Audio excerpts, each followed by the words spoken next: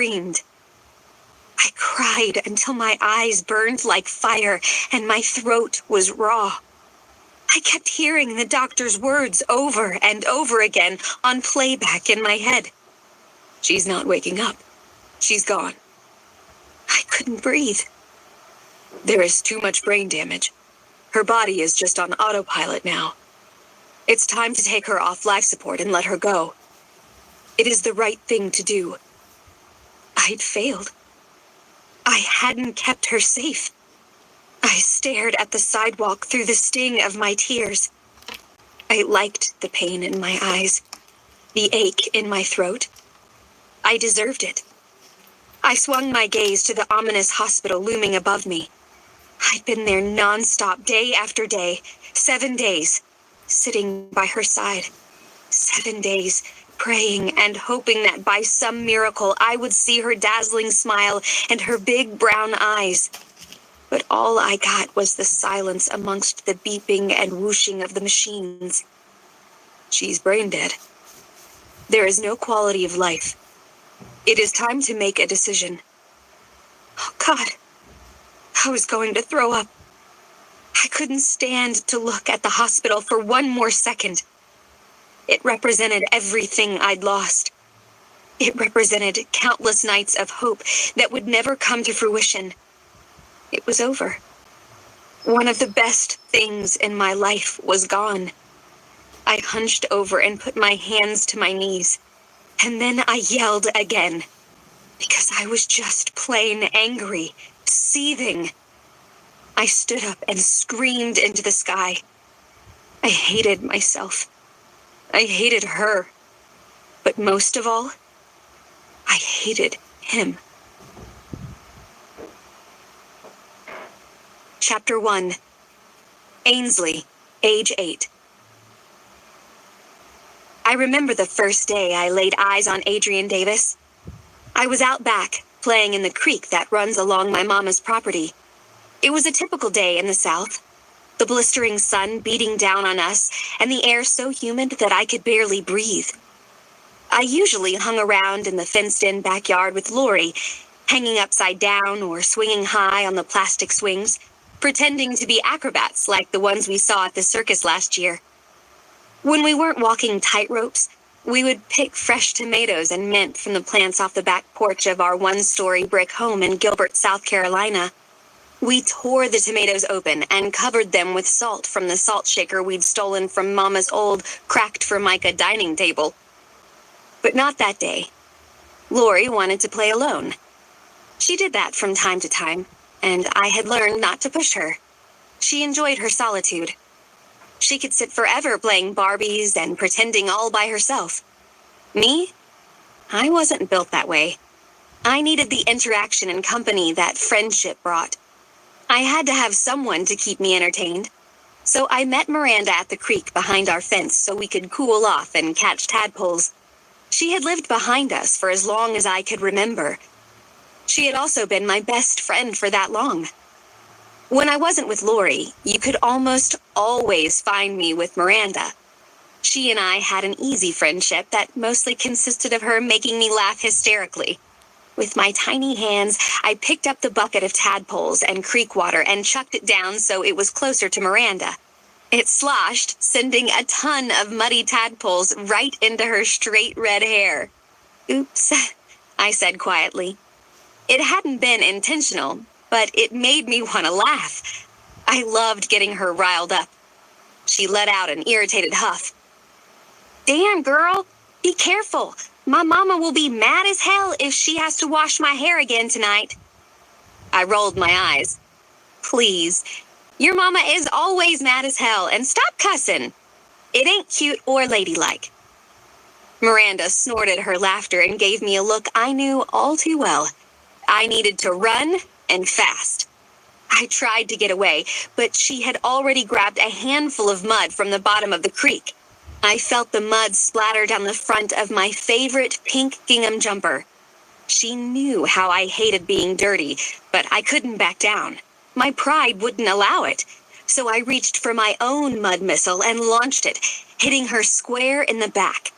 It wasn't long before we were a filthy and sweaty mess rolling around in the murky creek water. I was mad about my jumper, so I held Miranda's head down in the mud and cackled loudly for effect. "Your mama is gonna be so pissed," I teased her. It wasn't until I felt a cold, wet mud pie hit me right in the back of my head that I stopped trying to drown my best friend. In shock, I stood up and turned around, fully expecting Lori to be standing on the bank of the creek, ready to join the fight. But instead, I found a beautiful raven-haired boy wearing what appeared to be church clothes. His blue slacks were held up by black suspenders that covered his crisp white shirt. His black shoes were a little muddy from the creek, but not nearly as much as his hands. Evidence. Miranda stood up and leaned around me, her usual fiery temper on full display. "You did not just throw mud at Ainsley. She hates getting dirty, hates it. You done messed up bad." I stifled my giggle and ducked my head to hide my smile, but it was no use. I couldn't not look at him. This alluring boy demanded my attention. Just as I looked up, he spoke.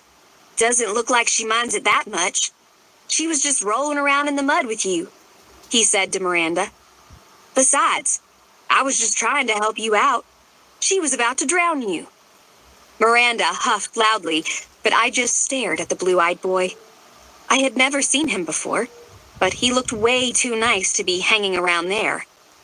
My murky green eyes appraised him. He looked expensive and clean and my age. His face was handsome, his nose straight and turned up at the end. His eyes were like the ocean and feathered with dark lashes. His lips were plump and pink. The smattering of freckles across his nose only added to his pretty. I couldn't look away from him.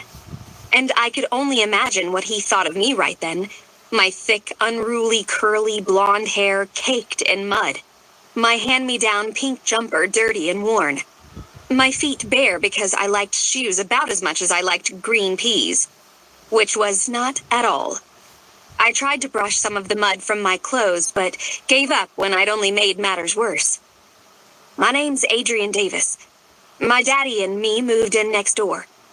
You know, the house with the pool," he said. We remained silent and continued to stare because we were ornery little southern girls like that. But he just kept right on yapping like it didn't bother him one lick. "Y'all should come over and go swimming with me sometime. I don't have any friends here yet.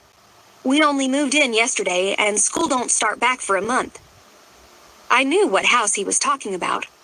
It was the white brick one to the right of my own home.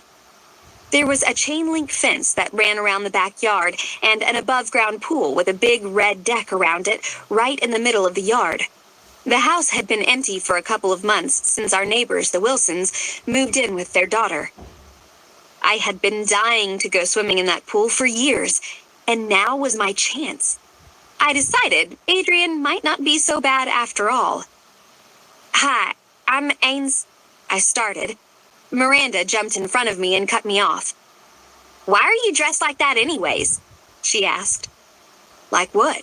he snapped. I could tell she was embarrassing him, and part of me didn't like it. But another part of me thought it was pretty funny. "Like you're going to church or something, pretty boy," she said with a laugh. I giggled behind my hand. I enjoyed Miranda's antics. She was mostly ridiculous, but sometimes life called for crazy, and Miranda was happy to give it. Adrian smirked at me and placed his thumbs behind his suspenders. "I like to look nice," he said with a shrug. He did look nice. Too nice for the likes of us, but that didn't stop me. I needed his pool in my life. I plastered my biggest smile on and made sure to lay my southern charm on thick. "I'm Ainsley. I live in the brick house right there." I pointed to the house so Adrian would know where to find me. "I live there with my mama and my cousin Lorelai. We'd love to hang out with you." Miranda rolled her eyes. She knew exactly how much I wanted to get in that pool. Anyone who had ever lived in the South in the summer knew how bad too. Adrian gave me a huge, toothy grin and placed his hands in his pockets as he stood up straighter. I could see then that this boy wasn't just pretty. He was beautiful. The kind of beautiful I had only seen in movies. I loved his smile. It made my heart feel too big for my chest and my fingers tingle. I wanted him to smile like that at me every day. Always. Lori usually woke up before me most mornings, and that morning was no exception. I heard her climb down the bunk bed steps. I could feel her breathing beside me. She did this every morning, like she was debating on climbing in. But just like always, she eventually pulled my covers back and snuggled up beside me. I rolled closer to her and wrapped my arm around her middle, getting comfortable. Laying my head close to her, I mumbled, "Good morning." I could smell the sweet scent of her shampoo as her hair tickled my nose. I loved waking up to her. Lorelai had come to live with us when she was 2 and I was 4. My mama had said that her mom just couldn't take care of her anymore. More than once I'd overheard my mom and my gran talking about how Lori's mom loved drugs more than she loved her. I didn't get it.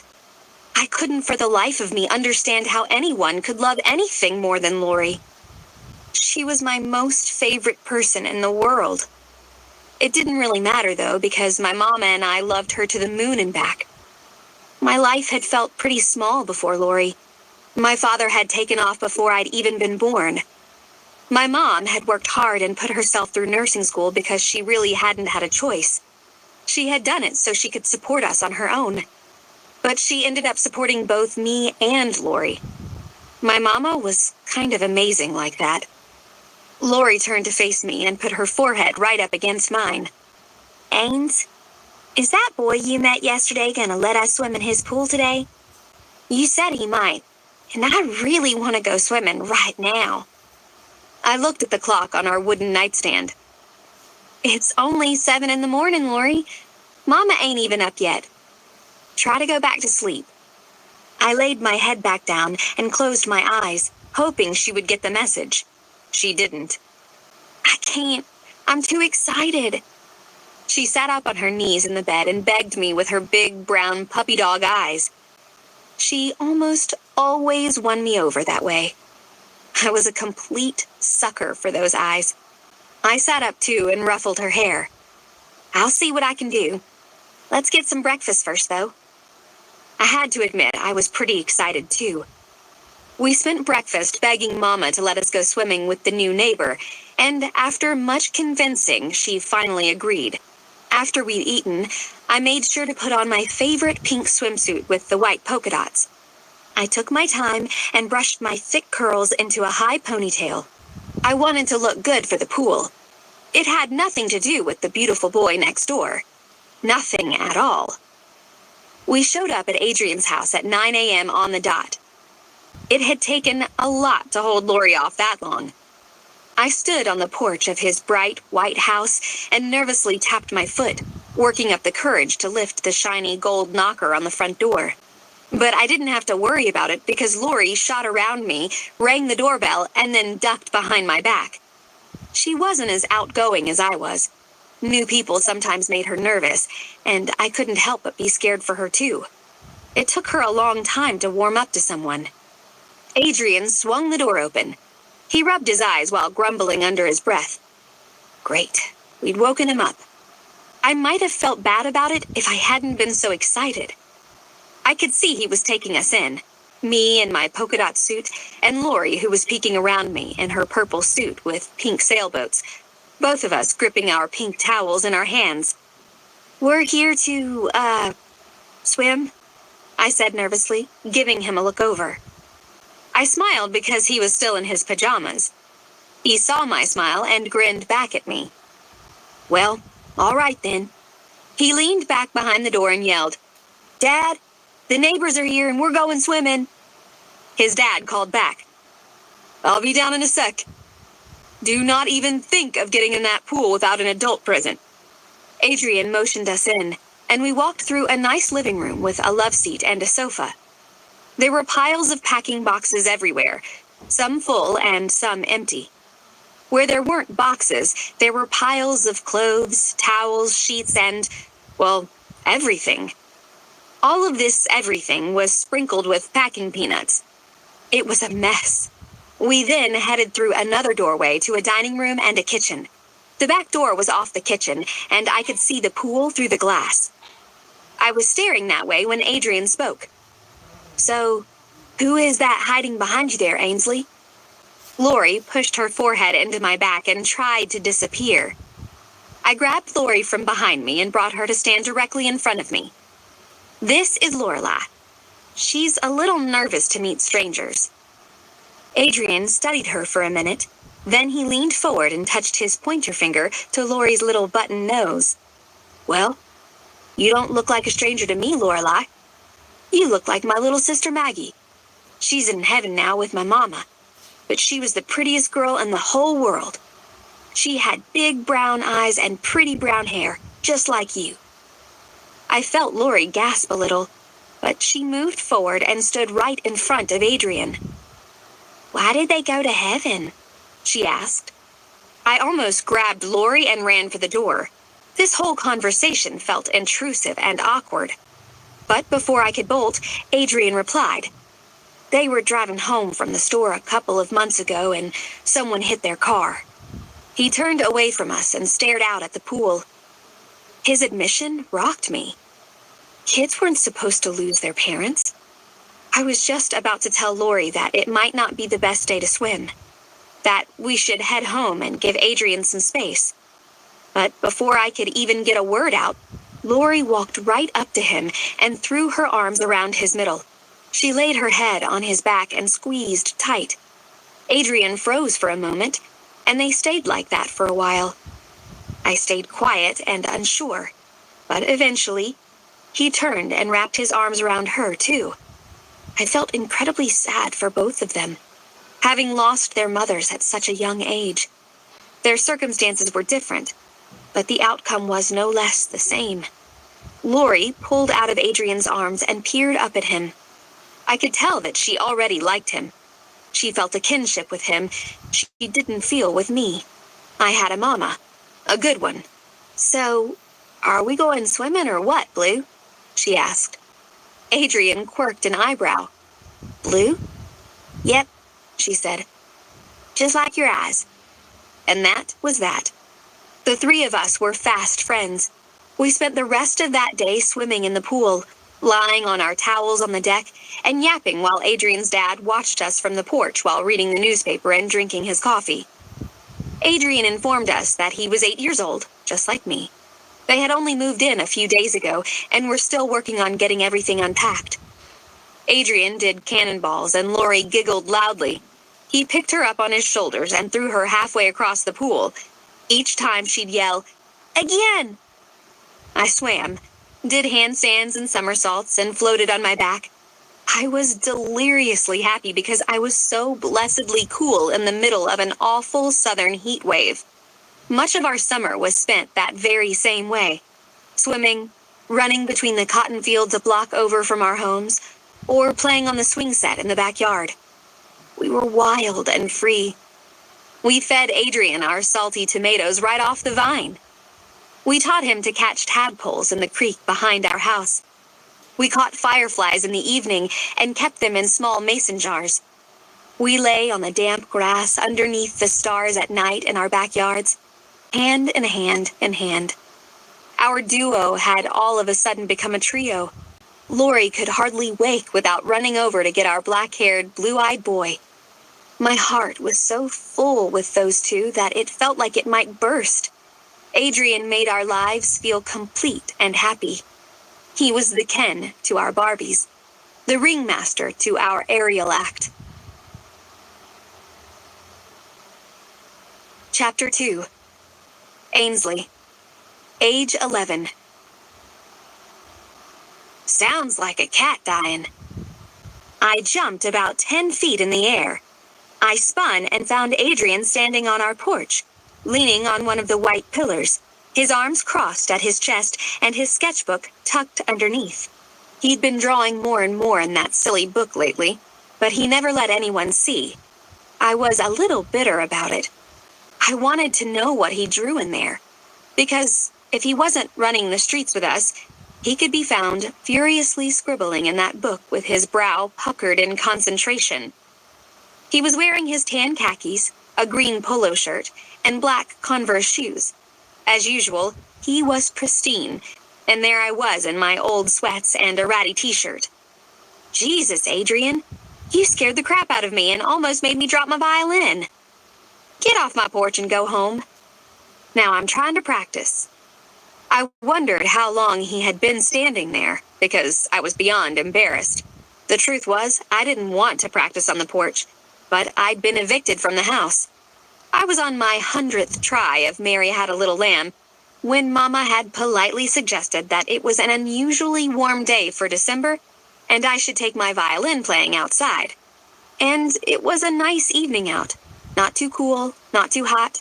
No gigantic mosquitoes or horseflies like in the summer. But that wasn't why I had been banished to the porch. It was because I was no good at this violin thing. But I wanted to be. I'd been begging Mama to let me play an instrument for forever. I was a lover of all things music, and she'd finally caved. I was thinking she was regretting that now, but I wasn't. I'd only been playing a couple of weeks, but I felt like I was getting better. My Mama had somehow managed to afford this cheap violin on her small nurse's salary, and I'd be forever grateful. I loved it. I'd never forget the day I opened the black case the first time. The smell was the first thing that had hit me. It had smelled earthy and pungent. I had picked the instrument lovingly up, run my hands over the smooth wood, and thought how gorgeous it was. It had been love at first sight. I wasn't quite comfortable yet with the positioning of my violin, and the bow felt awkward in my hand, but I was determined to be good at this. I wanted to be the best. But I'd settle for better right then. Sounds like you need a lot more practice.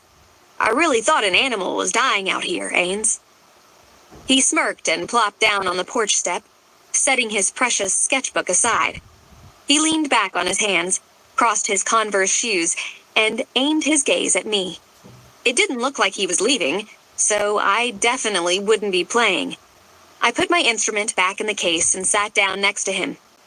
"Where's Lori?" he asked. Well, she wasn't asked to go outside before she gave everyone a headache with her violin playing, so I'm guessing she is inside, doing homework and eating cookies. Adrian laughed, but I wasn't trying to be funny, so I frowned. Oh, come on, Ains. It's not that bad. I gave him a hard stare. You said it sounded like a cat dying, I accused him. And it had. It had sounded bad. I frowned harder. He smiled wide and pointed his finger at me. Ainsley, before we know it, you will be the best dang violin player in this whole town. Probably the whole state of South Carolina. Ha! Yeah, right. That'll never happen. I'm awful, you heard it, I said. This whole conversation made me feel horrible. It was embarrassing enough that Lori and Mama had to witness my dreadful playing, but now, Adrian was privy to it too. This sucks. He shoved his elbow into my side so I'd look at him.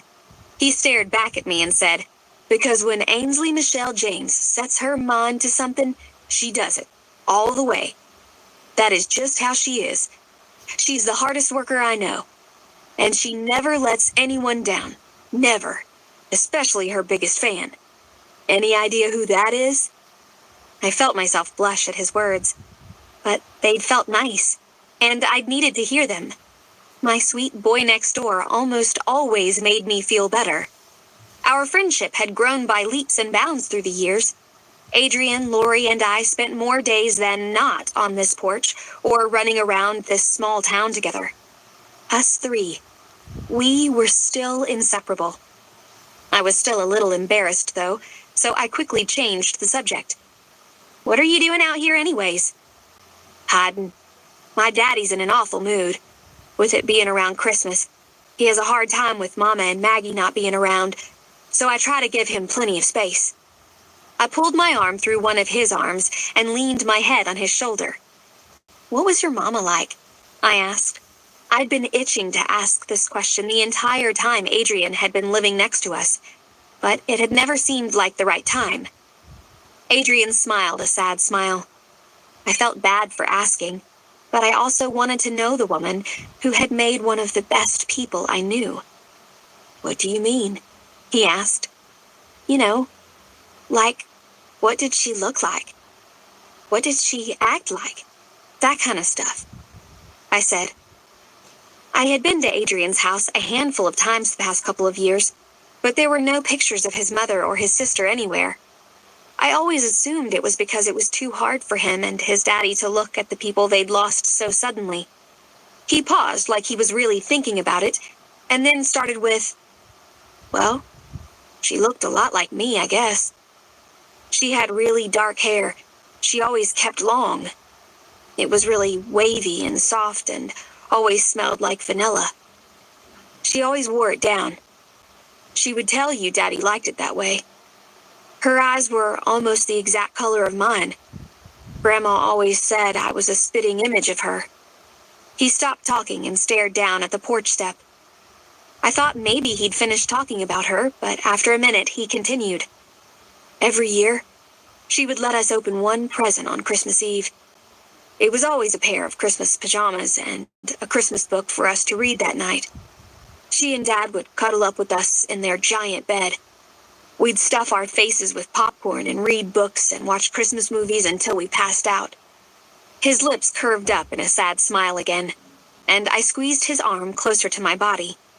We'd wake up in the morning to a million presents, but my favorite thing was her homemade donuts. She would fry them up on the stove, and after she was done, she would let us dip them in cinnamon or powdered sugar or chocolate. She was a really good baker. She'd even make homemade hot chocolate to go along with them. It was thick and creamy and so sweet that I couldn't even drink much of it, but we loved it. He stopped talking again and leaned his head against mine. She sounds wonderful, Adrian, I said. She was. She was the very best mom, he said softly. Do you miss her a lot? I asked. It was a dumb question. Of course he missed her. But I wanted him to tell me. I wanted him to say it.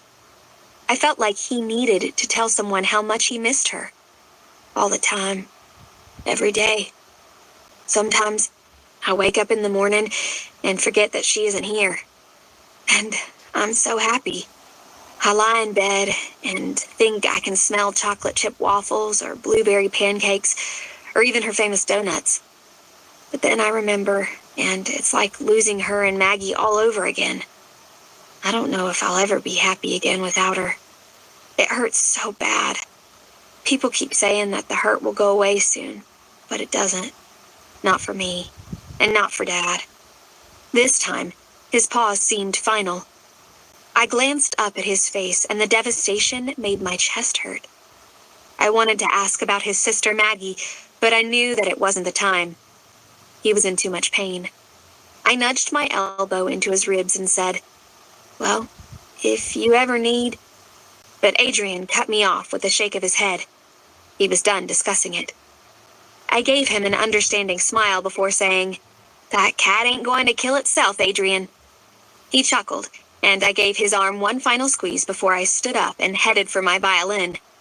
As I picked it up, I sent up a prayer for the poor boy's ears, and then forged on with yet another round of Mary Had a Little Lamb. I figured, if anything, my horrible playing might cheer him up. Adrian sat there for a long time and watched me play, his stare unmoving. His jaw ticked, and he rolled his neck. Eventually, he pulled his sketchbook and his pencil out and got to work. We spent the rest of the afternoon like that, doing different things apart, but together. It was perfect. Chapter 3. Ainsley, age 13. It was Christmas morning, and I was exhausted. The sun wasn't up yet, but I was. I'd hardly slept a wink, and it wasn't because I was excited to open presents. Last night, I'd been just about to doze to sleep, the sound of Lori's snoring above me, when a muffled yell made me sit up in bed. It had sounded like it was coming from outside, so I'd crept to my window and noticed immediately that the light in Adrian's room was on. I slid my window open and listened harder. Sure enough, thumping and loud shouts were coming from his bedroom. I hadn't been able to make out what they were saying, but it was obvious they were angry. For hours it had seemed to go on, and when finally the shouting and banging noises stopped, I still couldn't go to sleep. I was still too worried about Adrian. We'd lived next door to each other for years, and I'd never heard anything like that happen before. It didn't take a genius to figure out that Adrian and his daddy had been fighting last night. And as I lay in bed that morning, I knew that my first order of business would be checking on him. I wasn't a wallower, I was a doer. So I pulled my covers back, the morning chill hitting me hard. I vigorously rubbed my arms to generate some warmth. Teeth chattering, I tiptoed out of my room and down the hallway, careful not to wake Lori. I peeked into Mama's room. She was lying in bed reading a book, but she looked up when she saw me in her doorway. "Merry Christmas, baby," she said as she scooted over and patted the spot she had just vacated. "Come on then, so you can warm up." I climbed in her bed, and she pulled the sheets and the quilt up to my neck. I snuggled down into Mama's pillow, and she pulled me close. Her entire room smelled like lavender, but especially her pillow and her bed. It soothed me. It was the smell of my Mama, and I needed that this morning. Mama's entire room was done in light purples and whites. It was light and bright, just like her. I loved it. It was feminine, pretty, and homey with its big pillows and muted lamps. Mama leaned closer to me, her nose practically touching mine. Her eyebrows rose, and she asked, "What's up, Buttercup?" Somehow, she always knew when something was on my mind. She always knew when I was down and how to cheer me up. And I realized in that moment that my Mama was everything to me. She helped me pick my clothes out every day. She made me breakfast and packed my lunch before school. She'd bought me that violin we couldn't afford because I had wanted it so badly. When I was sick, she would put me in her bed and stay up all night with me, consoling me and nurturing me back to health. She worked long hours at a job that was physically demanding, so she could feed and clothe me. I felt a moment of panic hit me. What would I do if I didn't have her? What if I lost her suddenly? Who would love me so unconditionally and completely? Oh, Adrian. My heart splintered into 1,000 pieces in that moment of realization. He had lost it all, and now it seemed he and his father were at odds as well. My pain for him was almost unbearable. I looked at my sweet, wonderful, and selfless mother and asked for yet another thing from her. "Mama, do you know how to make donuts?" Her forehead scrunched in confusion, and she said, "Well, no, but I reckon the internet can teach you to make anything." "Why? Do you want to have donuts this morning for Christmas breakfast?" We usually had biscuits and gravy and bacon, my and Lori's favorites. But that morning, we needed donuts. Or at least Adrian did. "Yeah. I want you to make donuts, and we can dip them in chocolate or cinnamon. Doesn't that sound good?" I asked. "Whatever you want to have sounds perfect, Ames." Mama smiled and headed to the computer in her room. I assumed she was looking up how to make donuts. I blinked really slowly and sighed deep. "Do you think we can invite Adrian over to have donuts with us too?" I was a little nervous she would say no. It was Christmas Day after all. It was what she would call family time, and usually family time around there only included, well, family. But I needed to make sure he was okay after what I'd heard last night. I felt her eyes snap to mine with confusion again. "You want to invite Adrian to have Christmas donuts for breakfast? With us?" she asked. She seemed so clueless, and I had a feeling she was going to throw the holiday family time gavel down at any moment. "Please, Mama. Please let him come. It's really important, so just..." please?" I begged, and I never begged. In fact, I hardly ever asked for anything. So when I did ask for something, she usually caved. I was hoping today was one of those usuals. After what seemed like forever, she finally spoke. "Of course, Adrian can come over for breakfast, but you make sure to invite his daddy over too. We don't want him all alone on Christmas morning, all right, baby?" I nodded and wrapped my arms around her. I was the luckiest girl in the world. I had the kind of mama who loved me enough to trust me, and the feeling it gave me felt decadent and rich. It felt like love. A few minutes later, Lori woke up excited and ready to open presents. So that's what we spent the morning doing. Lori got a huge dollhouse with tons of little furniture, and I got an iPod loaded with classical music. I was ecstatic, and Lori seemed pretty happy too. I checked out the window every now and then to see if there was any movement at Adrian's house, but everything was silent over there. They'd been up late. Maybe they were still sleeping. I was lying on the couch, shoving yet another piece of chocolate from my stocking into my mouth, when Mama said that she was starting donuts. She asked me to go next door and get Adrian and his father. I looked down at my green elf pajamas. Adrian would just have to laugh at my expense because we didn't come out of our Christmas pajamas on Christmas Day. It was just the way it was. Besides, Lori was wearing the exact same pair, only hers were red. I wouldn't be the only one getting picked on. I slipped my slippers and my jacket on and made my way next door. The air was heavy with fog and mist, which made it feel a lot cooler than it actually was, so I made sure to hurry. Before I could knock, Adrian yanked the door open and stepped outside. He was adorable, wearing a white undershirt and a plaid pair of pajama bottoms, and his hair was all over the place. "What are you doing here?"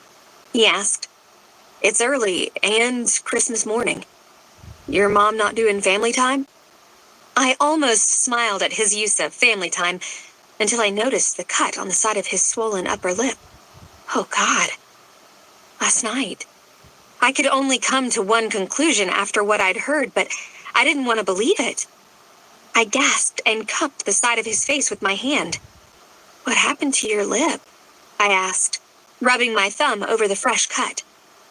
He pressed his cold face into the warmth of my hand. "It's nothing, Ains. I'm fine. I just fell off my bike yesterday evening." He didn't look fine to me.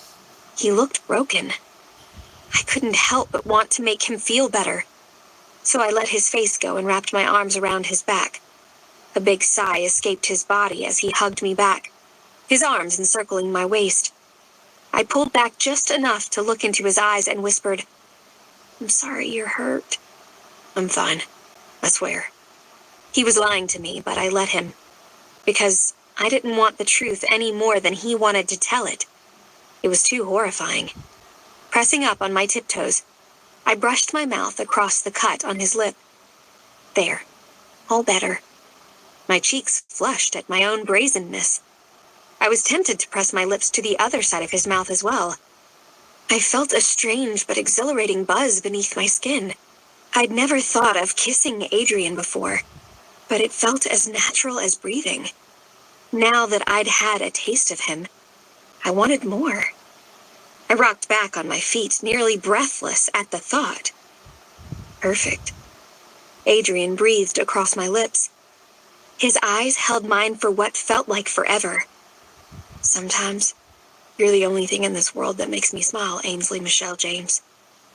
As sad as it was that not much made him smile, I still felt warm all over at his words, like the sun was shining out of my skin.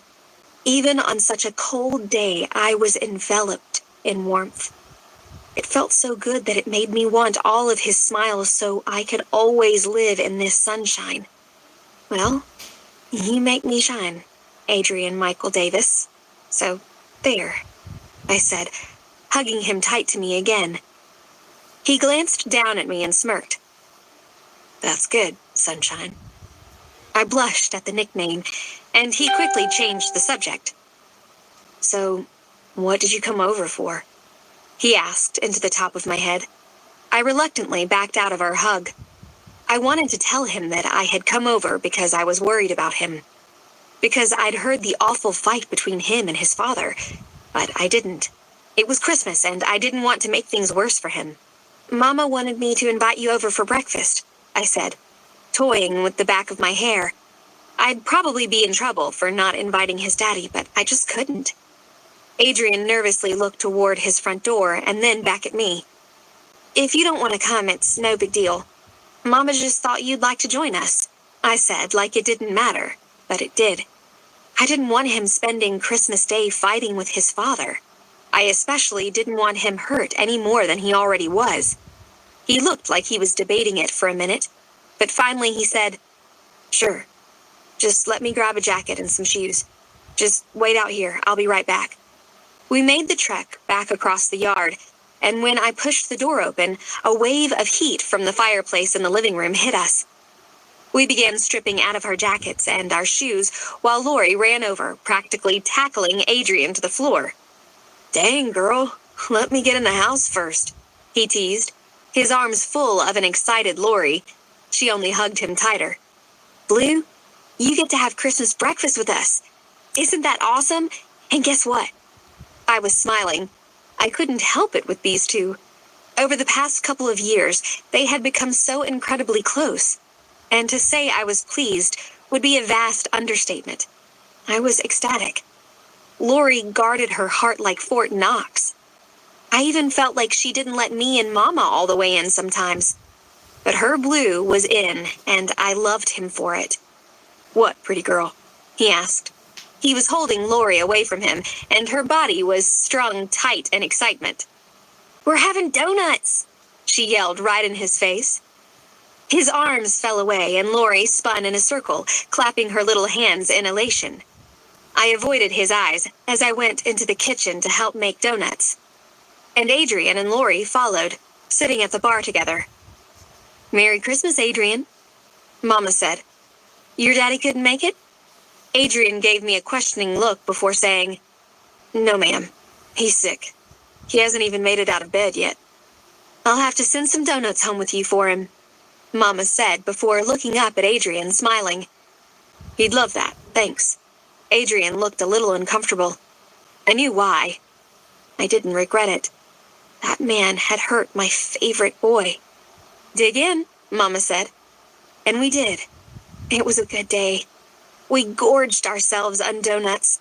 We watched Christmas movies and played with our new toys. We stuffed our faces with candy and chocolate until our bellies ached. We played board games and sang Christmas carols.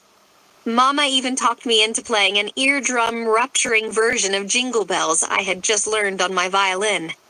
What we didn't do was hear from Adrian's father. At all. He didn't call. He didn't stop by. And Adrian didn't mention it one time. Chapter 4.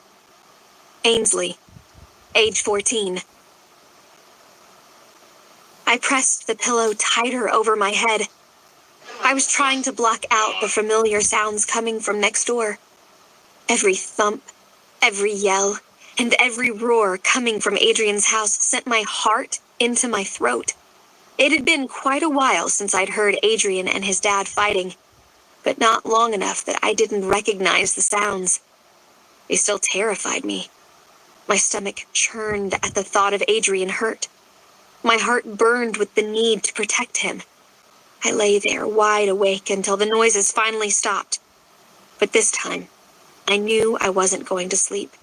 I had to see him right then, make sure he was okay. But it wasn't like he was going to suddenly appear.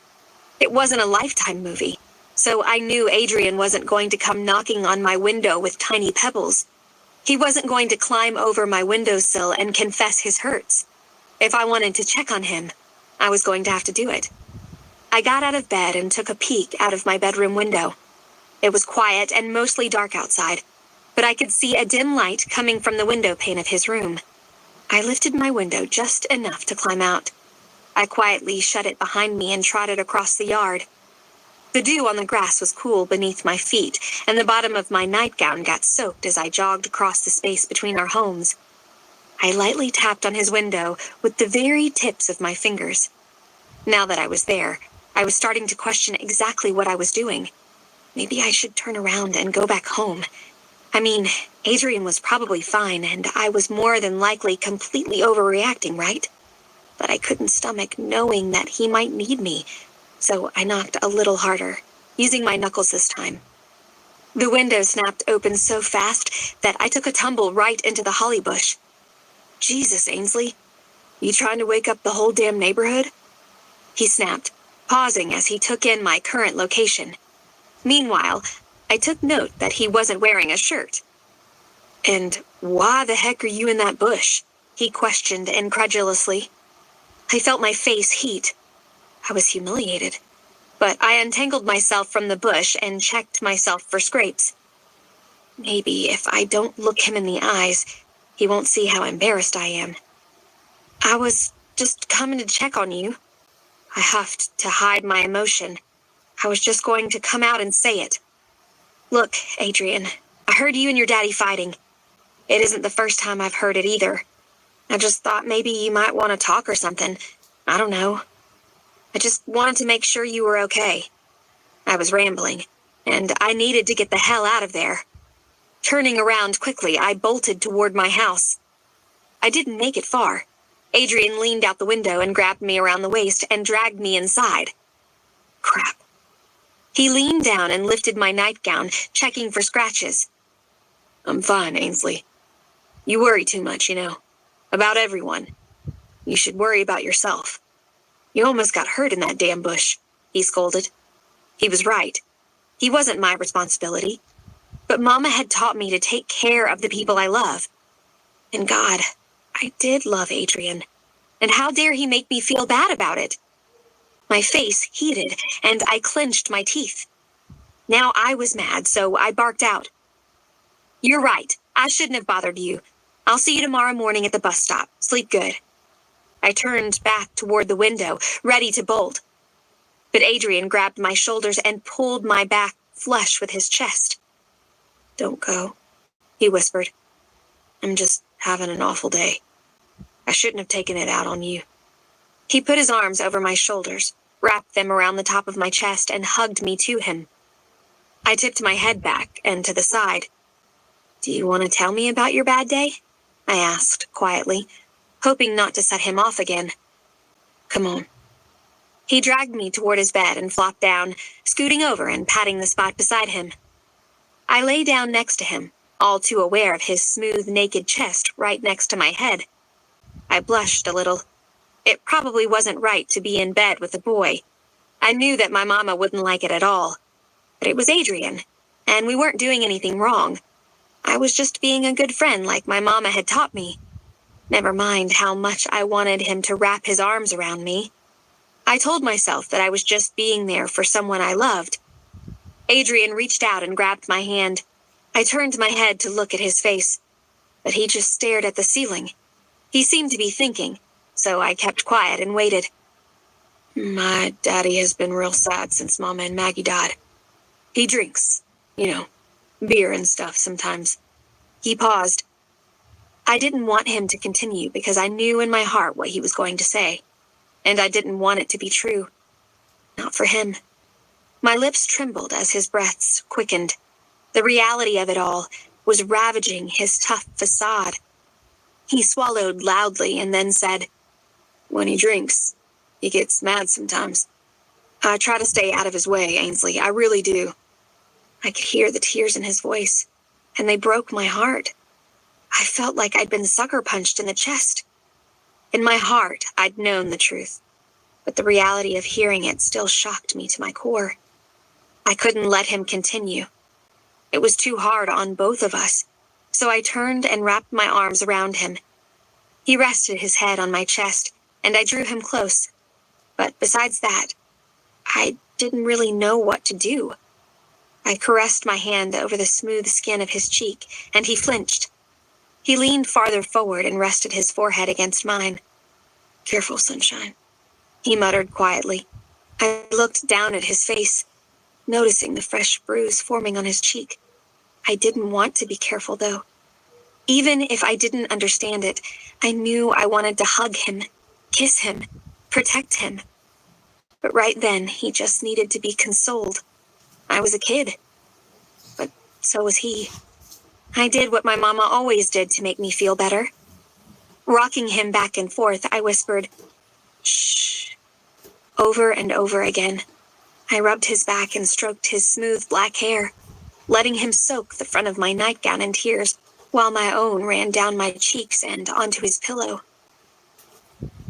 The next morning at the bus stop, I was exhausted, but mostly, I just felt wrung out and hung up to dry. Last night, I had stayed with Adrian until his eyes had finally closed and his breathing had become even. I'd snuck back home and tossed and turned all night. I couldn't make this better, and I felt completely helpless. I was still in shock over Adrian's confession, and I couldn't stop trying to come up with a solution to his problems. That was just me. I fixed things. But I couldn't figure out how to make this better, and it was killing me. While I was at a loss for how to help, I knew what I couldn't do. Tell my mom or anyone else. It felt like too big of a betrayal. Adrian had confided in me and trusted me. What if I told and they took him away from his dad? He had already lost his mom and his sister. That didn't seem like the solution because I knew that if I told, Adrian would be taken from his father. He'd probably be taken from me too. If I felt this raw, I couldn't imagine how Adrian felt, and that made me feel even worse. I was lost in all of these thoughts when I felt someone pull one of my curls. It's like boys were born with the knowledge that messing with a girl's curly hair would ruin her day. Did they get a manual that told them how insecure we felt about our hair? I turned around and gave a heated glare to Anthony Jackson. He lived on the next block over from me, and most of the time, I wished he lived on the next continent over. He had a habit of teasing me mercilessly. He was also very talented in the art of making spit bubbles. I had learned this last year in English class, where I was lucky enough to sit in the desk in front of him. He would make spitballs rain down on my head whenever the teacher wasn't looking. When I turned around and asked him to stop, he would only blow spit bubbles in my face. It was a shame, really, because he wasn't half bad looking. His blonde hair and light hazel eyes could almost convince you the kid was an angel. He had a killer smile and dimples to boot. But I knew what he hid behind those sweet clefts on each cheek. The devil. I was in no mood for his shenanigans. Anthony Jackson, if you do not keep your grubby hands to yourself, I will kick you in your tiny balls. I couldn't deal with his crap. Lori was pulling leaves off a nearby tree, and Adrian and Miranda hadn't made it to the bus stop yet. I was on my own. "You're gonna do what?" he cackled. I sighed. "Look, Anthony, today is not the day, okay?" He looked at me like he might feel a little remorse for giving me a hard time, but then he grabbed my hand and brought it to his mouth. "Oh, Ainsley boo, are you having a rough morning? Want me to kiss it all better, babe?" Oh my God. The devil was going to kiss my hand. I was in the process of trying to snatch my hand away before I became infected when Adrian appeared out of nowhere and shoved Anthony back a little harder than I thought was necessary. "Keep your filthy mouth off Ainsley," he growled. I stood there, wide-eyed.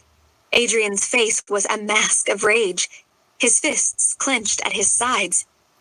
I could tell he was waiting for Anthony to smart off, but wisely, Anthony only shrugged and walked off, grumbling his apologies. My mouth gaped in shock. Adrian had never interfered with Anthony's teasing before. He knew I could take care of myself.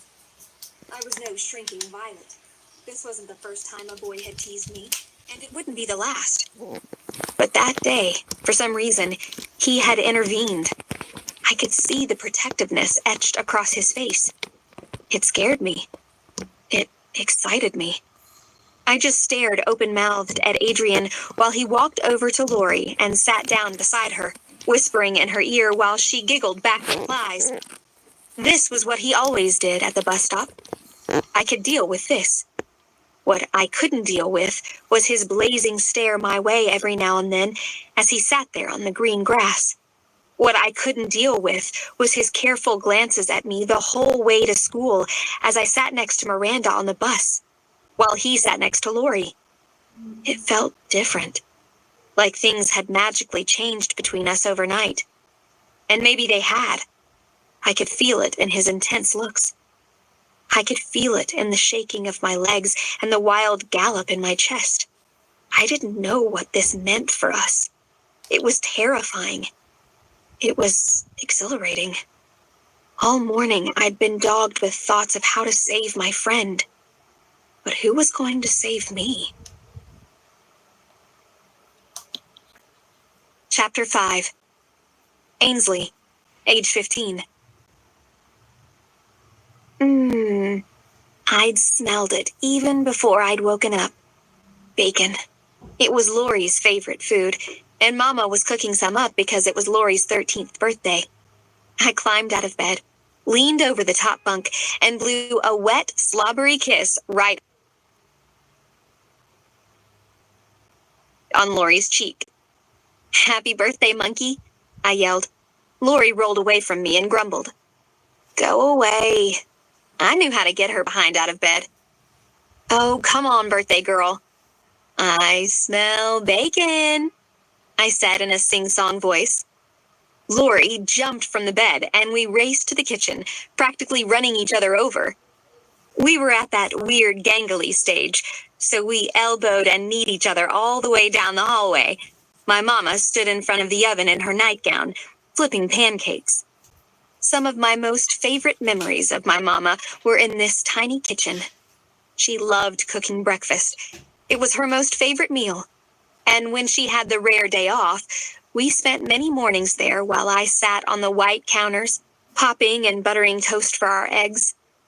On the even rarer mornings when she would make biscuits and gravy, she would put a small stool by the stove and place a cup of milk in my tiny hands. I would pour it slowly while she stirred until the gravy thickened. I realized that I hadn't poured the milk in a long time. I could make my own biscuits and gravy now, but that didn't stop me from missing pouring milk for Mama. "Morning, girls. Did y'all sleep good?" Lori nodded, her mouth full of bacon, and I took a seat at the bar so I could watch Mom cook. Lori skipped over and hopped up in the stool next to mine. I was so excited for today. Lori didn't know it, but Mama and I were taking her to pick out her very own kitten. Lori had been animal-obsessed for as long as I could remember. I couldn't count the number of times she would bring a lost dog or cat home. Mama would always find the owner, and Lori would be heartbroken when the little furballs had to be returned to their homes. But that day, she would get to pick her very own and keep it. Mama set our pancakes and bacon down in front of us, and we dug in. "I feel like I'm forgetting something," she said. She looked at me and winked. I smirked and looked over at Lori. Her face was sad, and her shoulders were slumped. She wasn't always the happiest on her birthday. I knew they were hard on her mom not being there and usually not even acknowledging her special day. But Mama and I would always band together and make her day as momentous as we could. My mom stood next to Lori, her graying brown hair pulled up in a big knot on her head. Her plump finger tapped her chin in thought. "What am I forgetting, Ains? Aren't we supposed to be doing something special today?" Lori giggled a little, and I smiled. Mom always got her out of her moods. "Oh, that's right. It's someone's birthday today." She yanked Lori off the stool and busted out the most awful and off-key version of Happy Birthday I'd ever heard while twirling and dancing with Lori around the living room. Lori's fits of laughter were so grand that she could hardly stand, so Mama pulled her close and finished her song. "Happy birthday, you precious, amazing girl. You will never know how lucky and blessed we are every year we get to spend with you. You are so cherished." Lori leaned forward and whispered, "I love you, Aunt Jessie. I love you too. So, what do you want to do on your birthday, honey?" My mom asked. Lori didn't hesitate. "I want to camp out in the backyard with Ains and Blue, And I want to have pizza and make s'mores.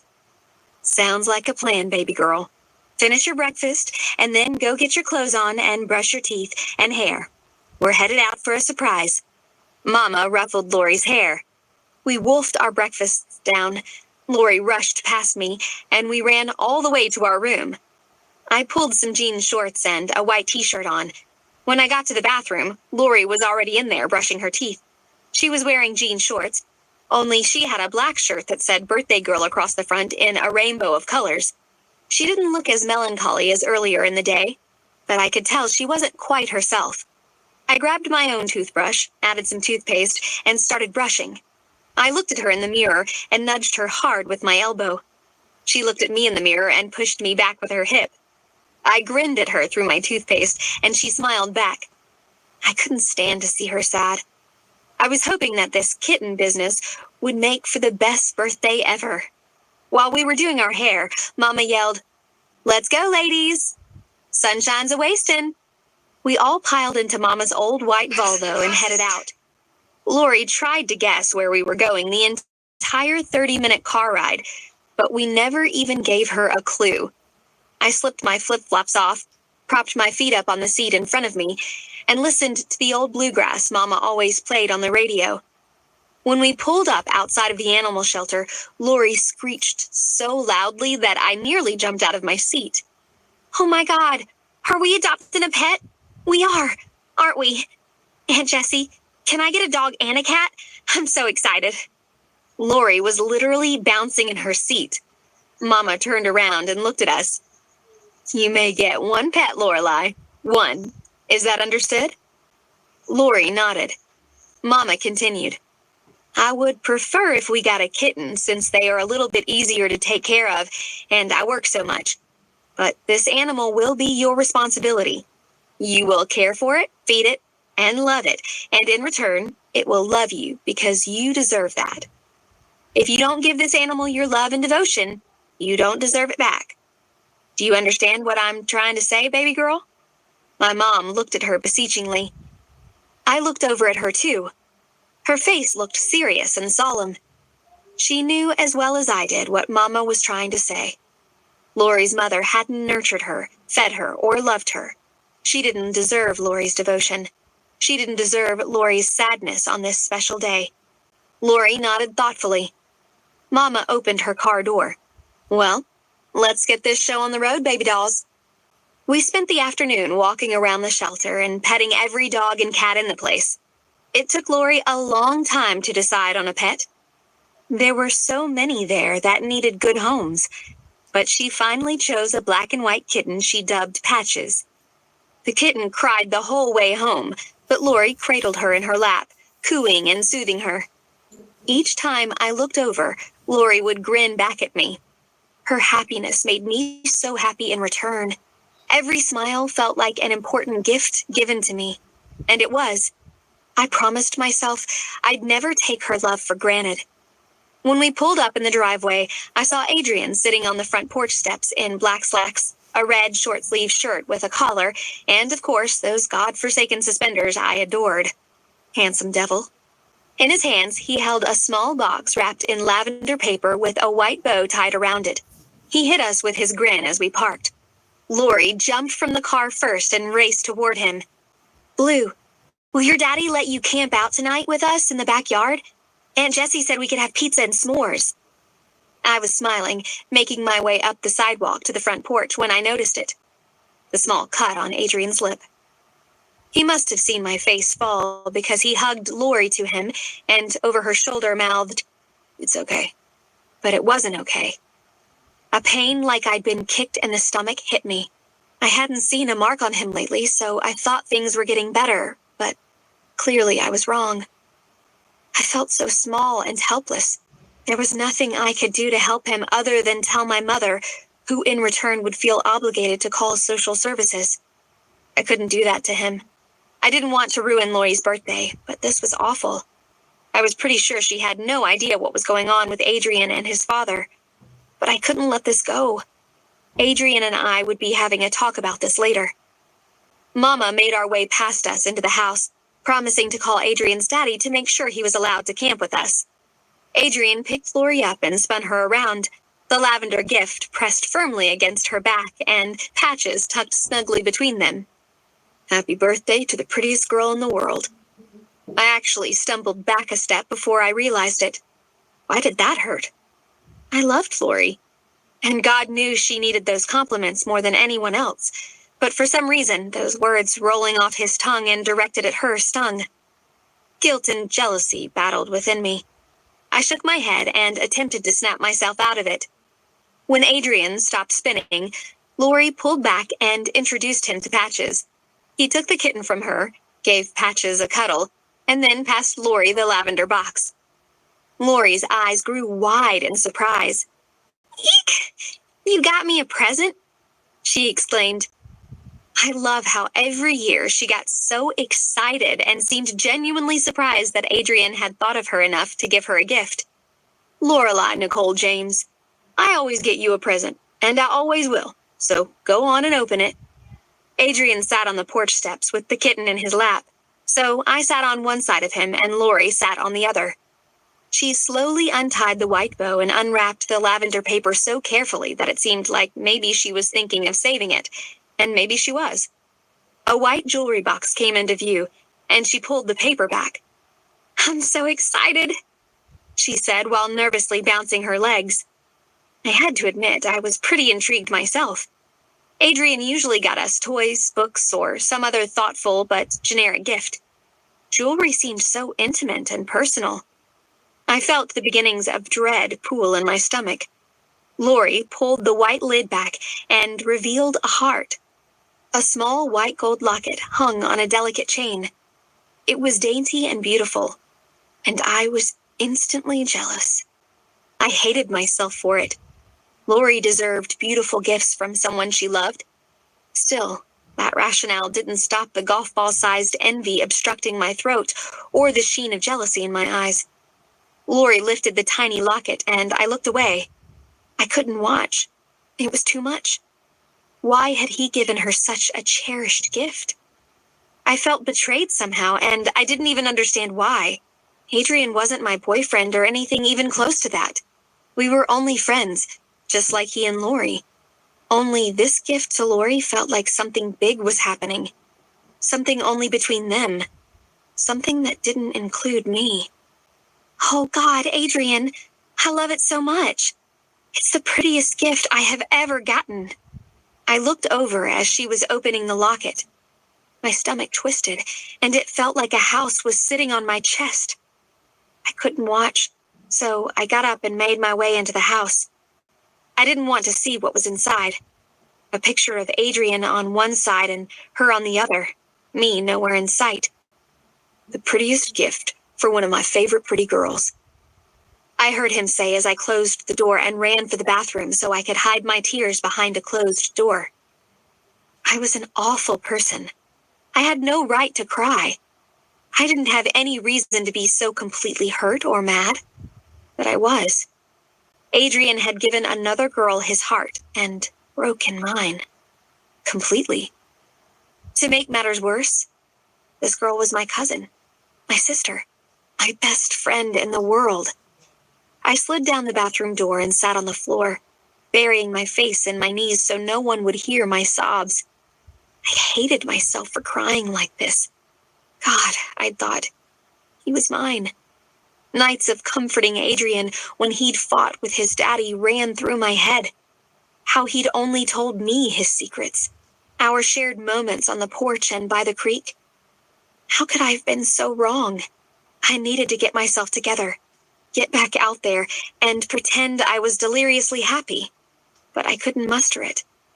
I didn't know how long I'd sat there, crying and feeling sorry for myself. But eventually, I heard a tap on the door.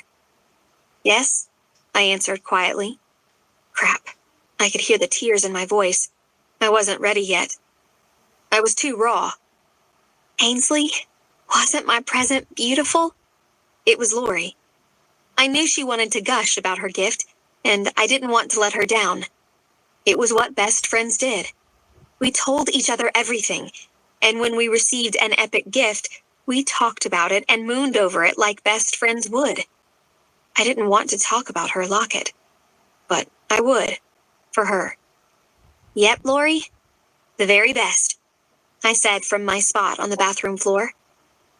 I was furiously wiping my eyes and face. I needed to get cleaned up and get back out there. She would eventually start to question why I had been in there so long. Hadrian's beautiful too, isn't he, Ainsley? Even through the bathroom door, I could hear the longing in her voice. I felt fresh tears hit my cheeks, and I choked a sob back, but I didn't want to lie to her. I thought Adrian was the most beautiful boy in the world, so I said, Yep, the most beautiful boy in the world. I hoped my trembling words didn't betray me. I could hear what sounded like Lori sitting on the other side of the door, settling in. I pictured her leaning up against the other side in almost the exact position I was in. The irony of the situation wasn't lost on me. Had Adrian unknowingly thrown up a huge wall between Lori and me? The wall being, well, himself. He kind of looks like a prince, you know? In those suspenders, and always looking so handsome. She giggled softly, and then she continued. You think the girl he marries will be a princess? Beautiful and always in frilly dresses? Maybe she'll wear a tiara instead of suspenders. She got quiet again, and I wondered if she was picturing herself as Adrian's princess. My heart clenched. Lori deserved a prince. She did. And I wanted her to have one. But why did it have to be him? And why wasn't I the one for him? What was wrong with me? But I knew I couldn't let Adrian put walls up between Lori and me. She needed me as much as, if not more than, I needed her. She needed Adrian too. I loved her too much to be so terribly jealous and envious. This had to stop. I needed to suck it up, get out there, and celebrate her birthday. I stood up and looked in the mirror over the sink. My face was blotchy, so I threw some water on it and wiped it with the hand towel hanging next to me. I took a deep breath and opened the bathroom door. Lori must have been leaning against the door because she fell in at my feet. We were both giggling as I helped her up off the floor. I could never stay upset or mad long with her. Her face always made everything better. Come on, Princess Lorelei. A feast of pizza and cake and s'mores is happening in your honor, I said. She gave a soft smile, and we set off to find Adrian and food. Our bellies were full of pizza and s'mores, and we were lying in the backyard in our sleeping bags under the stars. It was perfect weather for a pretend camping trip. We were all hunkered down and starting to drift off when Lori spoke. Let's pretend, Ains. The corners of my lips tipped up a little. Lori and I had been playing this game since she had learned how to talk, and it was still one of our favorites. I scooted closer to her on the sleeping bag and stared up at the stars. I could feel Adrian looking at me from the other side of Lori, but I was determined to ignore his gaze.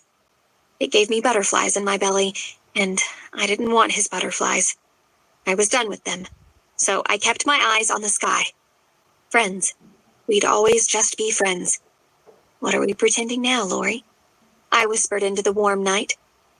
We're pretending that Mama didn't leave me, and she still loves me, she said, her voice wavering with tears.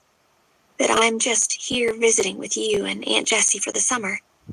That she's coming back for me tomorrow so I can go home.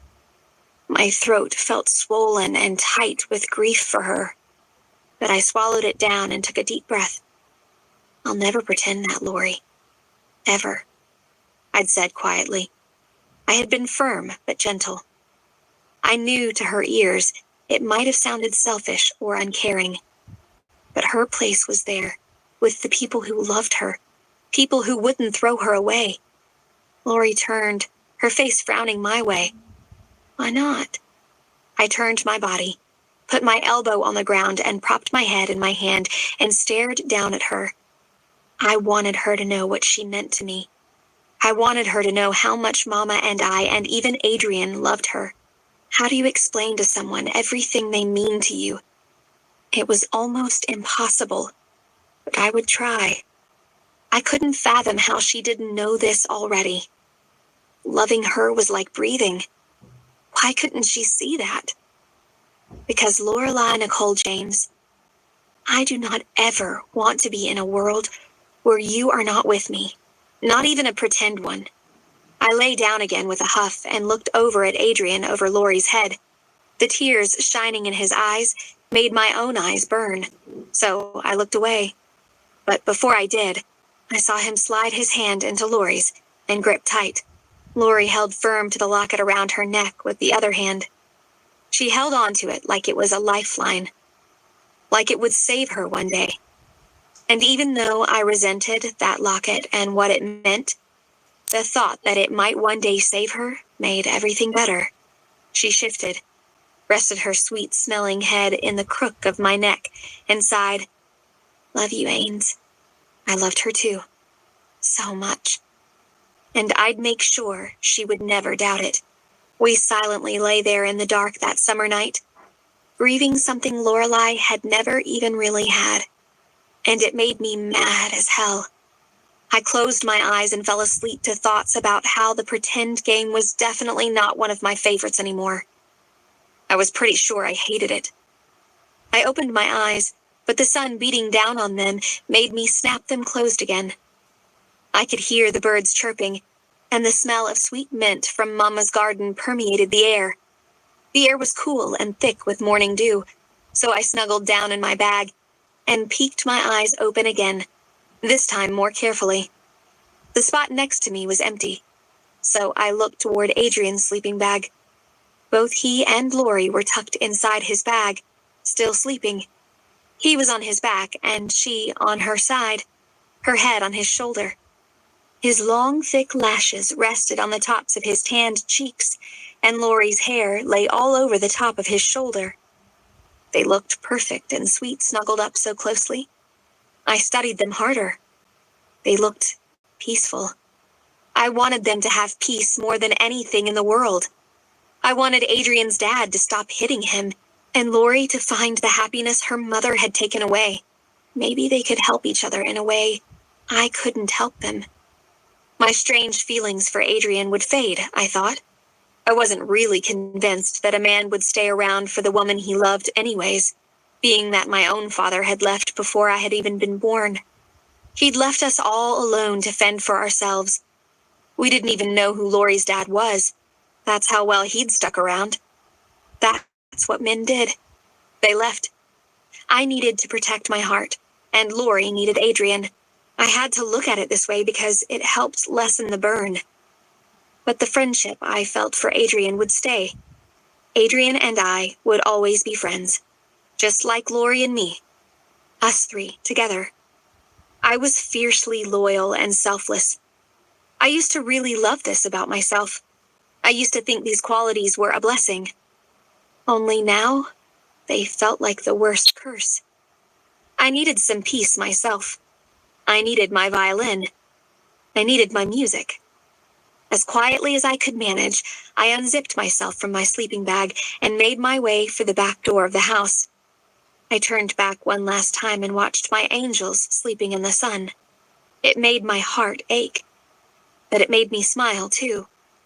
I opened the back door, expecting to find Mama in the kitchen, but it was quiet, so I made my way to my room and closed the door. I pulled my violin out and gently laid it on my collarbone. I was getting rather good at playing. Mama didn't banish me to the back porch anymore, and I was actually starting to think she almost enjoyed hearing me. The bow was starting to feel more like an extension of my arm instead of the cumbersome tool it had been in the beginning. I started off just playing my scales and warm-ups, but before I knew it, my eyes were closed, and my body was swaying with the rhythm of the latest classical piece we were working on in orchestra. I felt good when I played. Alive. So amazingly alive that I couldn't not move. I wasn't one of those players who could sit and be stoic while she played brilliantly. I wasn't even one of those players who lightly tapped her foot to the beat. My whole body moved and danced with the song, and it felt amazing. It felt healing. The music made it okay to not have everything I wanted in life, because I would always have this. It was mine. This explosive, shoot me to the moon and back feeling that lived inside me whenever I played was all mine, and no one could take it. Chapter 6. Ainsley, age 16. Lori hadn't gotten on the bus after school today. Again. She had been doing this more and more lately. Something was troubling her, and I didn't know how to fix it. I hadn't a clue what was happening, but I did have a feeling none of it was good. Mama had been working the night shift since Lori and I had become old enough to be home by ourselves. It paid more, and with just her income, we needed the money. So Lori and I were having to fend for ourselves, which had been working out great until recently. All of a sudden, Lori wasn't catching the bus home sometimes, and when she did come home, it wasn't until after midnight, and she would smell like cigarettes with a side of cheap, stale beer. I knew she was hanging out with a different kind of crowd, the girls who would go across the street at lunch to smoke in the woods, or who hid in the bathroom to make out with their boyfriends when they should have been in class. I wasn't judging. Okay, maybe I was a little, but I didn't want Lori hanging out with those girls. I'd tried to talk to her about it the past couple of weeks, but my pleas that she be on the bus and home with me had fallen on deaf ears. When I got on the bus today and she wasn't here, I knew I was going to have to tell Mama, and that pretty much ruined a mostly good day. I didn't want to be that girl, the goody two-shoes mama's girl tattletale. It didn't matter what I wanted, though, because I was going to have to. I sat on the bus in a seat by myself and sulked. God, this sucked. Mama was probably going to have to go back to day shift so she could keep a better eye on Lori, and that extra money we needed so badly would be gone. Bye-bye private violin lessons. I could kiss that beautiful, new, expensive beau goodbye, too. Sometimes, Lori's childishness just pissed me off. I was quietly brooding when the one and only Anthony Jackson plopped his book bag right next to me and sat down in my bus seat. He really had a knack for picking the absolute worst days to bother me. Not that he was bothering me all that much these days. He had mostly chilled with the endless teasing. I looked over at him as he eased his book bag to the floor between us. Hey, Ains. He winked. Anthony's boyish looks were fading, and in their place were some very good things.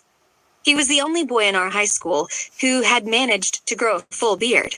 He kept his blonde hair long, and it almost covered his gorgeous hazel eyes. It was totally surfer meets lumberjack, and it was yum. Hey, Anthony. I made a show of looking around at all the empty seats on the bus, and then looked back at him. Are you lost by chance? Anthony gave a gravelly laugh. It was hot. Damn him. Nah, Ains. I know exactly where I am. I'm sitting next to the hottest girl on this bus. I felt my cheeks blush despite myself. Why did he have to be so damn good-looking and complimentary? He was ruining my life. I knew that Anthony wasn't for me. Rumor was, if it had a vagina, he'd sleep with it. I knew I wasn't the kind of girl who could sleep with someone and it be only that. I was too emotion-driven. Besides, I wasn't exactly heart-stoppingly pretty. I had learned to tame my unruly hair with products galore, but I was a bit thick in the waist for his taste. Other than taming my golden locks, I didn't really try too hard. I didn't usually wear a stitch of makeup, and t-shirts and jeans were my preferred attire. What I mean is, I was plain. But I was happy being plain old me, and I was smart enough to know that Anthony Jackson, lumberjack/surfer, would break this girl's heart.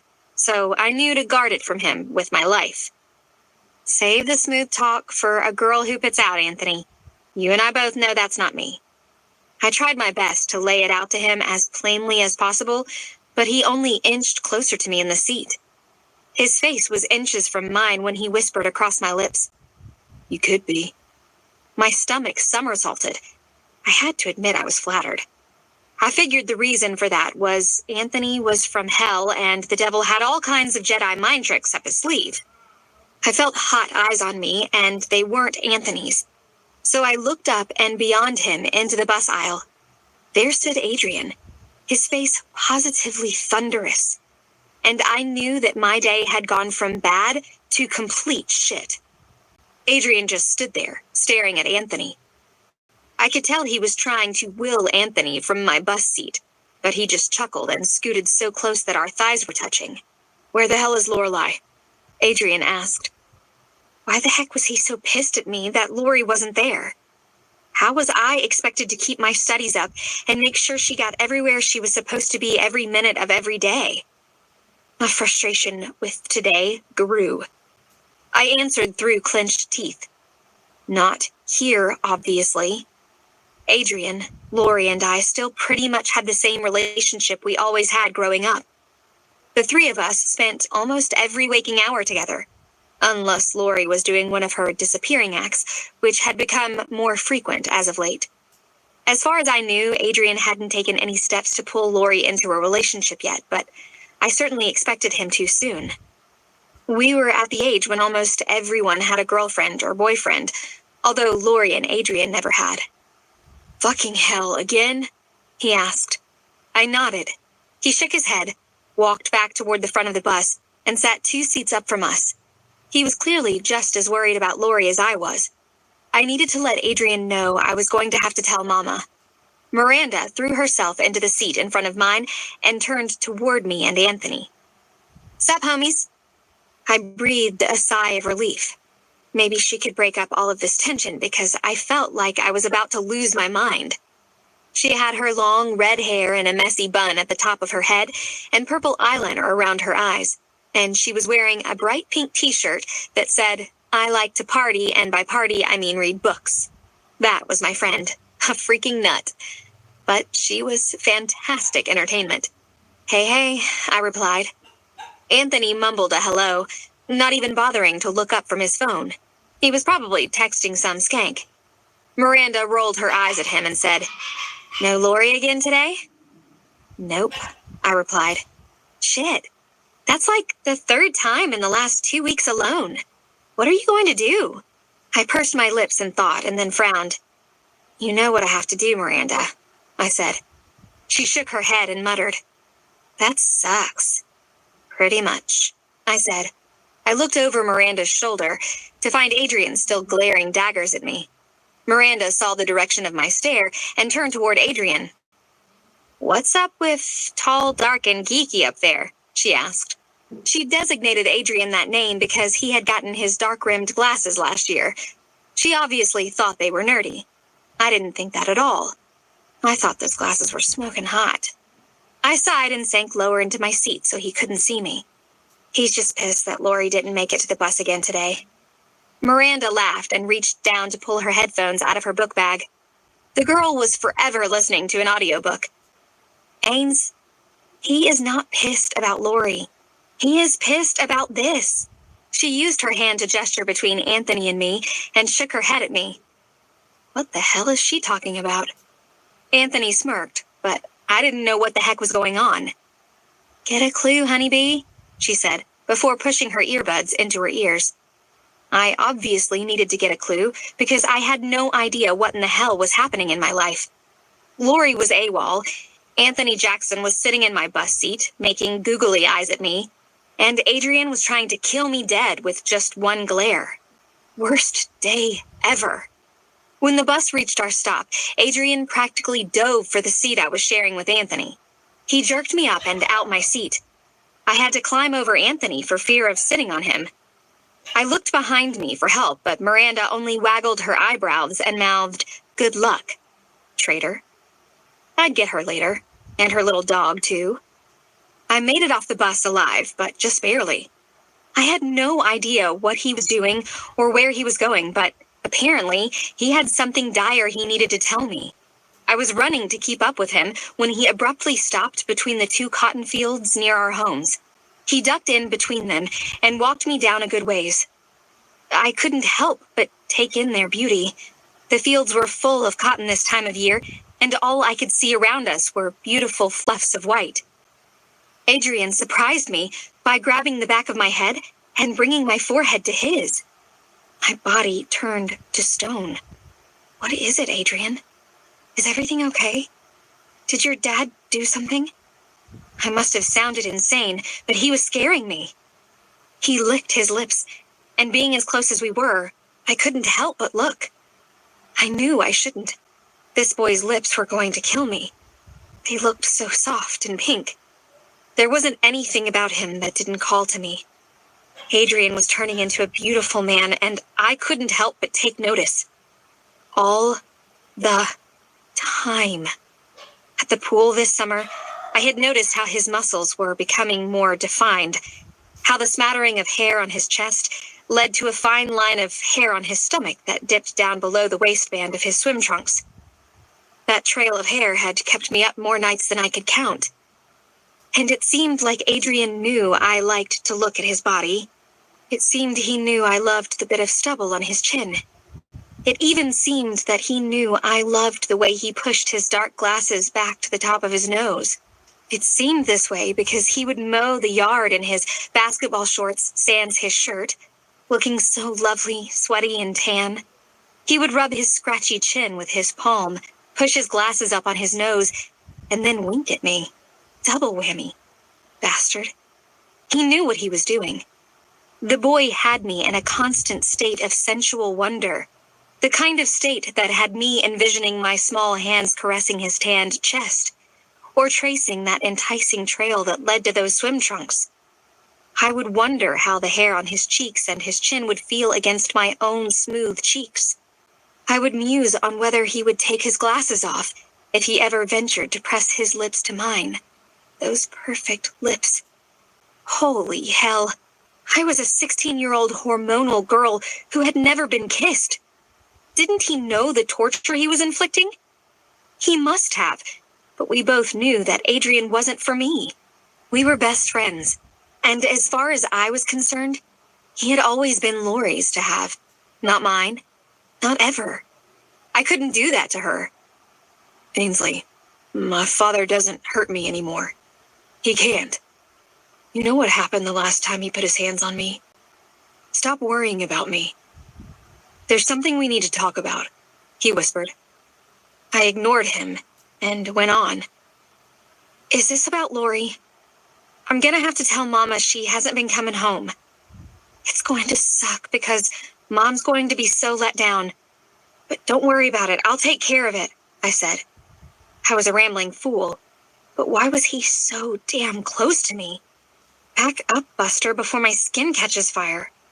But Adrian just shook his head back and forth against mine. I raised my hands and grabbed both of his cheeks.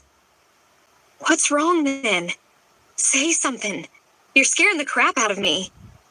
He lifted his head from mine just enough to look me right in the eyes. Do not go out with Anthony Ains, he whispered. He leaned forward, and I damn near had a panic attack.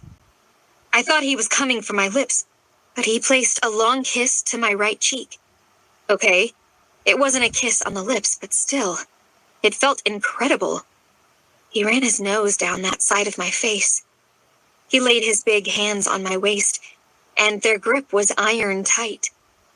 He's not good enough for you, sunshine. Another slow kiss on my other cheek. I felt my eyes close. They felt heavy and sleepy, so I left them shut. I won't stand for it, Ains. You're better than that. Do you understand? He placed another kiss over one of my closed eyelids. I knew he was talking, and on some level, I guess I knew he was telling me to stay away from Anthony, but I felt buzzed, drunk on his mouth and his breath. He kissed the underside of my jaw, and I leaned my head back, moaning a little. I could smell him all around me. He didn't smell like the little boy I'd shared sleeping bags and snow sleds with. He didn't smell like boy and sunshine and dirt anymore.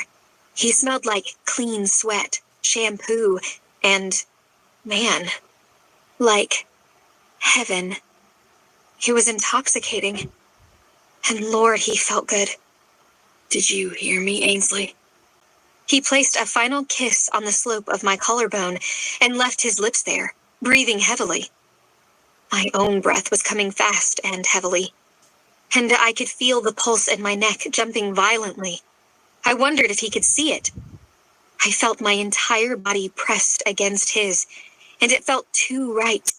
The stubble on his chin brushed my neck, and I felt goosebumps race across my entire body. My tank top was itchy and tight against my breasts, and I wanted it off. My chest and neck prickled with heat, and I wanted Adrian to keep kissing me, but lower. I felt warmth pool in my belly like wildfire, so I clenched my thighs together to relieve some of the pressure. It didn't help at all. Adrian slowly let me go, but my jello legs barely held me up, so he kept his hands on my hips to steady me. Do you understand? He made sure to look me right in my eyes. Those blue eyes. Blue. God, what the hell was wrong with me? Hell no, I didn't understand. I didn't understand the feelings coursing through my body. I didn't understand the meaning behind those sweet, slow kisses. I didn't understand why I wanted more.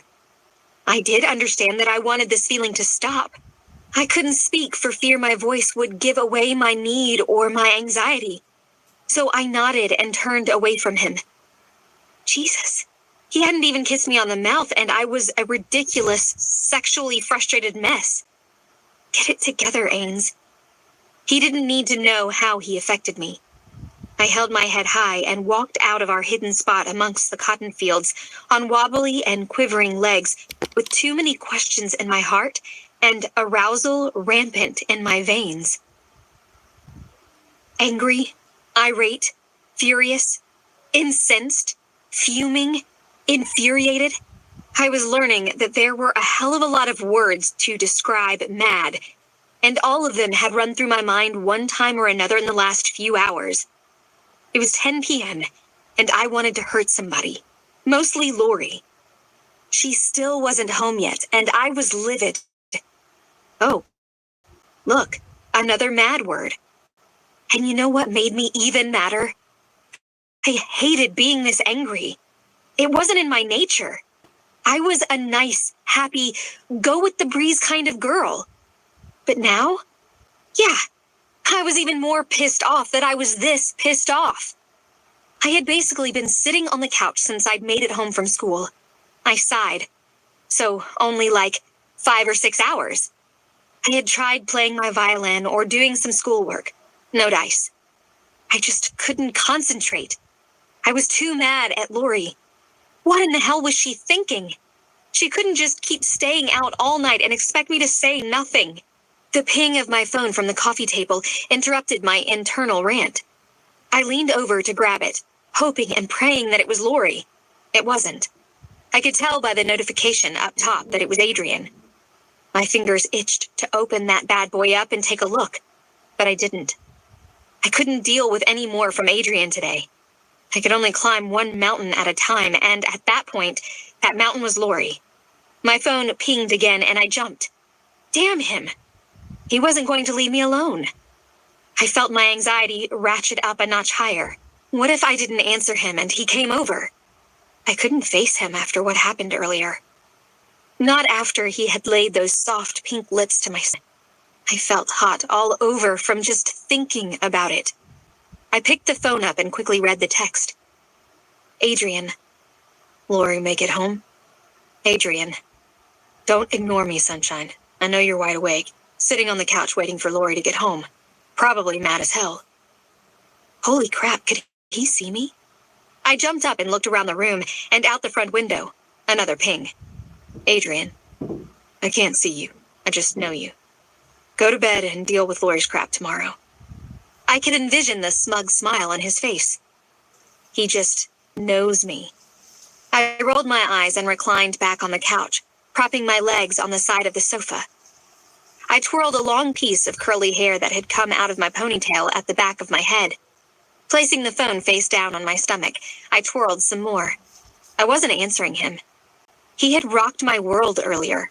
I couldn't even address the mess he had made out of our friendship. And all because one Anthony Jackson had sat next to me on the bus? It was crazy, and his reaction had been completely uncalled for. The boy had lost his ever-loving mind, and I wasn't going to give it 1 second of my time tonight. One mountain at a time, damn it. Ping. I stupidly looked at my phone again. Adrian. I could always just come over and check on you since you won't answer my texts. We need to talk anyways. Shit, no! He couldn't come over. God knows what would happen. He might use his magic lips on me again. They had to be magical because I was still thinking of them against my cheeks. And my neck. Goosebumps broke out on my arms. Those lips obviously made me make the worst decisions ever. I needed to stay far away from them. So I picked up the phone and typed out a quick reply. Me. No, don't come over. I'm already in my pajamas and getting ready for bed. Smiley face. I was lying. I was a liar. I was not in my pajamas. And I wasn't going to bed until Lori walked through that door and we had a long talk. I'd made sure to add that smiley face, though. It made everything better, right? I could see the little dots, so I knew he was writing me back and not marching across our yards. Relief swept through me until his text came through. Adrian, we really need to talk, Ainsley. I don't want you seeing Anthony, and we need to talk about us. Us? I obviously hadn't gotten the memo that there was an us, because as far as I was concerned, we were only friends. Had only ever been friends. The locket. He had given the locket to Lori and our fates had been sealed. Up until that very day, he had never made the moves on me or even remotely acted like we were anything more than friends. Talking? Nope. Not happening. Because I'd learned Adrian's new way of talking after school and I didn't like it one bit. Again, I was lying. I loved it. But still, it wasn't right. Oh God, I was freaking out. I furiously twirled my hair and bounced my left knee. And then I saw more dots. Ping. Adrian, at least answer me that you understand about Anthony. No, he didn't. Why did he possibly think it was okay to get a vote on who I date? I mean, Adrian was probably right. Anthony most likely wasn't the best choice for me, but my decisions and my mistakes were mine to make, damn it. I wondered if Anthony's lips would feel as good as Adrian's, because Adrian's had felt amazing, and they hadn't even kissed my lips. And his smell. God. I heard myself moan into the quiet room, and it quickly snapped me back to reality. What in the hell was wrong with me? What was wrong with Adrian? I typed out a quick text that would end this disturbing conversation once and for all. Me. You do not get to pick who I date. Adrian Michael Davis. Do you understand me? I'll see you at the bus stop tomorrow morning, where we will talk, with actual words. And there won't be any of that witchcraft, wizardry, sorcery shit that you pulled on me after school today. Good night. I turned my phone to silent and slammed it down on the coffee table. A girl could only take so much. I was losing my mind. Because my once childhood friend was making me insane and I already had too much to deal with. I sat on the couch and twirled my hair some more. And I continued to wait for Lori. The sound of a door slamming snapped me out of a deep sleep. What was I doing on the couch? Oh, that's right, Lori. It was pitch black in the room, but I could see Lori stumbling around, trying to pull her boots off. At least she was doing that. We didn't wear shoes in Mama's house, and Mama was serious about it. It was the law. I looked at the clock on the living room wall. It was 11:30. What in the hell was she thinking? Mama would be home in less than an hour. It was like she didn't even care about getting caught. Lori finally got her boots off and was slowly and very quietly trying to make her way to her bedroom. We hadn't shared a room in a while. Lori had moved down the hall from me, claiming she wasn't a child anymore and she needed her own space. I'd understood and wanted a room of my own also. But lately, it seemed like Lori didn't need space. Seemed to me she needed someone to watch her like a hawk because she was making the worst of decisions. She didn't see me standing in the shadows and thought she was getting away with this crap again. I couldn't let her go. I had to say something. I stood up and walked toward her. Lori, I said firmly into the quiet dark room. She quickly turned around to face me, almost tripping over the end table next to the couch. I reached out with my hand and caught her arm, steadying her. Somehow, she still managed to crash into me. She looked up at me with a lopsided smile. "Hey, Ains, what are you still doing up?" she drunkenly slurred. Her eyes were wild and unfocused, caked in runny eyeliner. Her black flannel and her jeans reeked of cigarettes and stale beer. I felt my temper climbing. It probably wasn't the time to discuss her latest antics, but I was going to anyway. I was sick of her shit. I didn't deserve it, and neither did Mama. "Where have you been?" I snapped. "You didn't catch the bus home again." I tried to keep my voice level, but even to my ears I sounded aggravated and frustrated. Lori's face was serious, and then she gave me a sad smile. "I just went out with friends after school. It's no big deal. I'm home now. I didn't mean to worry you." She looked innocent and sweet, her smile genuine. I almost bought her act. I'd been falling for it for months, but not this time. I was done. I grabbed her by her shoulders and brought my face level to hers. "You're drunk, Lori. I know it, and you know it, so cut the bullshit. This has to stop. I can't keep worrying about you. I don't know what's wrong with you or why you are doing this, but it's over now. I'm telling Mama." I ground out between clenched teeth. Lori dropped her head, and I felt her body shudder. Shit. I hadn't wanted to make her cry, but she needed to hear this. I was just about to wrap my arms around her small body when I heard her snort. I grabbed her chin between my thumb and forefinger, bringing her eyes to mine. I honestly couldn't believe what I was seeing. "Are you laughing?" I shouted right in her face. My Lori would never do this. Who was this imposter? I let her go, and she tumbled back onto the living room carpet, still in her fit of laughter. I couldn't care less about her fall onto the carpet. Never in my entire life had I been so angry as I was in that moment. I leaned over and screamed at her. "Are you fucking laughing?" Her eyes widened in surprise, and she rolled onto her side, laughing even harder. "Did you just say fucking?" She mumbled through her voracious laughter. She didn't stop there, though. She pushed herself off the floor and sat on her behind, looking up at me. "Did the word fuck seriously pass over the pure and oh-so-innocent lips of Ainsley James?" she asked with a sarcastic sneer. I felt like I was in an alternate universe, one where Lori didn't like me. A universe where roles were reversed and opposites superseded. She had never spoken like that to me before. Don't get me wrong, we'd had our share of fights. Fights over where Mama was taking us for dinner. Fights over who got the computer after school. Stupid fights. Fights that meant nothing and hurt no one. But never had Lori looked at me with such venom. It would have been an awful feeling if I hadn't still been so pissed off about her laughing at me. It would have broken my heart if I wasn't so irate over her mocking me. I lunged at her a little and yelled in her face. "You know what, Lorelai? Fuck you! Just fuck you!" Jesus. I wished I'd had a more eloquent way to curse her out, but I didn't. Cussing people out wasn't my method of operation. I had never had such a terrible fight with anyone. No one had ever made me this angry and upset. My hands were shaking, and I could feel angry tears wetting my cheeks. I looked down at my quaking hands and felt sick. What was happening? This wasn't me. This wasn't Lori. This wasn't us. What was I doing, throwing around harsh words like stones, especially to someone I loved so dearly? I was already regretting the words I'd said. My heart was already aching at the hurtful words I had hurled at her.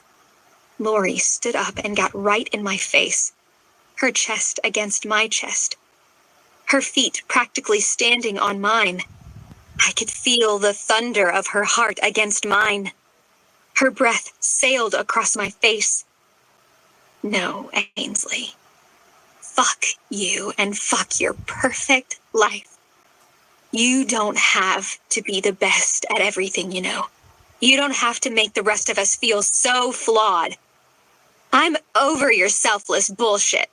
Have Blue. Have Aunt Jessie. Have them all. I don't fucking care. They all love you more anyways. I fucking hate you. She screamed at me, spittle flying from her mouth in rage. I reared back in pain as the verbal assault of her words rained down on me like 1,000 sharp knives. Lori's too thin frame swayed toward me a little, but I backed up. She hated me? I was stunned. I couldn't help but just stand there and stare at the stranger in front of me. Fresh tears slipped down my face. The dark of the living room felt haunting and grim. The silence too loud. I was crushed, obliterated. Through the haze of my tears, my eyes roamed Lori's face, looking for even a small trace of the girl who was so dear to me. The tiny brown-haired toddler who, at 2, would jump from her crib in the corner of my room and join me in my big girl bed. The sweet 6-year-old girl who would go on the rides at the fair only if I promised to hold her hand the whole time. Not Mama, me. The nervous teenager who'd made me scoot over in my bed the night before she'd started 9th grade so that I could hug her until she fell asleep. That was less than a year ago. Where was she? The person in front of me wasn't Lori. This girl's eyes were hollow and broken. My Lori's eyes were bright. This girl was mean and inconsiderate. My Lori was kind and thoughtful. I couldn't stand to look at this shell of a girl anymore. So I ran from my room and slammed the door closed behind me. I collapsed on my bed and cried, the sobs so violent that they physically hurt me. My mind was racing. I didn't understand. Did Lori truly think that I wanted to be the best? I excelled at schoolwork and at violin only because I worked hard. I wasn't one of those kids who just naturally did well in school. There were many nights I stayed up all night studying for a test, and plenty of days I stayed after school in the library. I deserved my good grades. I'd earned them. And Adrian and Mama, how could she think I wanted to take them from her? They loved her just as much as me. I knew they did. Why didn't she? I half expected Lori to come after me, beg for my forgiveness and apologize, to try to take the horrendous things she had said to me back. But she didn't. She never came. It almost hurt worse than her words. Almost. Chapter 7. Ainsley, age 16. It had been 3 days since my fight with Lori. I had been avoiding both her and Adrian like the plague. I didn't use the bus and instead opted to catch rides to and from school with friends. Lucky enough for me, I didn't have any classes with either of them. I didn't stop at my locker unless I absolutely had to, and if I did, I made sure to make quick work of it. I hid in the orchestra hall at lunch, playing my violin in one of the tiny practice rooms. Mama was never home in the evenings, so I took something small to eat for dinner to my room, locking the door and wallowing in self-pity. I might have done some homework and practiced my violin, too. So far, my plan of avoidance was working. I hadn't told Mama about Lori like I had threatened, but I couldn't be bothered to care at the moment. I was way too busy being angry and hurt. Adrian had called my phone a ridiculous amount of times the last 3 days. When he wasn't doing that, he was sending text after text after text. I wasn't ready to deal with him yet. Have Blue. Have them all. My head throbbed. Lori had at least been home the past couple of weeks. I could hear her making food in the kitchen or watching TV in the living room. I even heard Adrian come over one night and hang out with her. I didn't know if our fight had somehow made a difference in her behavior, and I didn't care. Yep, I was still pissed. I had just gotten home from school and locked myself in my bedroom when Miranda texted. Miranda. Hey, Boo. Where are you? I smiled at Boo and shot a quick text back. Me. Home, but I need out. I didn't want to listen to Lori in the kitchen and living room, just going about her life like she hadn't ruined mine. I'd thought by now I would be over it. I'd honestly thought maybe I wouldn't be so damn mad anymore. But I wasn't. If anything, my feelings were becoming stronger, and I felt resentment festering inside me like an open wound.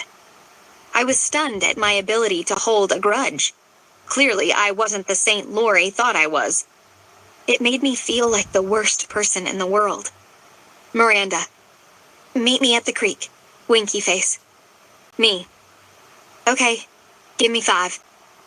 I threw on a jacket to ward the cool evening breeze off and some flip-flops and raced down the hallway. Lori was on the couch watching TV, but I didn't even make eye contact. I kept right on going until I was out the back door and going through our back gate. Miranda was sitting on our side of the creek, waiting for me. 20 minutes later, I had filled Miranda in on everything that had happened the last 3 days. From Adrian and his voodoo in the cotton fields to my huge fight with Lori. I didn't think Miranda had heard one thing I had said about Lori, though. She was still stuck on Adrian. We were lying on our backs in the grass, watching the sun go down and the stars come out. He didn't, she said, her voice full of awe. He did, I answered in return, giving her a serious look sprinkled with a side of sarcasm. I got that she didn't believe it. I hardly did myself. I could only attribute Adrian's actions to his being super jealous of Anthony, which in return made me mad. How freaking dare he? Shut the front door. Who knew our boy had it in him? Gah, that's kind of hot, she sighed. Did he kiss your lips or just all over your face? Her eyes were big. Her face looked intrigued. She sounded proud, and my irritation with the whole situation grew. Why the heck was she proud of him? You don't all of a sudden want someone because they might want someone else, or someone else wants them. He'd had years to claim me, and he hadn't. He had wanted Lori. I was confused and angry, but the guilt. Have blue. The guilt ate at me. I told you exactly what happened, Miranda. He kissed my face and my neck right here. I pointed to my collarbone.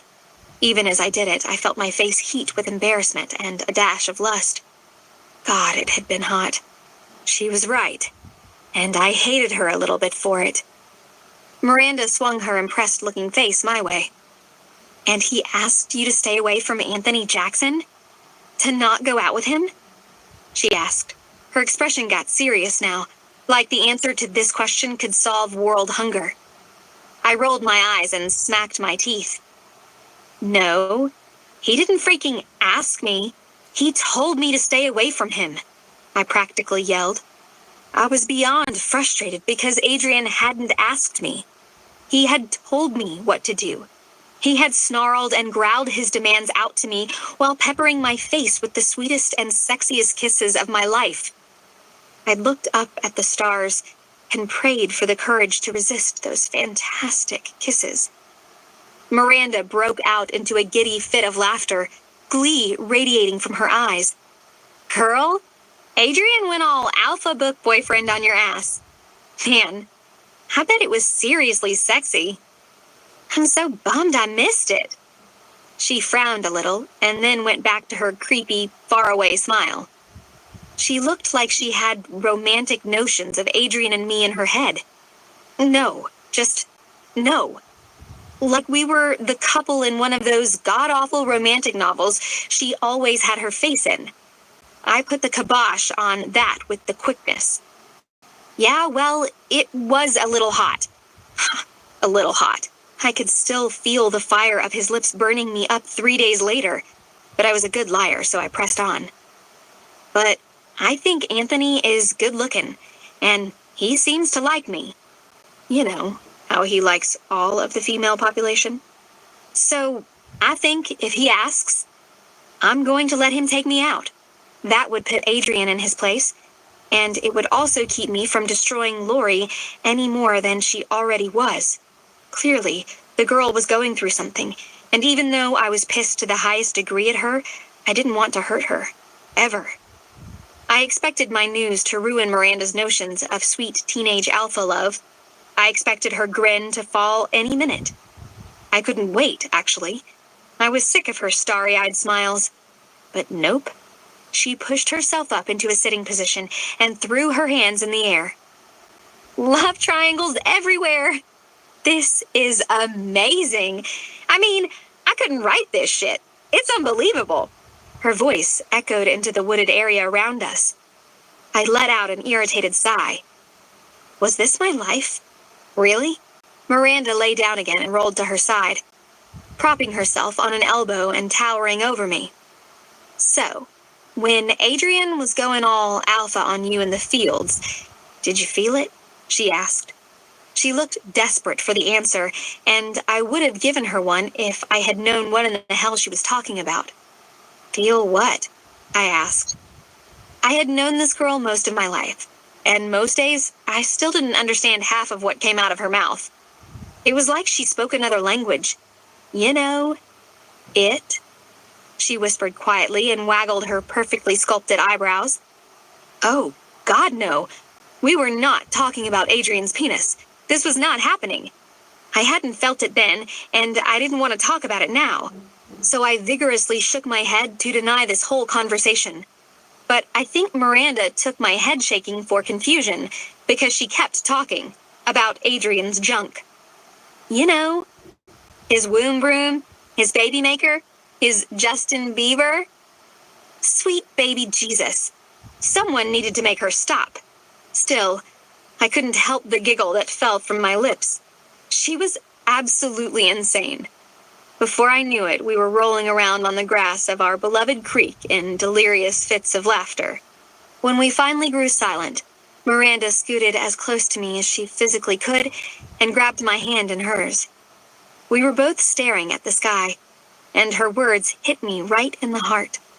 You know, Ains, it's okay to do something for yourself. It's okay to be selfish sometimes.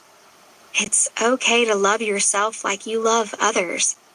Lori will come around, and you and Adrian will work things out. She smiled at me, because some things are just meant to be. God, this girl.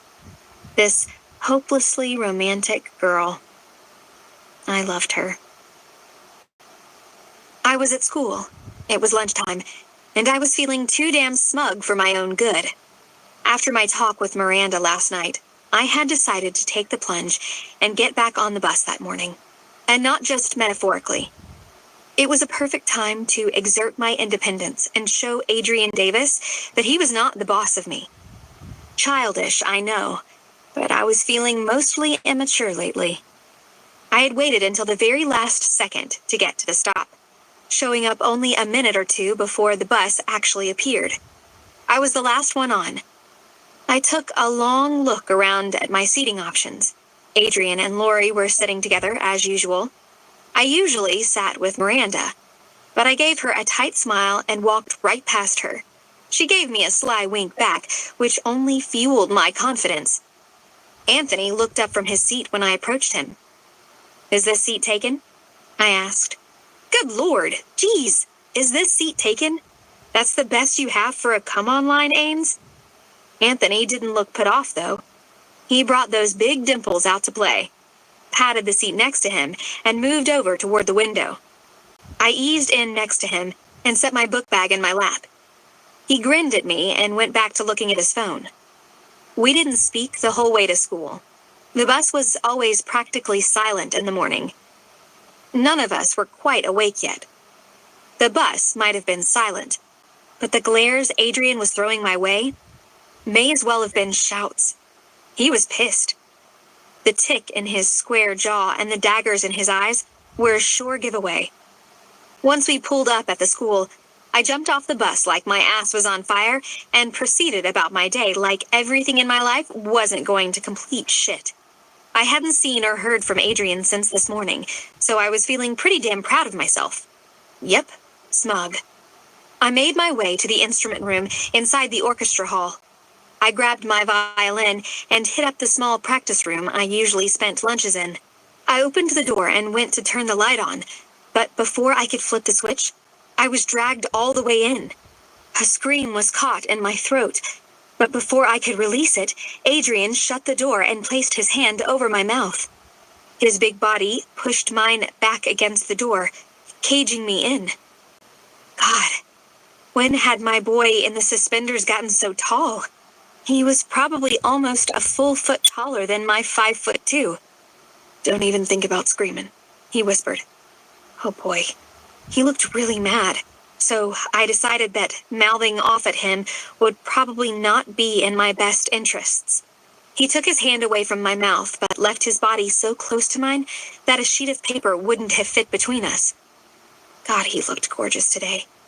His hair was a little longer than he usually kept it, and it fell over the top of his glasses. His cheeks were a little pink, his eyes fierce, his jaw doing that hot ticking thing again. Dang, but mad as hell looked magnificent on Adrian. I could have eaten him with a spoon. He leaned his face ridiculously close to mine. "Aren't we still best friends, Ainsley?" He breathed across my lips. His question snapped me out of my angry Adrian worship. What? Of course we are. Why would you ask such a silly question? I asked, and I was truly stumped. I nervously bit my bottom lip.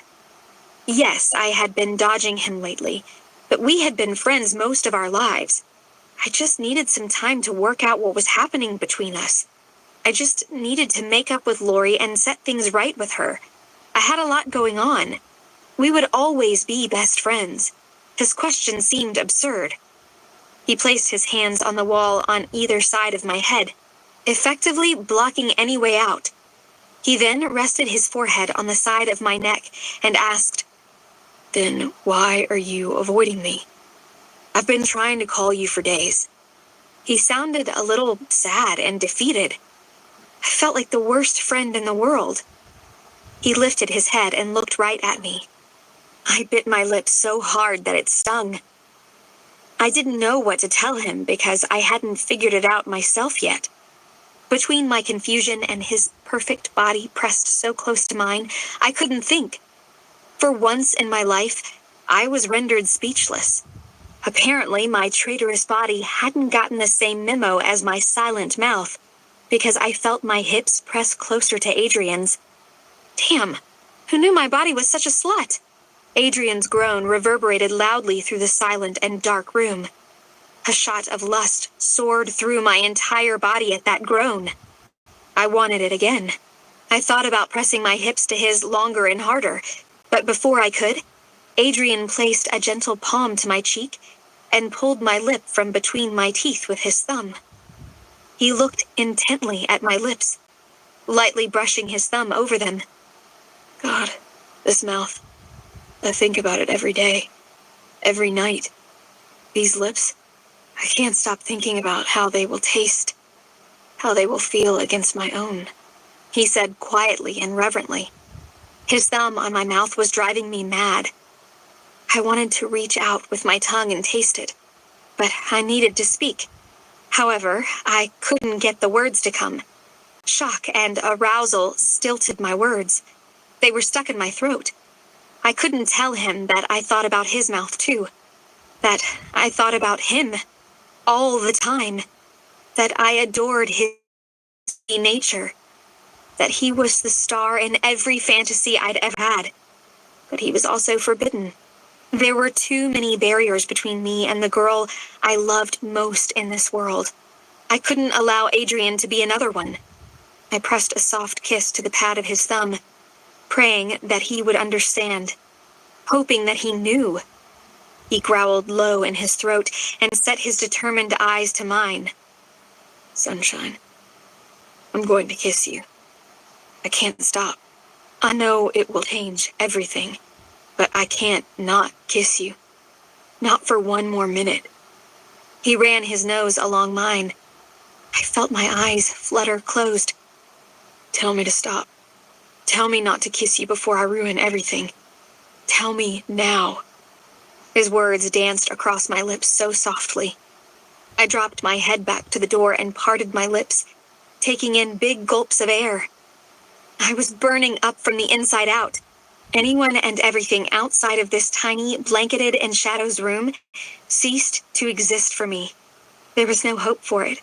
I wanted it. In that moment, I wanted that kiss more than anything. I couldn't deny him or myself any longer. Adrian curled his fingers at the nape of my neck. He placed his thumb to my chin, tilting my head back down, closer to his. His questioning eyes met mine, and I knew what he saw reflected in them. Yes. Yes. Over and over. His trembling lips gently pressed to my bottom lip, which caused my mouth to part on a swift intake of breath. He brought his palms to my cheeks and captured my top lip between his, sucking gently. Surely this was what heaven felt like. I had never been kissed in my life, but I knew that this was special. I knew that kisses like this were rare and beautiful. A kiss like this was born from years of friendship and love. Of their own accord, my hands fisted to the front of Adrian's shirt. I stood on tiptoe and pressed my lips more firmly to his. I delicately slid my tongue across his bottom lip. I just wanted one taste of my boy with the ocean blue eyes. Adrian parted his mouth, and his tongue met mine on a pained groan. I swallowed his groan down and echoed it with one of my own. Butterflies swarmed my belly. Adrian moved one hand from my cheek and grabbed the back of my hair, maneuvering my head any way he liked. He ate at my mouth like a starving man, and I was gone, done for. His lips and his tongue destroyed me again and again. It was sweet torture I never wanted to stop. He pulled my hands away from his chest and wrapped them around his neck. We kissed and kissed, his chest pressed close to mine, the beat in my heart eventually syncing up with the cadence of his. It was music, our song, and it might have been my favorite piece ever. Adrian finally pulled back, taking a couple of steps away. His glasses were a steamy, smudged-up mess. It was adorable. He ran his trembling hands through his hair. "Fuck. I knew you'd taste like that," he said, his lips swollen and wet. They looked lush and overripe, and I wanted them again. I managed to find a small bit of my voice. "Like what?" I croaked out between my bruised and kiss-swollen lips. His face was full of unspoken love and possession as he considered his next words. "Like the honeysuckle by the creek in the afternoon. Like s'mores by the fire pit at night. Like donuts on Christmas morning." He pressed his lips to mine again and whispered across them. "Like you're mine. Like you're mine." I couldn't stop obsessing over Adrian's words to me. I had spent the rest of the day in a fog, floating on the exquisite high of intimacy. I didn't hear a word my teacher said. I didn't take a single note. Adrian's kisses had made me completely useless, but I was fine with that.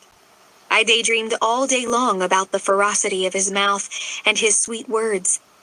On the bus ride home, Adrian sat right next to me, and I didn't say a word. Miranda got on the bus and took a seat next to Lori, giving me a "what the hell is going on" look. I ignored her and pretended that I wasn't sitting next to a boy who had wrecked me with one touch of his lips. Now, I was trying my hardest to muster the energy to fill out the college applications Mama had told me to do days ago. Time was ticking, she had said. She was right. I was halfway through my junior year, and I wanted to play music more than anything in the world. I needed a good music school not only to accept me, but also to hopefully foot some of my education bill. We didn't have the cash or credit to send me to school, so my future was completely riding on my talent. I had already filled out applications for schools in Boston and Nashville, but my heart was in the Carolinas, close to home, close to my mama and close to Adrian and Lori. The University of South Carolina was my first choice. It didn't have the best music performance school out there, but it did have one huge benefit: location. It was less than an hour from home. I was halfway through my application when I heard a soft knock at my door. It couldn't have been Mama. It was too early for her to be home from work. I had an inkling who it was, so I didn't want to answer. I didn't want to ruin one of the most amazing days of my life with petty words and bitchy comments. I was still so hurt and angry. Her words had done irreparable damage. They had maimed and twisted our relationship from something good and pure into something ugly. I wasn't ready to fight again. I didn't even know if I was ready to make up. It didn't matter, though, because Lori opened the door and poked her head in. She looked at me at my desk and took a deep breath, like she was sucking in courage instead of air. "Ains, can we talk?" Her voice was small, and I hated it. We couldn't talk or be honest like we always had. Our fight had changed things as surely as Adrian's kiss had. I didn't want her to dread talking to me, but I was struggling with how to politely tell her to fuck off.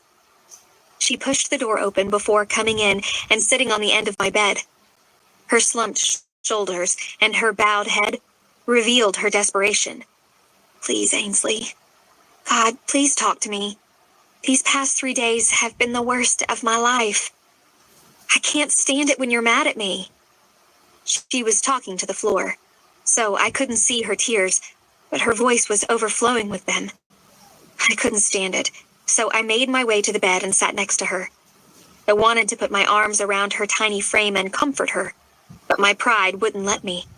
She hadn't apologized for the things she'd said to me. No one had ever emotionally crushed me so horribly, and I couldn't just let it go so easily. "Lori, I don't know if we should talk yet.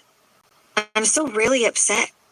I don't want to fight with you, but I don't think I'm ready to speak to you." It pained me to say it. I worried that things were never going to be the same between us again. Lori brought her tear-stained face level with mine. Her eyes were pleading, begging even for a chance. "I was so mean, Ainsley. I know I was. And I'm so sorry. I just want you to forgive me. I don't know why I said those awful things, because they just aren't true. I could never hate you. You're the best thing in my life. Please don't take that away. I couldn't bear it." Deep sobs racked her shoulders. She put her hands over her face and cried harder. Damn it, she was breaking my heart. I should have known I would cave 2 seconds into being in her presence. Our friendship held some of the best parts of us both, and even though it had only been a few days, I missed it. I missed us. I wrapped my arms around her shoulders and brought her close. I kissed the top of her head. "I know. It's okay, Lori. I know you're sorry. I'm sorry too. I shouldn't have said what I said either, but I was just so mad at you. I want you to take better care of yourself than you do. It scares me when you stay out all night and drink. You mean the world to me. I don't know what I would do if anything happened to you." I said into her hair. She pulled back and looked at me. "Sometimes I'm so sad, Ains. I can't stop it. It won't go away." Her eyes welled up again, and she pushed her head against my chest. "Sometimes the only thing that stops the pain is drinking. It makes it go away for just a little while. I feel like a normal girl. A girl whose mom loves her and didn't dump her on someone else. How could she do it, Ainsley? How can she go to Graham's and see her and not ask about me? How can she call Aunt Jessie for money and not want to speak to me? Why does she hate me? What did I do wrong? God, why hadn't she said anything to me before? How long had she been feeling this way? My gut churned with regret. I should have known. I should have seen this coming. Of course it would hurt to see your mama around town and to have her treat you like a virtual stranger. I should have helped before she'd started drinking. But I could help her now, and I would.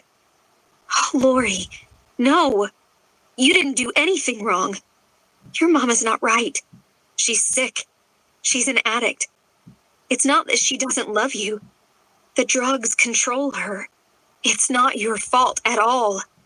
You're perfect and beautiful, and if your mama wasn't so sick, she would see it because it's impossible not to. Please tell me you understand that." Her crying quieted, while I held her to my chest for what felt like a long time. She pulled back and scooted to the top of my bed and laid her head on my pillow. I did the same, inching next to her on my side. It felt good. Normal. She smiled and said, "Don't ever stop loving me, Ainsley. You're my favorite person in the whole world.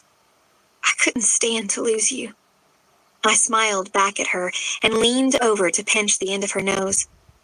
Like I could ever stop loving you. Who will put me in my place when I'm feeling too perfect? I laughed. Lori didn't think I was funny. Dang, Ains. That's not what I meant. She frowned, and her forehead wrinkled in thought. Well, I guess it is. It's just, you are good at everything, and everyone loves you. You don't even have to try. Sometimes, I guess I get jealous. I know I shouldn't. I know you love me. It's just hard. But you are wonderful to me. You are the very best, and I don't want you to change at all. We'd been together long enough for me to understand her scattered thoughts. I was only joking, girl. It's okay. Let's just forget it ever happened and never let it happen again, okay? I hate fighting with you, too, I said. Lori grabbed the piece of hair I liked to twirl and rubbed it between her fingers. So, Adrian, huh? She asked. My eyes snapped to hers. I immediately felt panicked. I wasn't ready to discuss my friendship with Adrian. Relationship? Hell, I didn't know. But I did know that my other friends didn't make me want something more. They didn't make me feel like I was floating on a puffy cloud. But if Lori asked me right this minute to give him up, I would. I knew I would. I already had once before. Admittedly, it had been easier to give him up then. A lot easier than it would be at this point. I had tasted him at this point. I had ridden the high of unchecked passion with him. It would be hard to let him go, but I would do it for her. I'd do anything for her. Lori, I don't... She cut me off. Ainsley, it's okay. I promise. She stroked my hair and gave me a reassuring look.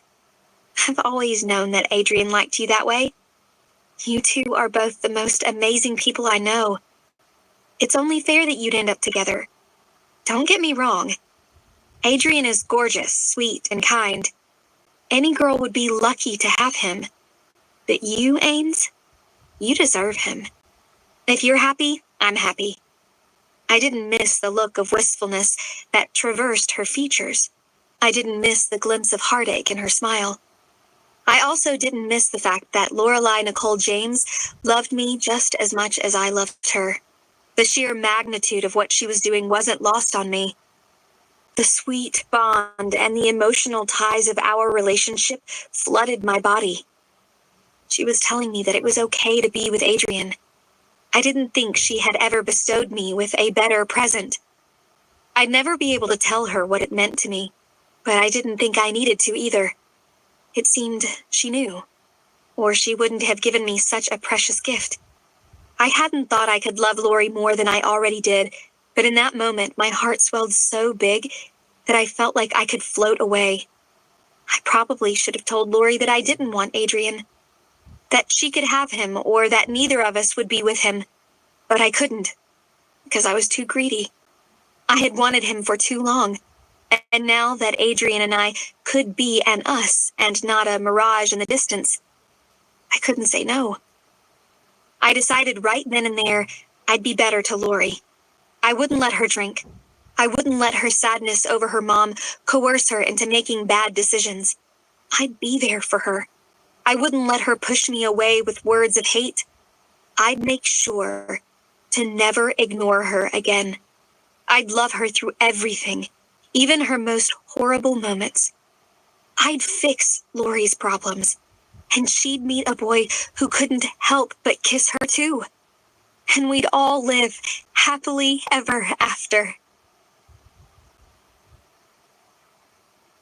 Chapter 8. Ainsley, age 18. Good job, Violet. Now use your pointer finger to pluck the G string. Yes. Now use your long finger to pluck the D string. Now your ring finger. Use it to pluck the A string. I was knee-deep in a violin lesson with an adorable 7-year-old girl when the familiar ping of my phone interrupted, again. I knew who it was before I even picked my phone up off the music stand to look. Lori. She had been texting me during the entire lesson, wanting Adrian and me to go with her to a party at Laura and Katie's house tonight. I wasn't particularly interested in going to a party in the first place, but especially not at Laura and Katie's place. The identical twin girls were trouble with a capital T. They were exchange students from England and big partiers. When they weren't drinking hard liquor in the woods across the street from the school, they were usually whoring it up with some random guys. I checked my text messages as I instructed Violet. Now use your pinky finger and pluck the E string. Yep, Lori. Lori. Please come with me tonight. It's an end-of-the-year party and the twins' host family is out of town. It is going to be epic. God, I really didn't want to go. Between studying for final exams and getting violin lessons almost every day of the week to make extra cash, I was wiped. I barely had any time to see Adrian as it was, and I was really looking forward to vegging in front of the TV with him and catching up on some Netflix. By vegging out, I mean straddling Adrian's thighs, and by catching up on Netflix, I meant kissing my man's face off. I didn't really want Lori to go either. Mama was already pretty pissed off with Lori 90% of the time lately. The girl had no fucks to give about curfew or rules in general. She smoked, she drank, she did whatever the hell she wanted and suffered Mama's wrath. She was out of control, but there was no hope for it. Nothing we said stopped her. If anything, the more we protested something, the more she wanted to do it. So I tried not to make a big deal about the party by inviting her to stay in with Adrian and me. Me. Why don't you stay in with Adrian and me tonight and help us catch up on some Netflix? I knew her answer would be no before I'd even wasted my time typing up the message.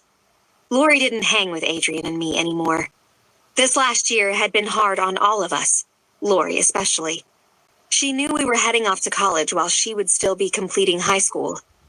Change had always freaked her out, but it was coming whether she liked it or not. She was struggling through it in a Lori sort of way. Basically by partying and drinking and making bad choices. And while I was trying to be supportive, I was getting seriously sick of her shit. That, and I missed the hell out of her. I couldn't remember the last time we had spent any real time together. Not silent rides to school together, or a rushed breakfast of cereal while standing at the kitchen counter. Real time. Turns out, it isn't so easy to fix someone's problems, especially if they don't want them to be fixed. It had been a hard pill to swallow. That I couldn't make everything better for Lori. And that pill had tasted bitter and hurt going down. I checked the clock and realized I was 5 minutes past the end of my lesson. I said a quick goodbye to Violet and her parents and headed to my ancient white pickup parked in the driveway. It was a beater, but I had paid cash in full, all by myself. Turns out giving violin lessons pay pretty damn well. I'd even managed to save a good bit for my first year at college as well. I checked my phone again to see if Lori had texted back. She hadn't. She was probably angry at me now and ignoring me. She did this sometimes when things didn't go her way. I took a calming breath and shot Adrian a text. Me. On my way home. Even with Lori's shit today, I still managed to pull out of the drive with a smile on my face. I was looking forward to spending the evening with Adrian. We didn't see each other anywhere near enough. He was super busy taking drawing classes at the local technical school after a full day of high school. I was busy teaching violin, studying, and trying not to lose my shit on Lori. We had full schedules, but we still tried to fit in a few days a week of alone time. Tonight was one of those times. And school was finally done, so there would hopefully be plenty more nights to come. We both had plans to attend the University of South Carolina in the fall. His major art, mine music. Adrian and I hadn't taken things much past kissing the hell out of each other and the occasional indecent grope. But God, I wanted to. So much. I knew that he did too. I wasn't sure what we were waiting on, but it just hadn't felt like the right time yet. Our first time together needed to be special. Monumental, even. We'd technically been together for only a year and a half as boyfriend and girlfriend, but our relationship was based on many more years of unconditional love and acceptance. I didn't want to settle for a sloppy, quick fuck on my twin bed before my mama came home from work. I wanted magic. Adrian was sitting on the porch in one of our rocking chairs, his sketchpad in hand, when I pulled into the driveway. I couldn't help the goofy smile on my face as I walked up the front steps. I was so in love with this amazing man, and he knew it. His brow was furrowed in concentration while he drew, his eyes intent, his hand sure. He sometimes let me peek at what he drew. Pictures of Lori, Miranda, and even Lori's cat, Patches. My favorites were his landscapes, though.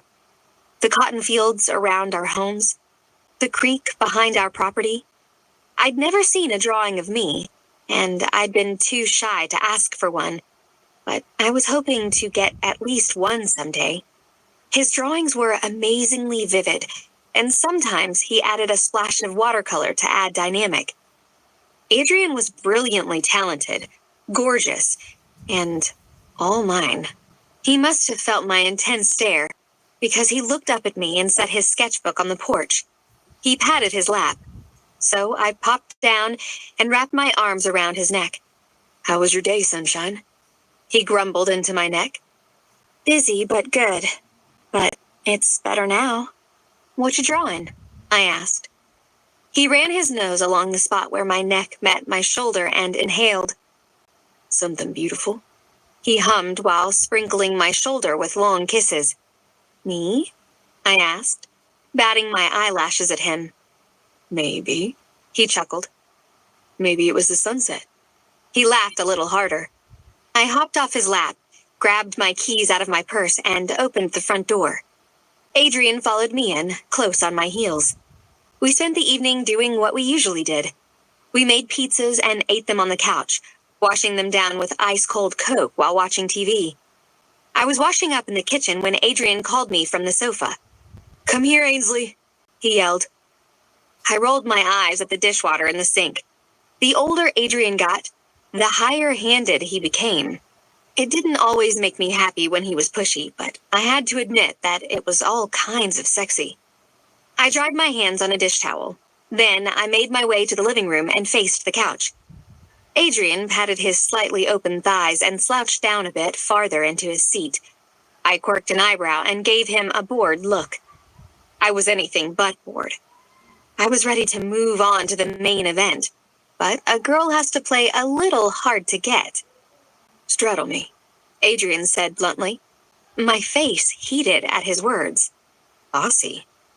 "You know, there's probably medication for that," I said as I climbed over his legs and pressed my bottom into his lap, because while I was playing hard to get, I was not done. "For what?" he asked, right against my lips. He moved his mouth to my neck, and I stifled a groan.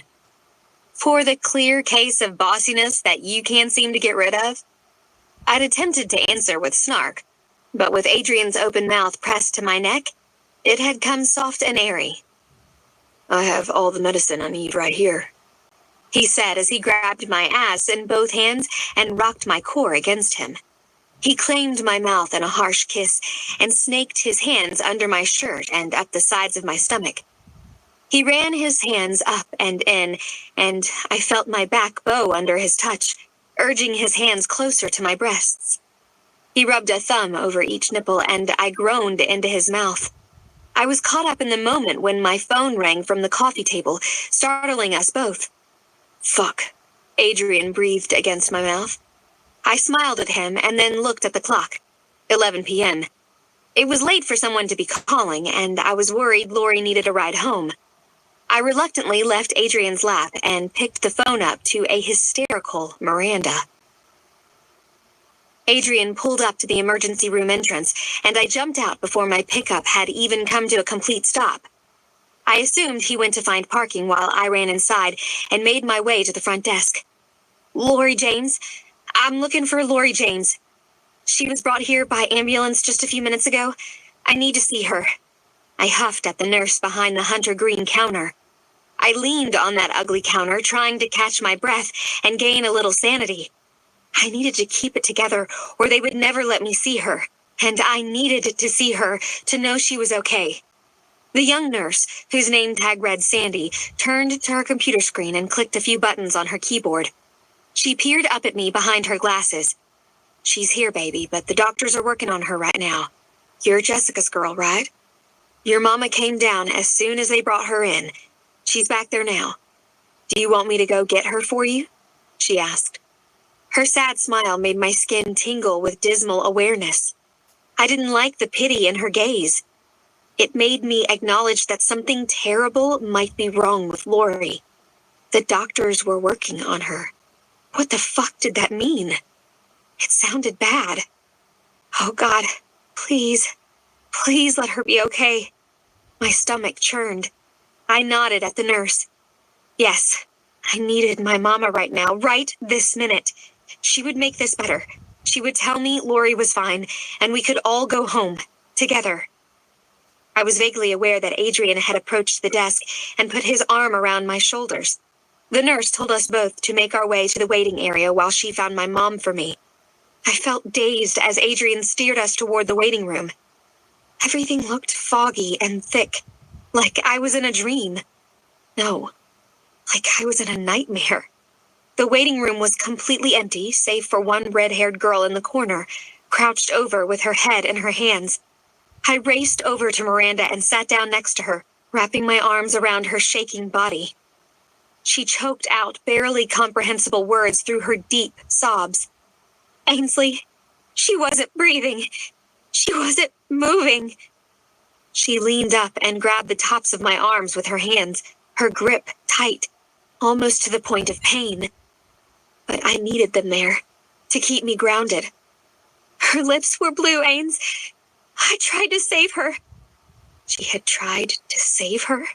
Hysteria shot through me like a bolt of lightning. Was Lori gone? No. No. What do you mean you tried to save her? I sounded accusatory, but I couldn't stop it. I didn't know what had happened. I needed to know. Miranda, fucking answer me. What the hell are you talking about? She looked shocked. Her red, tear-stained face and quaking body almost stopped me from speaking my next words. Did you save her or did you not? Tell us what the fuck happened now. I shouted. Miranda flinched at my harsh tone and buried her head back in her hands, rocking back and forth. I should have felt terrible about the way I was treating her, but I couldn't because I was operating on pure dread and absolute terror. I was being pulled out of the seat next to Miranda before I knew it. Adrian sat down in the seat I had occupied and then pulled me into his lap, cradling me like a baby.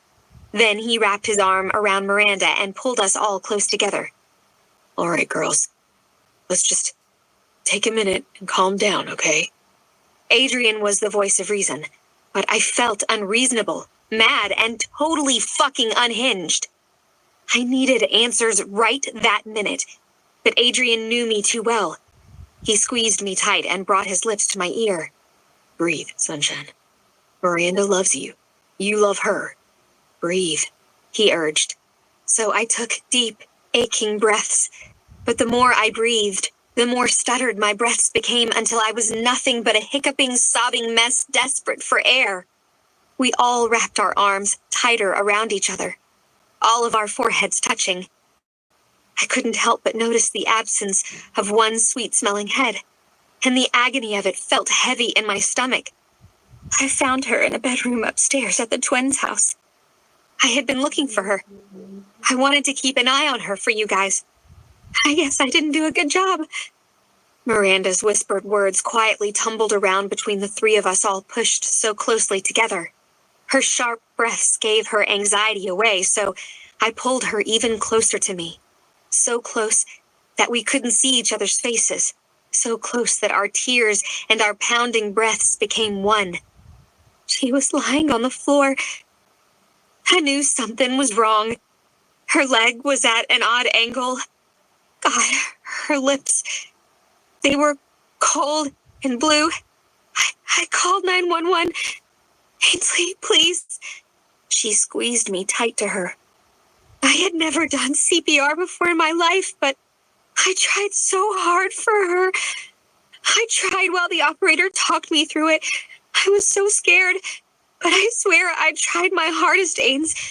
I did it because I love her too, you know? Please, don't be mad at me. I tried so hard. Her words broke off on a jagged cry. Adrian's shuddering body against my own frightened me. He was usually the strong one in situations like these, but the reality of what might be happening was shaking even him to the core. We were all a mess and needed somebody, anybody, to tell us what the hell was going on with Lori. Kids. My mom's voice pierced through our huddle. We broke apart, gathering around her, waiting for answers. She looked pale. Her eyes red and swollen. She was visibly shaken. I held Adrian's and Miranda's hands in my own and braced myself for bad news. The doctors have done everything they can for Lorelei. She is in critical condition.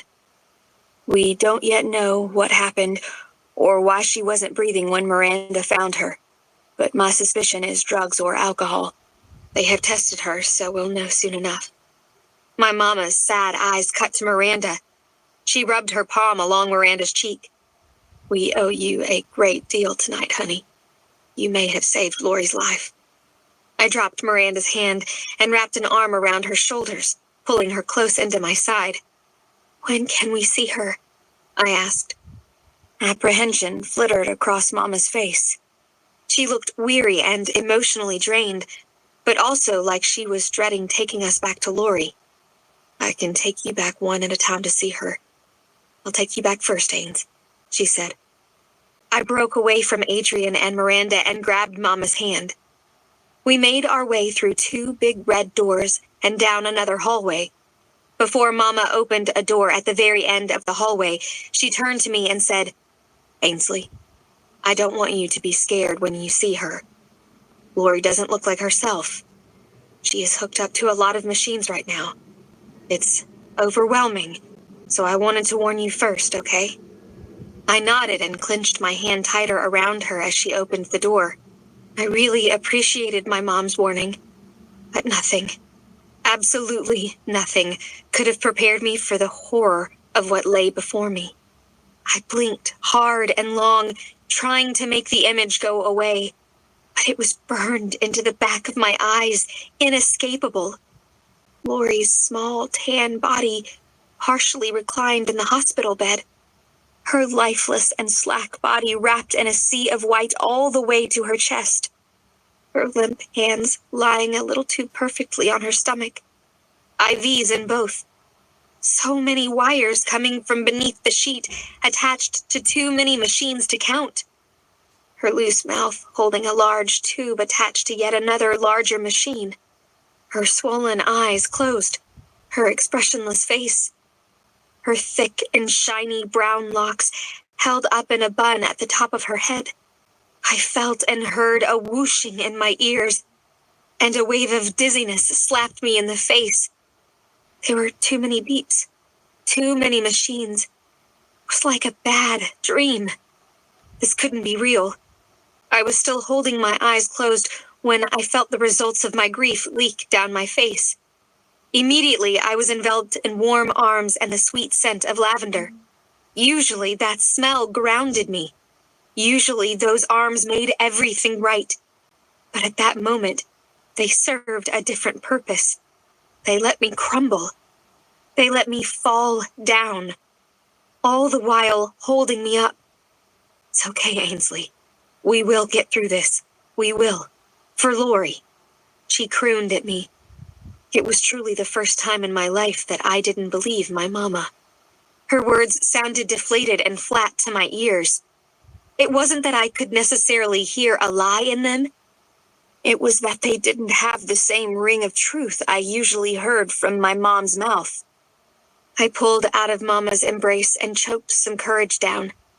I pulled up a hard wooden chair with red vinyl cushions to Lori's bedside and sat down.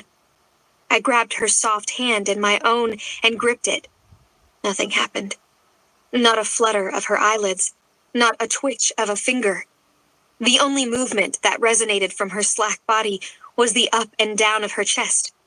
The more I watched, the more I noticed that it coincided with the whoosh of the giant machine attached to her mouth. Fright gripped me from the inside out. Is she not breathing on her own? I asked my mom, who was sitting on the other side of Lori, holding her other hand. Not enough. The doctors are hoping that once whatever is in her system works its way out, she will wake up enough to breathe on her own. For now, she needs help breathing through the ventilator, she answered. And how will they know if she is breathing on her own, if she is on this machine? I asked. Maybe she was breathing on her own now, but no one knew. I didn't want her on this damn machine. I wanted her breaths like I needed my own. Open your fucking eyes, Lori.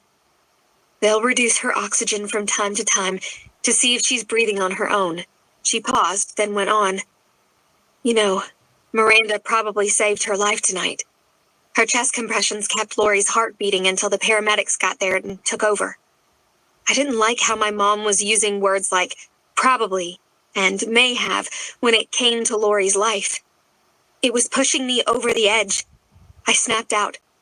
So, what if she can't breathe on her own ever again? Mom's face fell, and she flinched like I'd slapped her.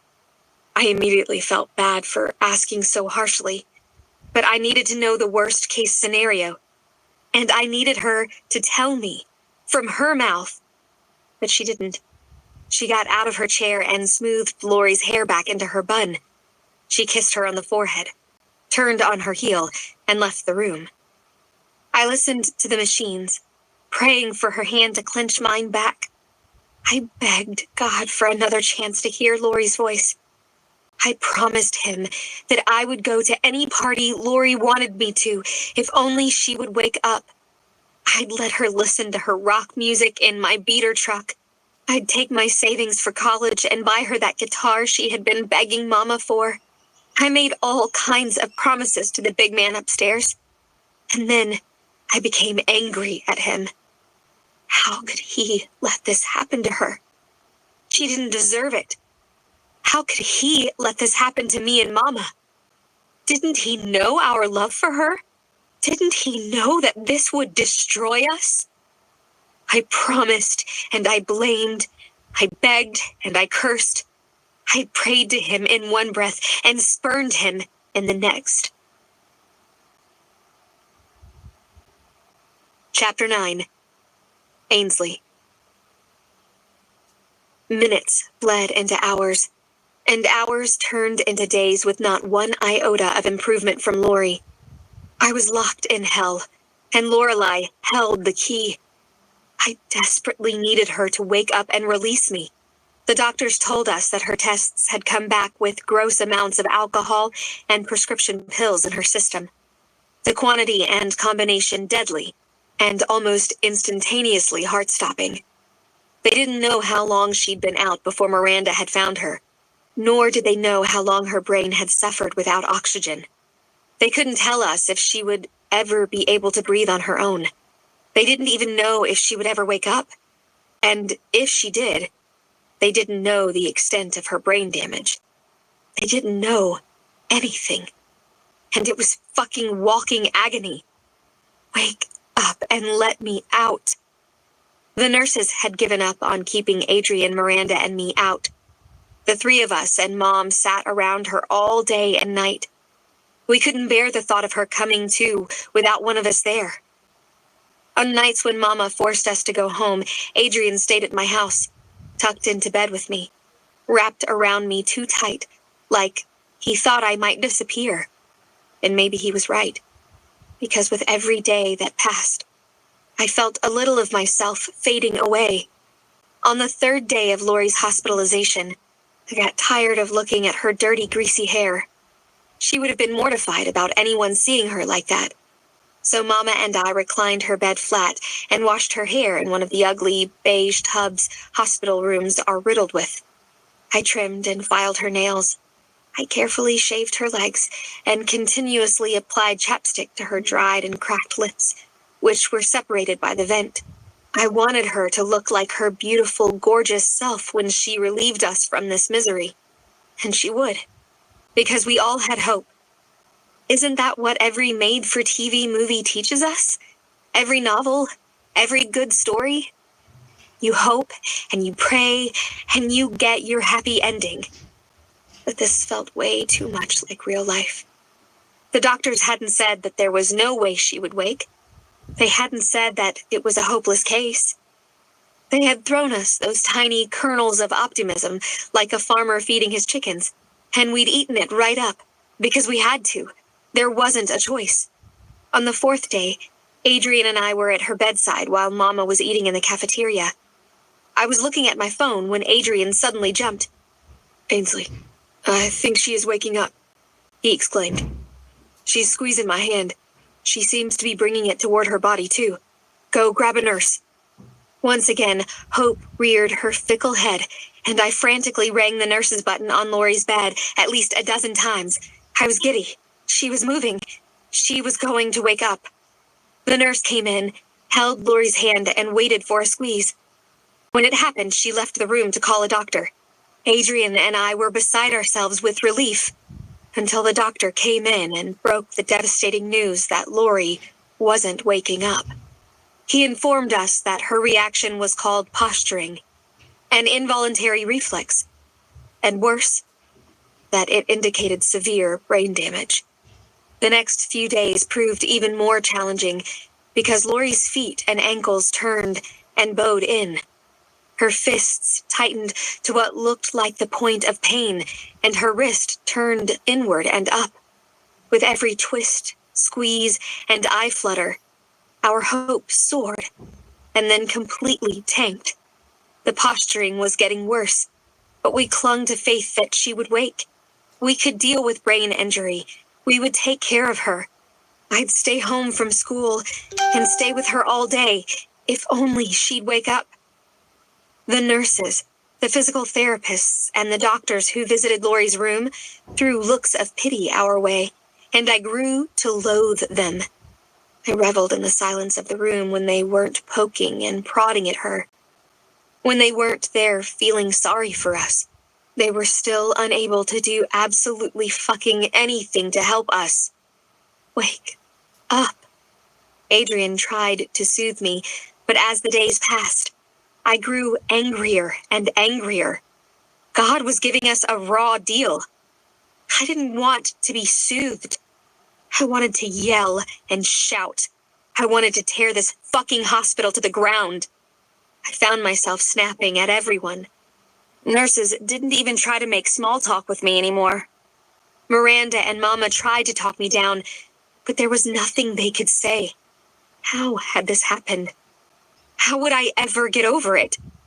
I should have been at that fucking party. This all could have been prevented had I been there. I didn't even remember if I'd told her that I loved her before she'd left that morning. I hadn't even tried to get in touch with her when she hadn't texted me back. This was all my fault. I couldn't even tell my mama. I was too ashamed. I had done this. Let me out. The posturing continued to worsen. Her brain couldn't even control her body temperature, so her fever would spike to ungodly highs. Doctors couldn't take her off the vent because she wasn't breathing on her own at all. Her brown eyes were no longer brown. She would involuntarily open them, her pupils blown, and they were as black as night. Soulless. Faith and hope left the building as each day passed and Lori's body continued to fail. Her back and her neck bowed and her teeth clenched with the most frightening seizures I had ever seen in my life. It was sheer torture. And eventually, I just prayed for anything to happen. Life, death, anything. Because I couldn't look at my favorite girl in the world like this one more day. I wanted to crawl into that bed and die right along with her. On the 7th day, the doctors snatched our tiny crumbs of hope away like thieves. They stole our faith, our positivity, our future. We were standing in the hall of the hospital. Adrian, Mama, Miranda, and I. The doctor put his hand on Mama's shoulder and squeezed. He knew her. They had worked in the same small hospital for many years together. Jessie, she's not waking up, he said.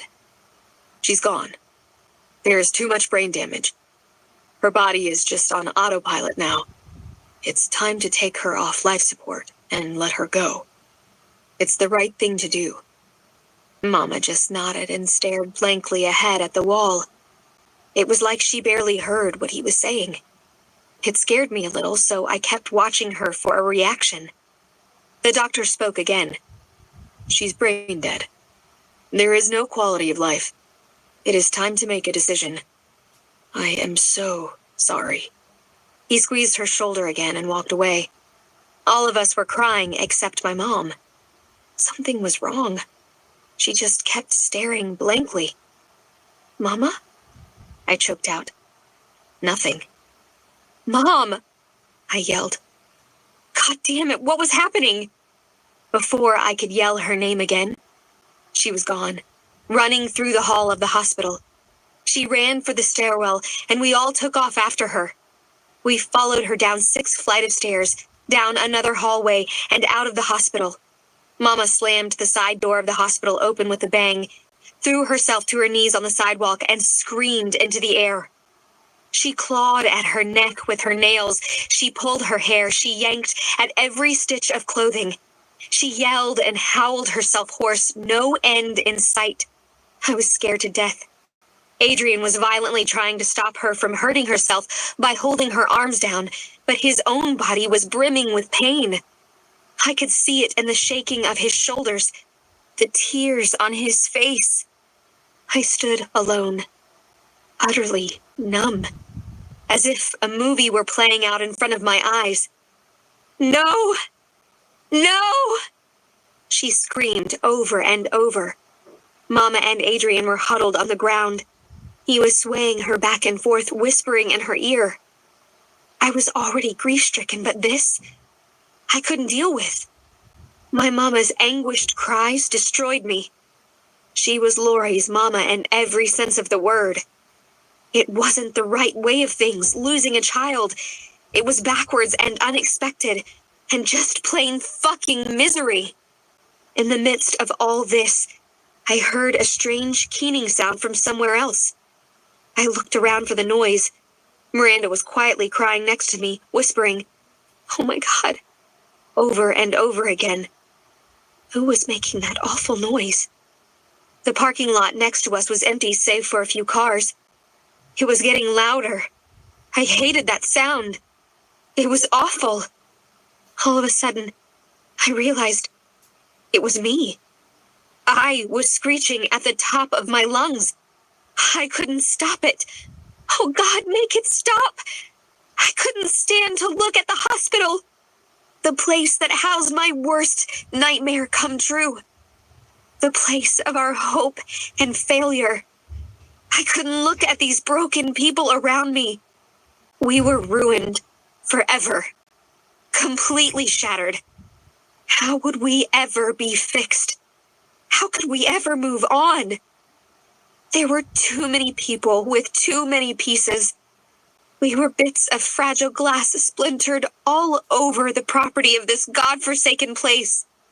We were irreparably fractured. There was no hope.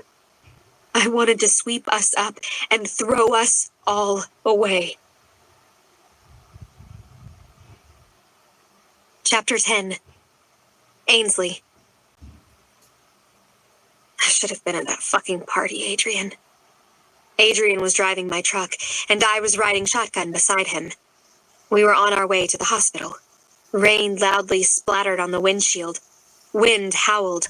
Thunder boomed, and streaks of lightning lit the sky. It was fitting because this storm and we were the same. Turbulent, angry, out of control. Mama was waiting on us at the hospital. We were saying goodbye to Lori. and I was spoiling for a fight. I was mad at the world and wanted to take it out on the person I loved most, Adrian. After we had calmed Mama down and made arrangements with the doctors the day before, we had come home, barely eaten dinner, and pretended to sleep. What we had really done was stay up all night and wish for a miracle. Adrian's hands tightened on the steering wheel, but he didn't look my way.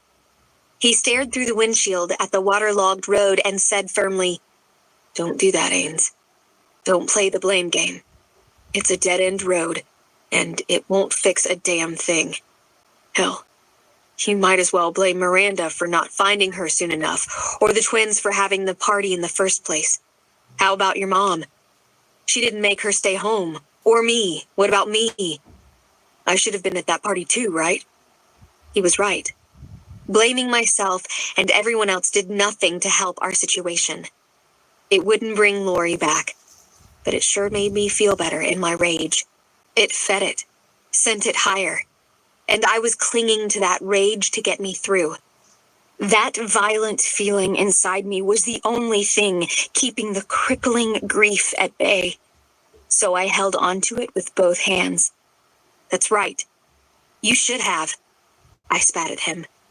"You should have been there." I wanted him angry like I was. I needed it. The truck lurched to the side of the road. Adrian stomped on the parking brake, unbuckled my belt, and yanked me over the console onto his lap. The rain pounded against the windows. The wind shook the car. He pulled me close and kissed the top of my head. "I won't let you do this," he said into my hair. "I won't let you push me away. I won't let you hide your grief. I sure as hell won't fight with you. I see you, sunshine. I see your pain. Cry. Yell at the top of your lungs. But this thing you're doing now, it isn't happening. It just isn't. We are all hurting. We need to be there for each other, not tear each other down." He kissed my mouth hard and quick, and then placed me back in my seat. He grabbed my seatbelt and buckled me back in. He pulled the car back on the road and didn't say a word more. I looked out the window, studying the storm, my anger fading. The anguish of what we had to do rippled under my skin, trying to get out. It was nauseating. When we arrived at the hospital, Mama was waiting for us with Lori. Dread pooled thickly in my gut, but I needed to hold it together for my Mama. I could tell she was holding on by the tiniest of threads.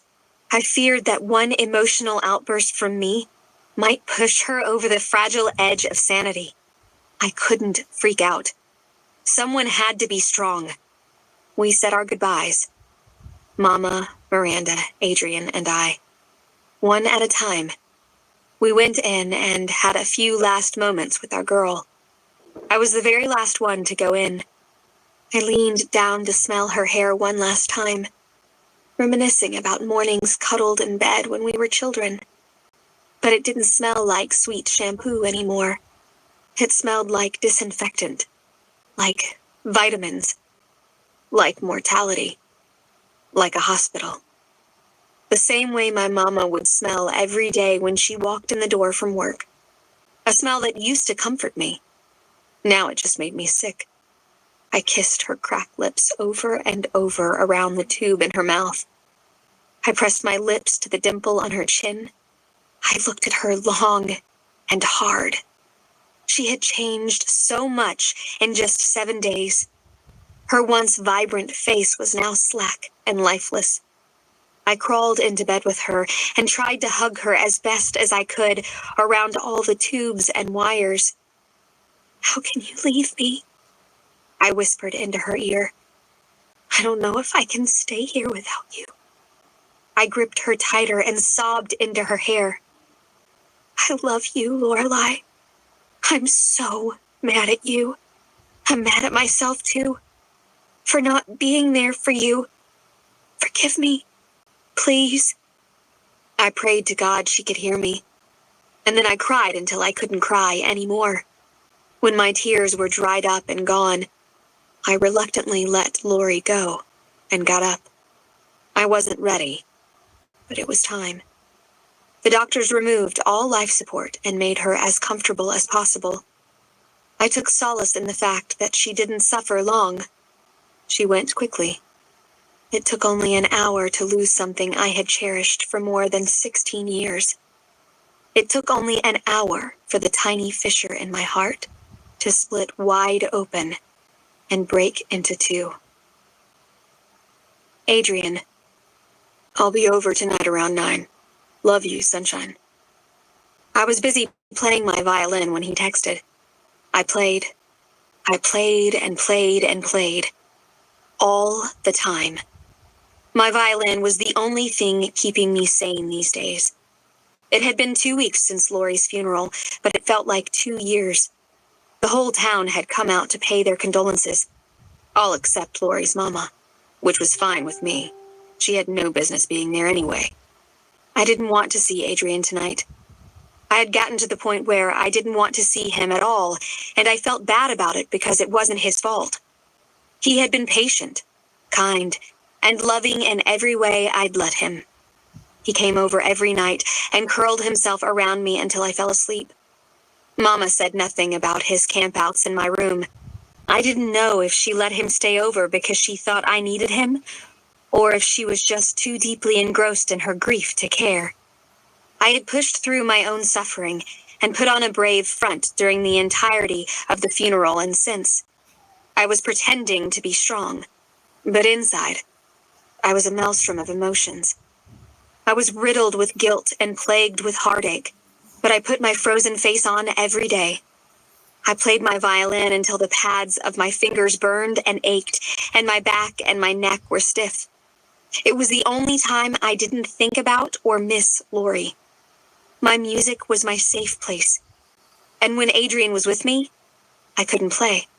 I didn't want him there. When I saw his face, I pictured Lori's. I thought of her calling him Blue. I remembered him throwing her in the pool. I remembered him pushing her on the swing. I remembered the locket, which was God knows where. His face made me remember. Just like Mama's face. Just like the damn cat's face. Just like the fucking creek. Just like this house. Just like that ugly, rusty blue swing set in the backyard. I was growing to hate this place. I hadn't even heard from Miranda since the funeral. I knew she was hurting too. She had found Lori, but hadn't been able to save her. I couldn't imagine what she was going through, but I could barely get myself out of bed every morning. What could I possibly do to help her? It only took 1 week of remembering and hurting before I put my plans into action. I couldn't do it anymore. I couldn't stay there. It hurt too damn much. I needed out. So I played my violin like a fiend and pretended this damn town, this house, and these people weren't smothering me in despair. My only consolation was knowing that my time there was limited. I texted Adrian back because even though I couldn't stand to look at his face, I still loved him fiercely. He was my everything. It pained me to love and loathe him so. It was the worst kind of torture. Me. Okay. See you then. I didn't know why he was putting up with me. Even I could recognize that I was just a shadow of the girl he loved. I lived in a fog of agony and barely spoke. I struggled to smile, and I never laughed. How could he love me like this? What if I never got better? He would never leave me. He was too good. I'd ruin him. I knew what I had to do, but there was one last thing I needed before I could do it. I put my violin away, stripped my panties, and climbed into bed to wait on Adrian. The room was dark, save for one small nightlight coming from the bathroom connected to my room. I rubbed my hands over the clean, cool sheets of my twin bed and contemplated what I was about to do. I needed this time with Adrian, so I would take it. And maybe one day he wouldn't hate me. Maybe he would forgive me. It was a gamble I was willing to take. I had been waiting for this moment with this boy almost my entire life. Yes, my mama was at work. Yes, it would have to be in my small twin bed. but I'd make sure it wasn't quick and sloppy. I heard Adrian shut the front door, and my eyes flew to my alarm clock on my nightstand. 8:58 p.m. My sweet, reliable boy. He'd never let me down. I felt a flicker of guilt burn me up, but I wasn't backing out now. I needed him. I heard Adrian come into my room, tow his sneakers off, and take his shirt off. I heard the click of his glasses being placed on the nightstand. I felt him pull the covers back and climb in behind me. He pressed the front of his long, lean body to the back of my short, soft body and sighed into my hair.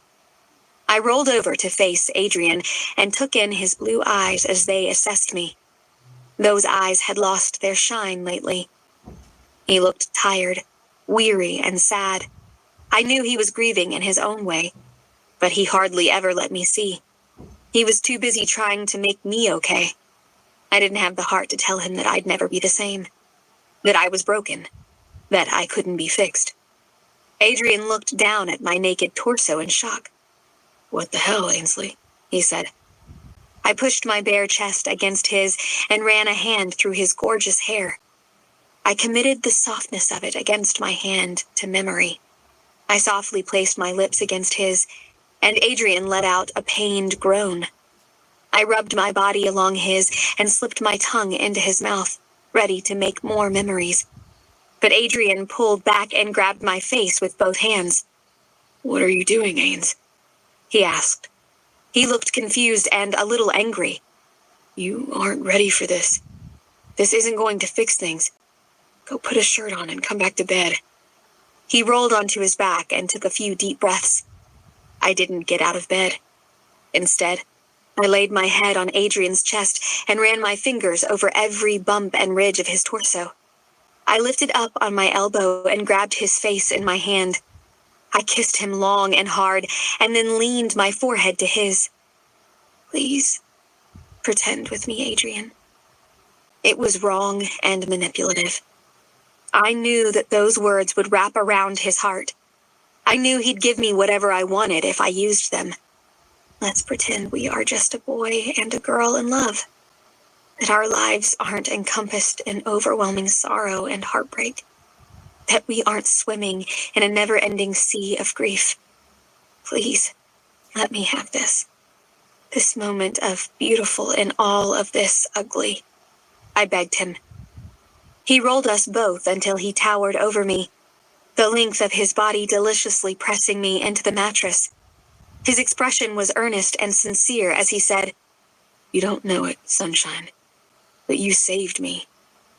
And it may take some time, but I'll save you too. I'll make this better, I promise." He said it so powerfully, so strongly that I almost believed him. "Please, Adrian," I begged. His lips captured mine and branded me. I vowed never to forget the taste of him, the smell of him, never to forget how his mouth sent me soaring. He slowly caressed every inch of my bare skin with his mouth and his hands, savoring me like I was a rare gift. And when he pulled his briefs down, exposing himself to me, I stared at this breathtaking man's body until it was down pat in my mind's eye. I didn't want to forget 1 inch of Adrian's frame. I'd need those memories soon. I'd remember the sinful weight of him between my legs, the tears in our eyes as he broke through my virginity and gave me his own, the stunning fullness of him seated so completely inside me, the rawness of being completely uninhibited, the sound of our breaths and moans echoing off each other, the heat of the fire that raced through me as my orgasm took hold, the flush of his skin as his orgasm chased my own, the gravelly sound of his voice as he whispered his love for me. I'd remember it all. Afterwards, I lay facing Adrian, tracing every line on his pretty face until he fell asleep. I lay just like that all night, watching him sleep, until 4 a.m. rolled around. Then I quietly and carefully got out of bed and slipped on jean shorts, a t-shirt, and flip-flops. I grabbed my violin, my phone, and the envelope from my bedside table before taking one long last look at Adrian, who was still sleeping in my bed. and walked to my mama's room. I slipped the envelope under her closed door. Then I made my way out of the house and to my truck in the drive. I climbed in beside 2 large duffel bags and laid my violin on top of them. I cranked the truck, spared my childhood home one last glance, and tore off into the night like a thief. Because that's what I was. I had stolen something precious from Adrian, but I didn't regret it one bit. I would need those memories, so I had taken them. I had taken them all, and I would put them in a tiny box. Every smell, every sound, every ache, every feeling. I would put them inside, lock it up tight, and store them safely in my heart. Because there would be days I would be so lonely, so sad, missing home and missing Adrian so much that I would need to bring that box out and open it, so that I could remember and continue on. So that I could recall what it felt like to be loved and to love in return.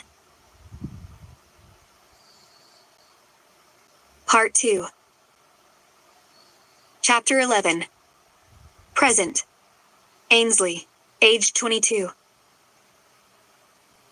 Cotton fields, the creek at dusk, the pink sun glinting off the water, a blue swing set, fireflies in jars, the stars, sleeping bags, a fire pit, an above-ground pool, children swimming in that pool, children, brown hair, brown eyes, gorgeous smile, Lori screaming, a hospital bed, beep, whoosh, machines everywhere, tubes everywhere, beep, big vacant black eyes, whoosh, a casket, Lori inside, death, beep, beep, beep. I shut up in the bed, clutching my chest, my heart feeling like it was beating 1,000,000 times per minute. I grabbed my phone and shut the alarm off. 8 a.m. I gripped the front of my sweat-drenched t-shirt while trying my hardest to get my breathing under control. Big breath, Ainsley. 1, another 1, 2, 1 more. 3. Better. Almost better. I flopped back on my pillow and pulled my wet hair off my forehead with my hand. Breathe. When my breathing finally calmed, I got out of bed and went to the bathroom attached to my bedroom in my small apartment. I took my time, meticulously washing my hair and my body with the water as hot as it would go. I needed to rinse away the bad dream, the bad memories that still tormented me even years later. I stepped out of the shower and grabbed my towel, drying off. I looked at the too thin girl in the mirror and cringed. She looked pathetic, lonely, and broken. I didn't want to be that girl, so I set about fixing her, or at least trying. I grabbed my makeup box from under the sink. I primed my face, applied base, then powder. I contoured, I bronzed, I blushed. I did deep, dark eyeshadow, then added fake lashes. I darkened my eyebrows, then added a dark red stain to my lips. Using my flat iron, I straightened my hair until not even the smallest curl dared to make an appearance. I stared at myself in the mirror, the made-up me, and felt stronger and better. I didn't look a thing like me. I had my armor on. Perfect. I put my underwear and my bra on and grabbed a plain black slim-fitting dress with 3/4 sleeves. It hugged my body from my shoulders to my knees. I slipped a pair of gold hoop earrings and my black flats on and headed into the living room. Shit. I did a double take of the living room. Pieces of paper, markers, fabric, and buttons were scattered everywhere. It basically looked like a craft store had thrown up in there. I walked all the way into the room and lost my shit. Glitter all over the sofa cushions. Kelly and I had talked about this. Glitter was the herpes of crafts. Once you have that shit in your house, you can never get rid of it. Fuck my life. I was going to kill her. Even as mad as I wasn't a damn bit surprised. Kelly loved to craft. She'd go to the craft store and buy it all. Bless her heart. But she had big plans, and unfortunately, none of them came to fruition. The girl had a terrible case of attention deficit disorder. We had half-finished Pinterest projects all over our place, and no matter how much I tried to rein her in, she'd find a way to sneak another project into the apartment to be half-completed and laid in a pile of other half-finished crap. To make matters worse, she often didn't put her belongings away after her midnight making shit marathons. She drove me bonkers. I grabbed the vacuum and started cleaning the glitter. God, it was bad. Even as I was cleaning Kelly's mess, I couldn't help but smile, because as crazy, unorganized, sloppy, and ADD as my roommate was, she was still my best friend and the most amazing, giving, and caring person I knew. She'd give you the shirt off her back. I'd learned that on day one, when I'd arrived at Nashville School of Music with nothing but my old truck, 2 duffel bags, and my violin. I'd walked into the dorms feeling lost. I'd left everything I held dear, everything I loved, 450 miles southeast. I had been terrified, and I'd never felt more alone in my entire life. When I got to my assigned dorm room, the door was open, and inside, unpacking her stuff, stood a tiny fairy of a girl. The girl was even shorter than I was, and her black hair was styled in the most adorable pixie cut. She was precious, and I could tell by her beaming smile and her kind eyes that she wanted to be great friends. "Hi, I'm Kelly Potter. I guess we're roomies?" she asked, raising her eyebrows. I didn't want to make friends. I was there to go to school, get my degree, and get on with my life. I didn't want to be close to anyone. I wanted to play the violin and forget about everything and everyone. I definitely didn't want to form new attachments to people who could leave me or hurt me. I'd had enough of that to last a lifetime. I gave her a tight-lipped smile. It was all I could muster. "Yeah, I'm Ainsley," I said quietly, turning away from Kelly and toward my side of the room. Shit. I looked at the bare mattress. I hadn't even thought to bring sheets and covers or a pillow. I'd have to buy all of that, but not that day. I was exhausted from having been on the road for almost 7 hours. "What do you play? Or are you voice?" she asked. I didn't turn around. I just kept looking at that mattress. It was stained and lumpy. It looked old and worn out, like I felt. I wanted to cry about that dingy mattress and my miserable self. But instead, I answered her with, "Violin." "Yeah? That's awesome," she said behind me.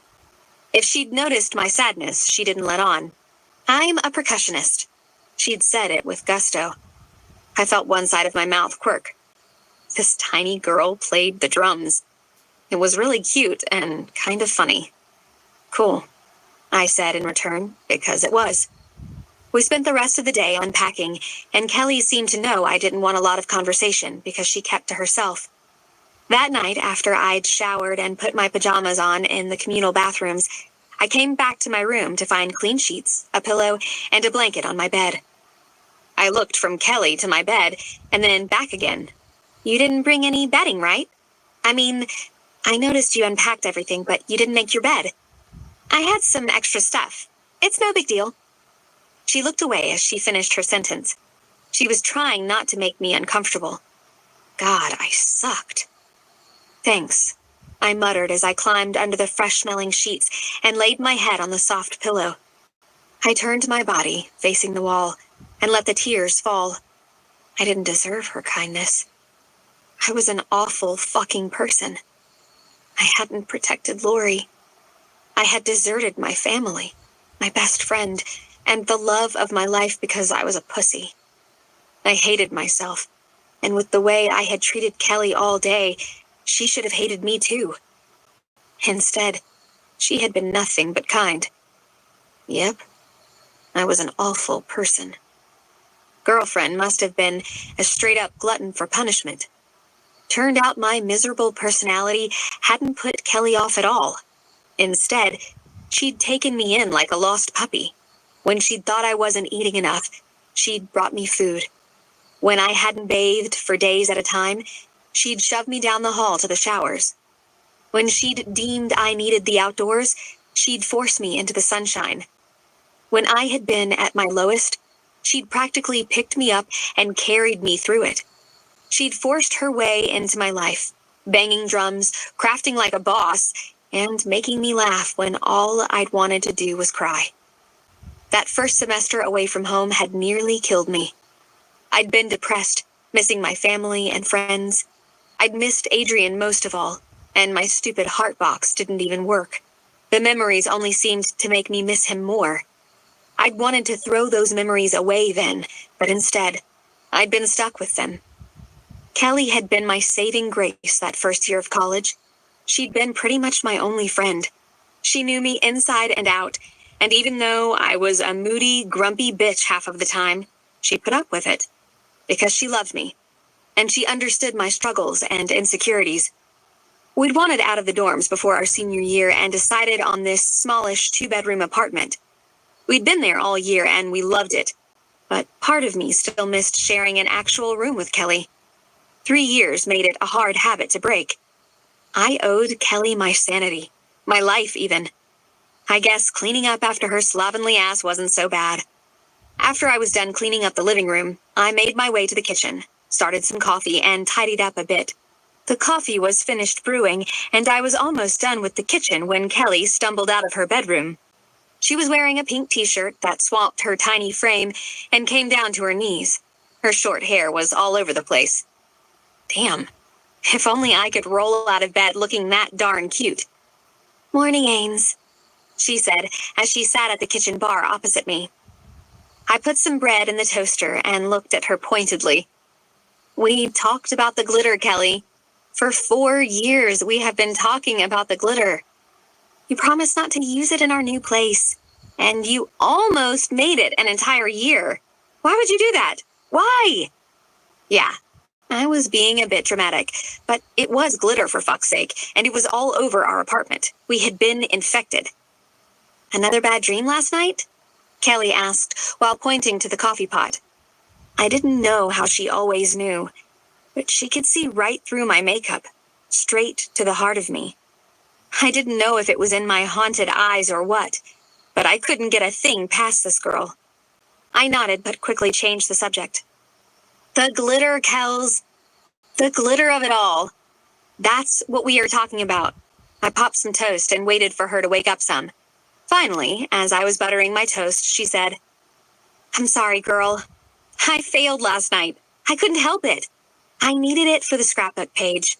It was only perfect once I added that small touch of glitter." Small touch my ass. It had been everywhere. I shook my head and took a bite of toast, handing her the other piece. "I told you not to buy those glitter pins. I knew they would be a gateway drug, and now look at you." I pointed to the glitter stuck to the left side of her face. "You're a mess." Kelly furiously rubbed at her face and asked, "So, now that you are free as a bird, what are you up to today?" I was nowhere near free as a bird. I'd graduated, true, and school exams were history, but I still felt overwhelmed with all I had to do. "I have 2 violin lessons I'm giving today, and tonight I play at Boots," I answered. Kelly had a friend who played bluegrass, and sometimes they needed a violin and a backup voice. When they did, I was lucky enough that they called me. I loved playing in Nashville. It was amazing and lively, and it kept me from thinking. Playing was still my escape. Bluegrass or classical. I didn't care. Either way, I got my fix. "You playing with Brooks tonight?" she asked with mischief in her eyes. God, give it up, Kel. Any man who names his band after himself is not for me. Don't get me wrong, he's good looking, but he's way too self-absorbed. And yes, I'm playing with the Brooks Taylor band tonight. He called me up a couple of days ago to ask, and I could use the money. Kelly was rubbing at the glitter on her face again when she said, "He is not self-absorbed. He's a nice guy, and he is calling because he wants to talk to you, not just because he needs backup." I rolled my eyes, but she continued, "He likes you, honey. Give him a chance. I think it's time for you to try to move on, you know? I mean, you can't just never date again. I know you loved Adrian, but..." My phone rang at that exact moment, and I had never been happier.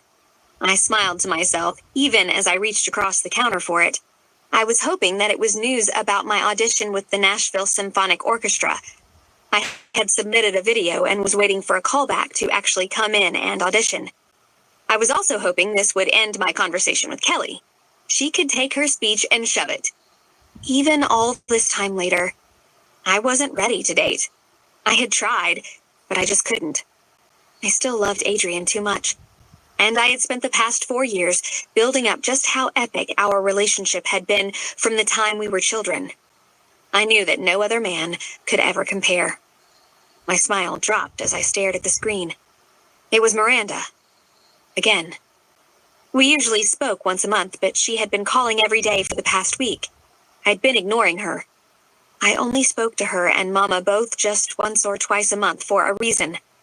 I knew that if I were close with them and talked to them all the time, I'd want to go home. Part of me already did, but a bigger part of me was terrified too. My stomach churned at the thought of driving through that small town again and seeing all the places Lori and I had been together. I just couldn't. "Is it Miranda again?" Kelly asked. I nodded and sent the call to voicemail.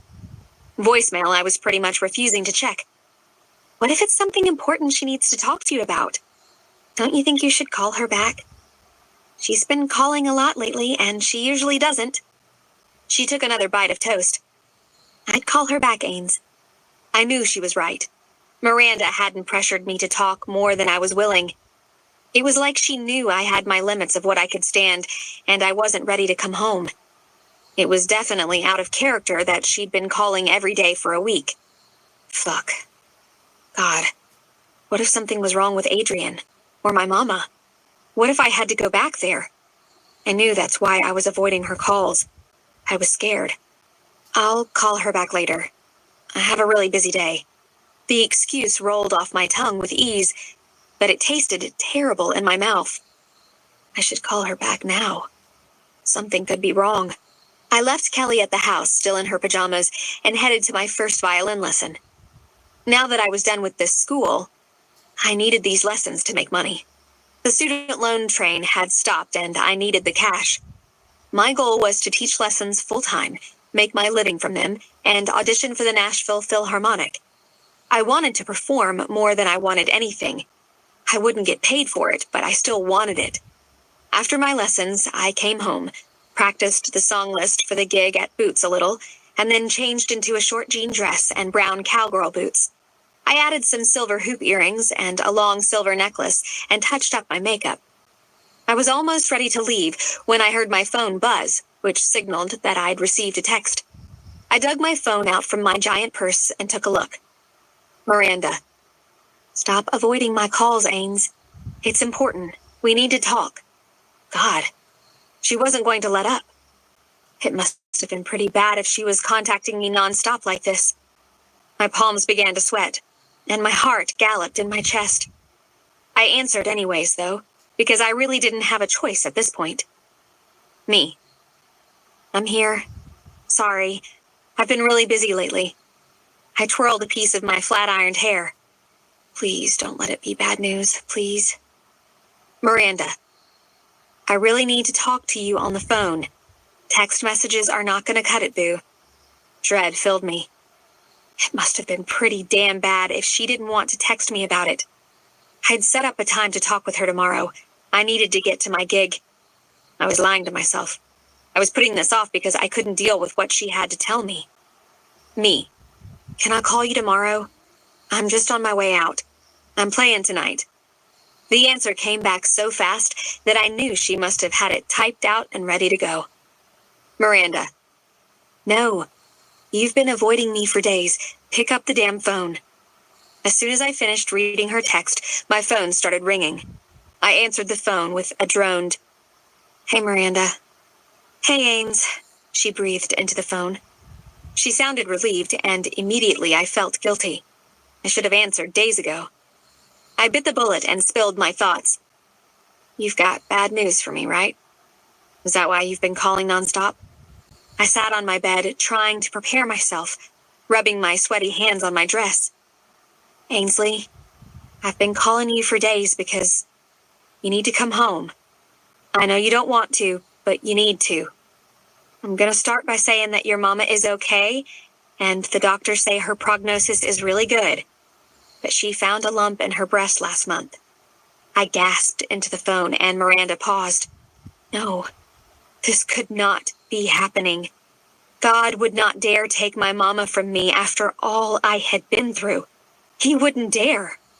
The bed squeaked as I rocked back and forth, my body denying what my mind knew was true. I listened closely when Miranda continued. It's definitely cancer, but the doctors really think that once her chemo is over and the mass is a bit smaller, they can perform surgery and get rid of it completely. They think everything is going to be fine, Ains. They really do. So I don't want you to panic, okay? Panic? Yeah, I was full on panicking. I felt like there was someone sitting on my chest, or something, like an elephant. Yeah, an elephant was sitting on my chest and I felt like I couldn't breathe. I tried to bring in a big breath. It wouldn't come, so I tried again.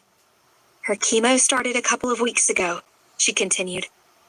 I figured she would call you to come home and help her, but every time I ask her, she says she's fine and that she doesn't want to upset you.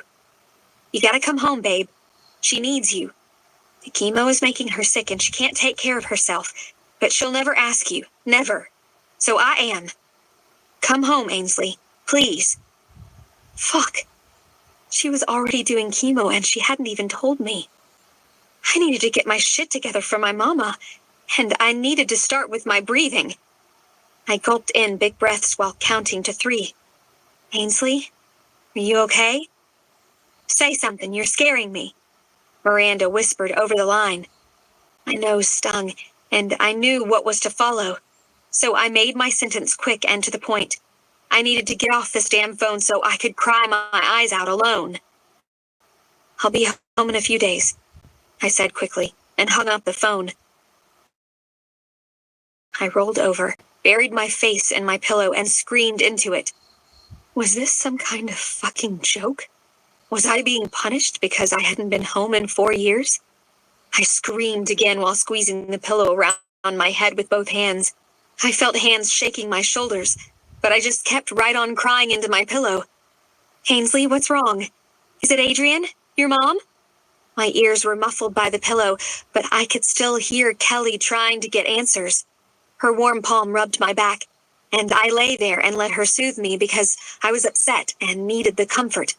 My mom was sick. Really sick. What if she died? What if she left me like Lori had? How would I survive another blow like that? When I was calm, I sat up and looked at Kelly, frantically wiping my eyes. My mom. She's sick. Breast cancer. I garbled through my tears. I could tell that Kelly was stunned. I could see in her eyes that even she was surprised that life had thrown this at me. She wrapped her arms around me and hugged me hard, and once again I let her. I needed it, and she was the only person in the world who knew me. I wouldn't be this fortunate when I got home.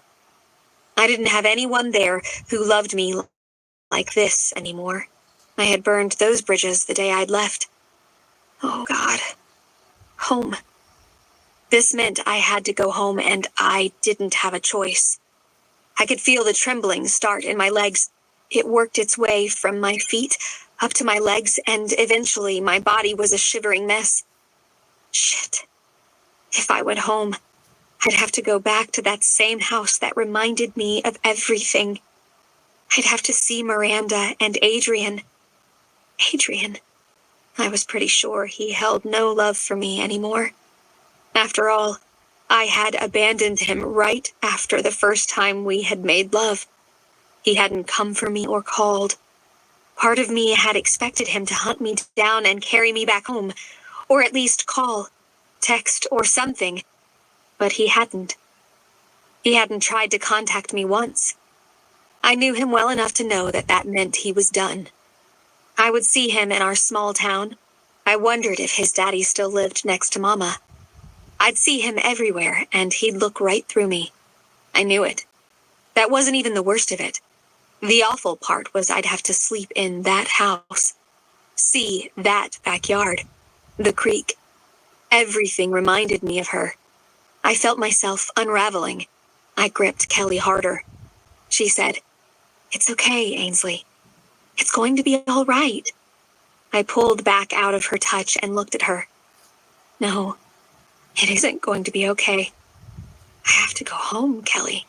I can't go home. I'm not ready." Kelly grabbed my shoulders, gripping them hard. "Fuck that noise, Ainsley. You are ready.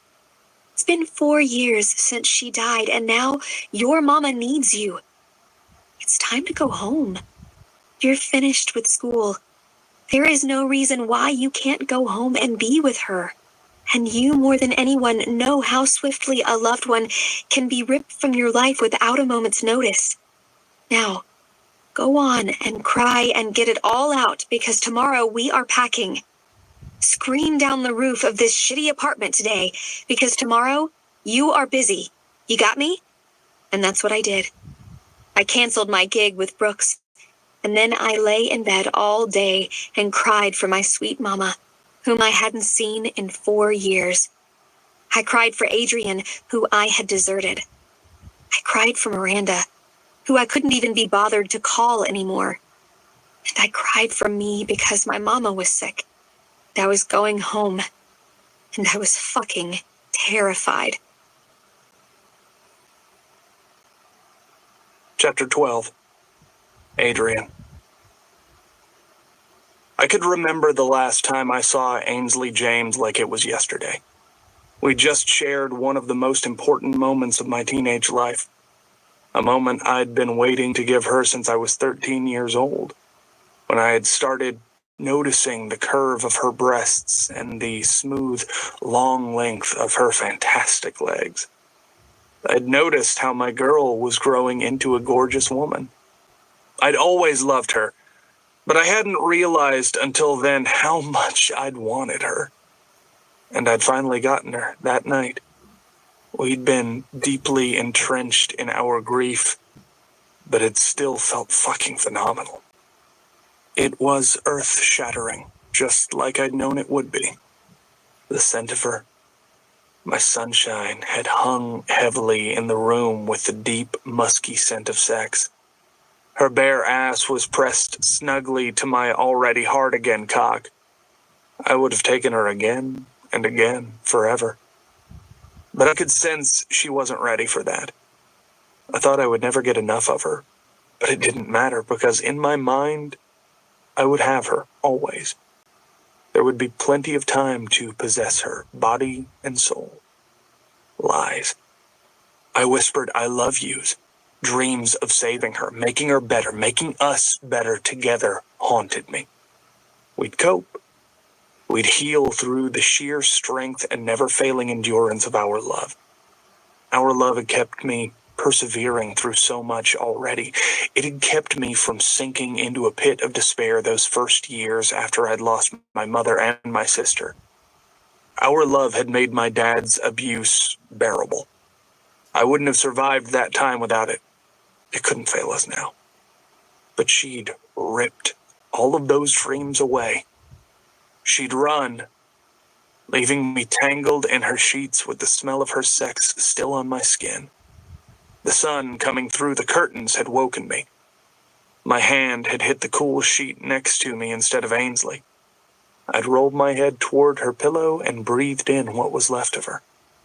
When I looked back, I realized I had known right away. I'd sat straight up in bed and looked around, knowing that it was too damn quiet. I'd immediately noticed her missing violin, and the panic hit me. I'd grabbed my shorts, throwing them on in a hurry, and rushed out into the living room, coming face to face with Jessie, her blue robe and her pained face still frozen in time in my mind all these years later. She'd been holding a white sheet of paper, her hand over her mouth like she was trying to keep the sobs from escaping. Twin rivers of tears ran down her face, and I'd known. She was gone. She'd left us all. Fuck, but it had burned. It still did. Ainsley was the one person in my life I'd never expected to leave me. I'd known since the very first time I saw her that she was it for me. She'd been wrestling in that muddy creek with Miranda, her sweet curls matted in mud, her dimple popping out in her laughter.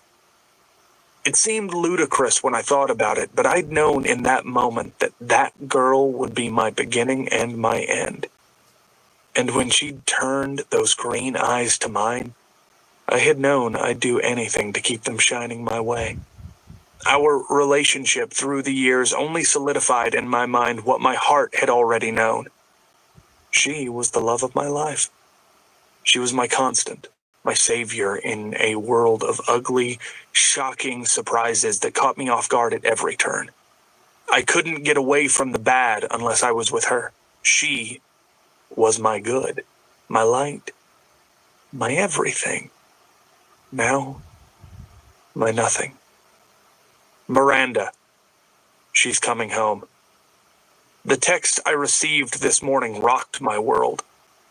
I wasn't ready to do this with her, but I knew that it was only a matter of time. It had been time for her to come home for weeks now. I'd been anticipating it and dreading the hell out of it. I was anticipating it because Jessie was sick, and I knew she wanted her daughter home more than anything. I loved her enough to want that for her too. But I was dreading it because my relationship with Ainsley was exactly what it was, which wasn't a damn thing. And there wasn't a time that I could remember since I had been 8 years old where we hadn't been something to each other. Except the time she had been gone. I didn't know how to not be something to her. But I was going to have to learn because fuck that and fuck her. I slammed my coffee cup down on the counter and ran my hands through my hair. Shit. I refused to let Ainsley do this to me. She wouldn't send me back to the place where she affected me. I snatched my phone off the counter and pulled up Greta's contact information before sending her a quick text. Me. My place. Tonight. I knew she would come. She always did. Greta and I had only been seeing each other a couple of months. It wasn't serious, and I'd made that known to her. I didn't have the time or the inclination for serious relationships, but I did enjoy her body immensely. My relationship with Greta was both personal and professional. I just graduated with a bachelor's in fine arts from the University of South Carolina when a former teacher hooked me up with a gallery owner, Henry, in downtown Columbia. My teacher had noticed my talent for vibrant and unique watercolor paintings and passed along my information. Greta happened to be Henry's daughter and the manager of the gallery. Henry had taken one look at my paintings and called me a risk taker. He'd said that my work was bold and I was going places. I knew he was hoping to make a pretty penny off me, and I needed cash as soon as possible. I was still living off the dregs of my student loans. He offered me a chance to showcase my work, and I jumped on it. I'd also jumped on Greta, because she was gorgeous. She had a fantastic set of tits and an ass that filled my large hands. My show was still 2 months off, but I'd been working on quite a few new pieces for it. Between the stress of caring for Jessie and the upcoming show, 2 months didn't feel like nearly enough time to do everything I wanted to do for my showing. I picked my phone up and saw that Greta had texted me back. Greta. Of course, baby.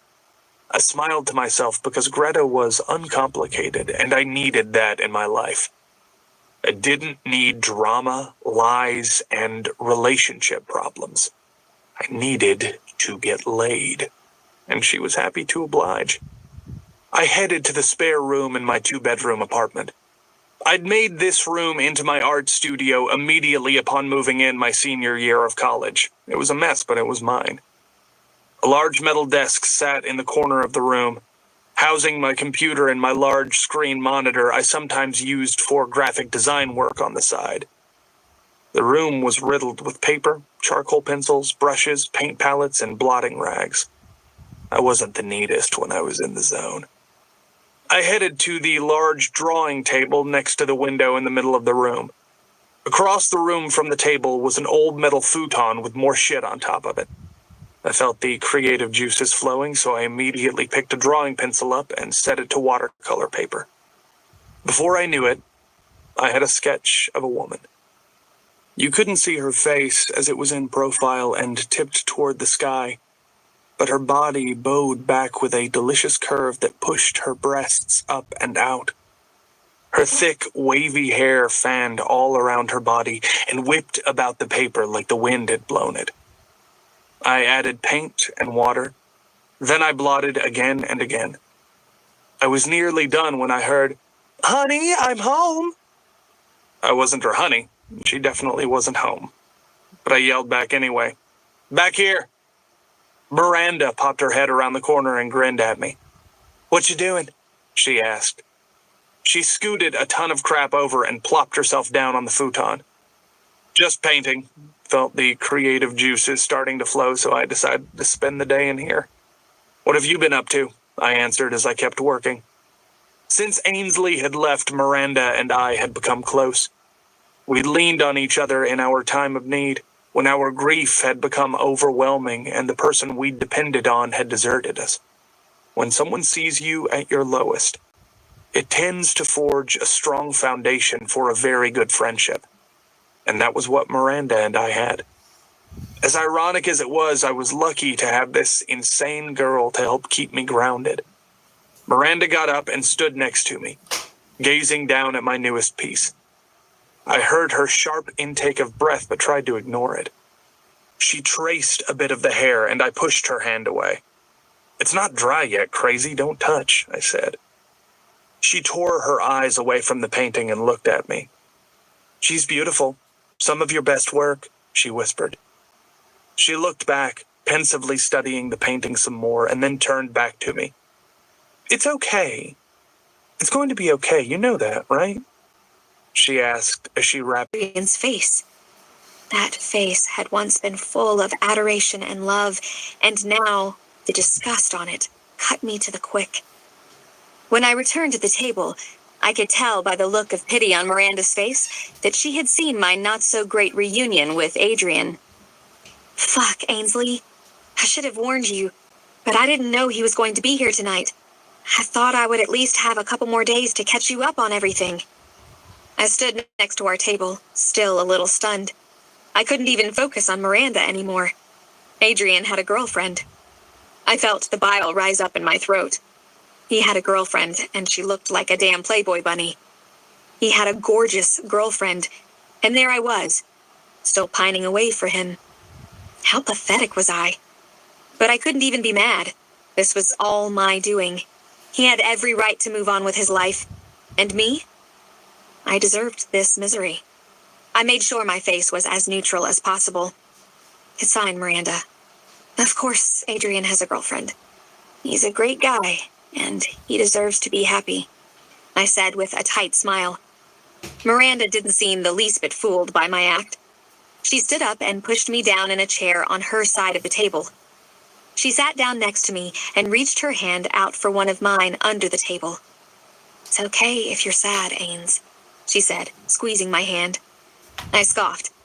"I'm not sad. I mean, I guess I'm a little disappointed that he hates my guts. But I expected it, honestly. How I treated him was terrible and unforgivable, so I get it. There's a fine, tiny damn line between love and hate, Ains," Miranda said through a sad smile. I knew what she meant. I knew all too well that you couldn't hate something or someone without loving them madly. I loved this town as much as I hated it. Sometimes I thought of Lori and how much I loved her to only hate her for having left me. It was a fine line, and I was damn sick of riding it. I got up and dragged Miranda up, too. "We gotta get out of here. I'm sure Mama is waiting up on me, and it's getting late." Miranda grabbed her bag, and we both slipped into the aisle and made our way to the front door of Beau's.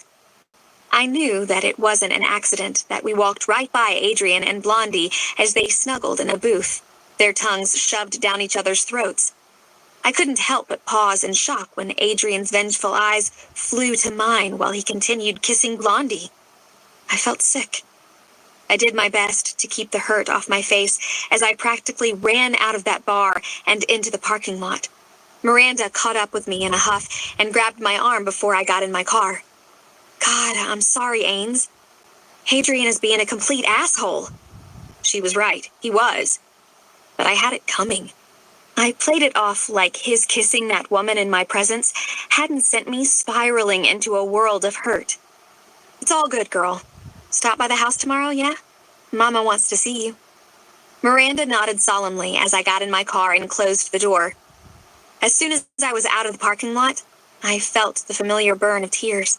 Clenching my teeth, I tried to keep them in, but it was no use. I couldn't believe that a 15-year love affair had come to this. I thought of Adrian kissing that woman, the look in his eyes searing me through. He was putting me in my place. He was sending me straight back to hell, a place I hadn't been for over 4 years. Only now, Adrian had the key. Chapter 14. Adrian. I was fresh out of the shower, toweling myself off when I heard the slam of my front door and the bellow of, "Adrian Davis, get your ass out here now!"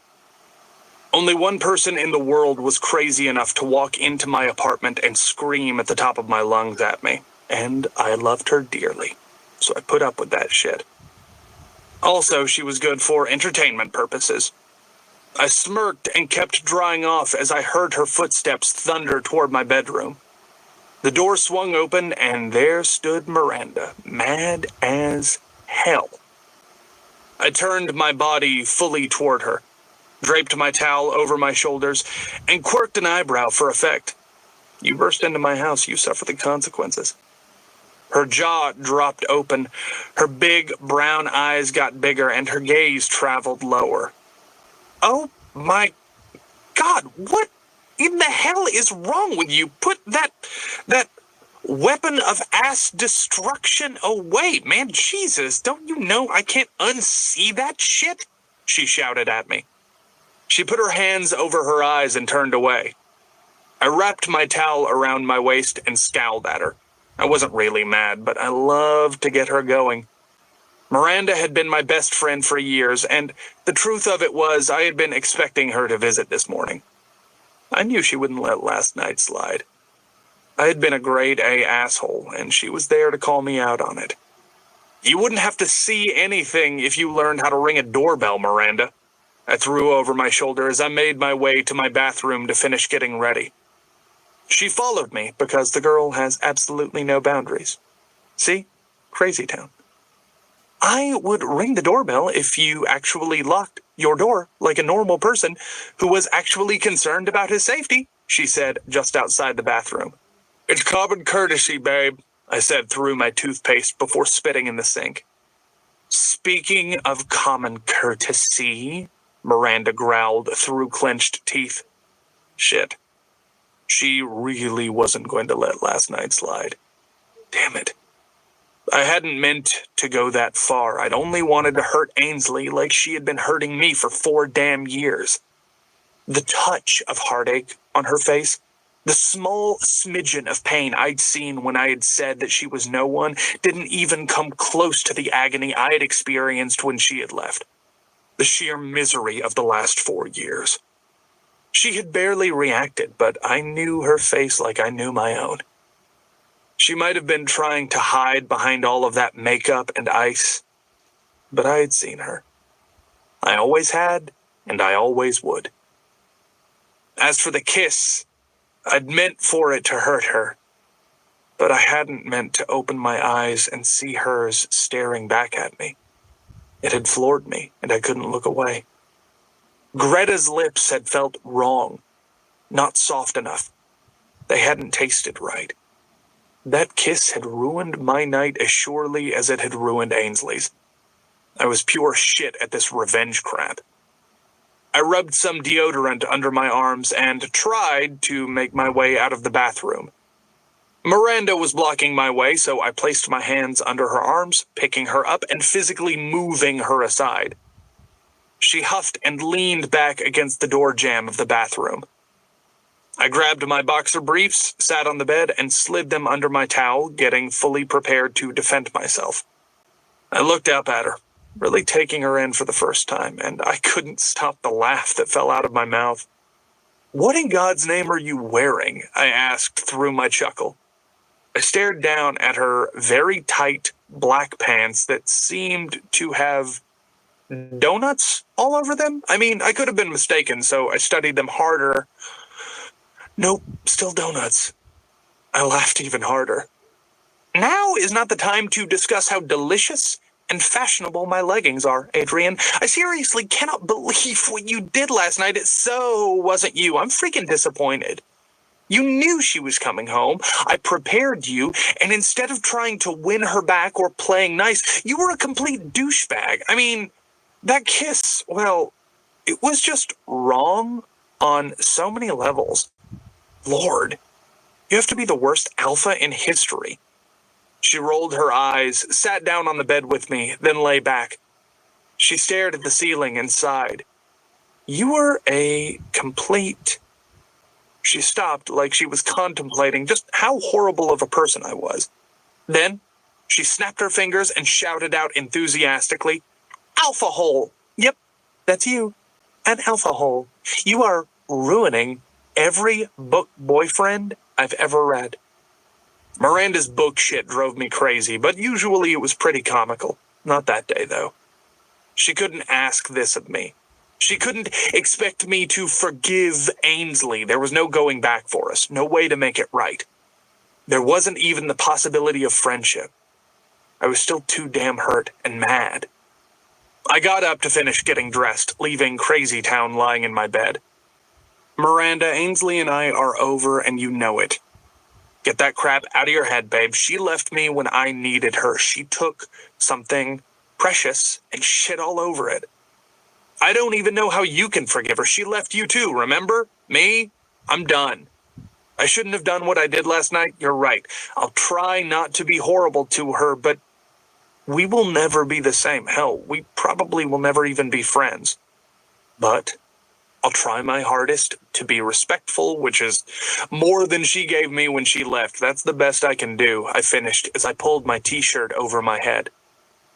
I know she hurt you. I do. I was there. Remember, we were all each other had, but I also know that Ainsley is not the same girl she was before we lost Lori.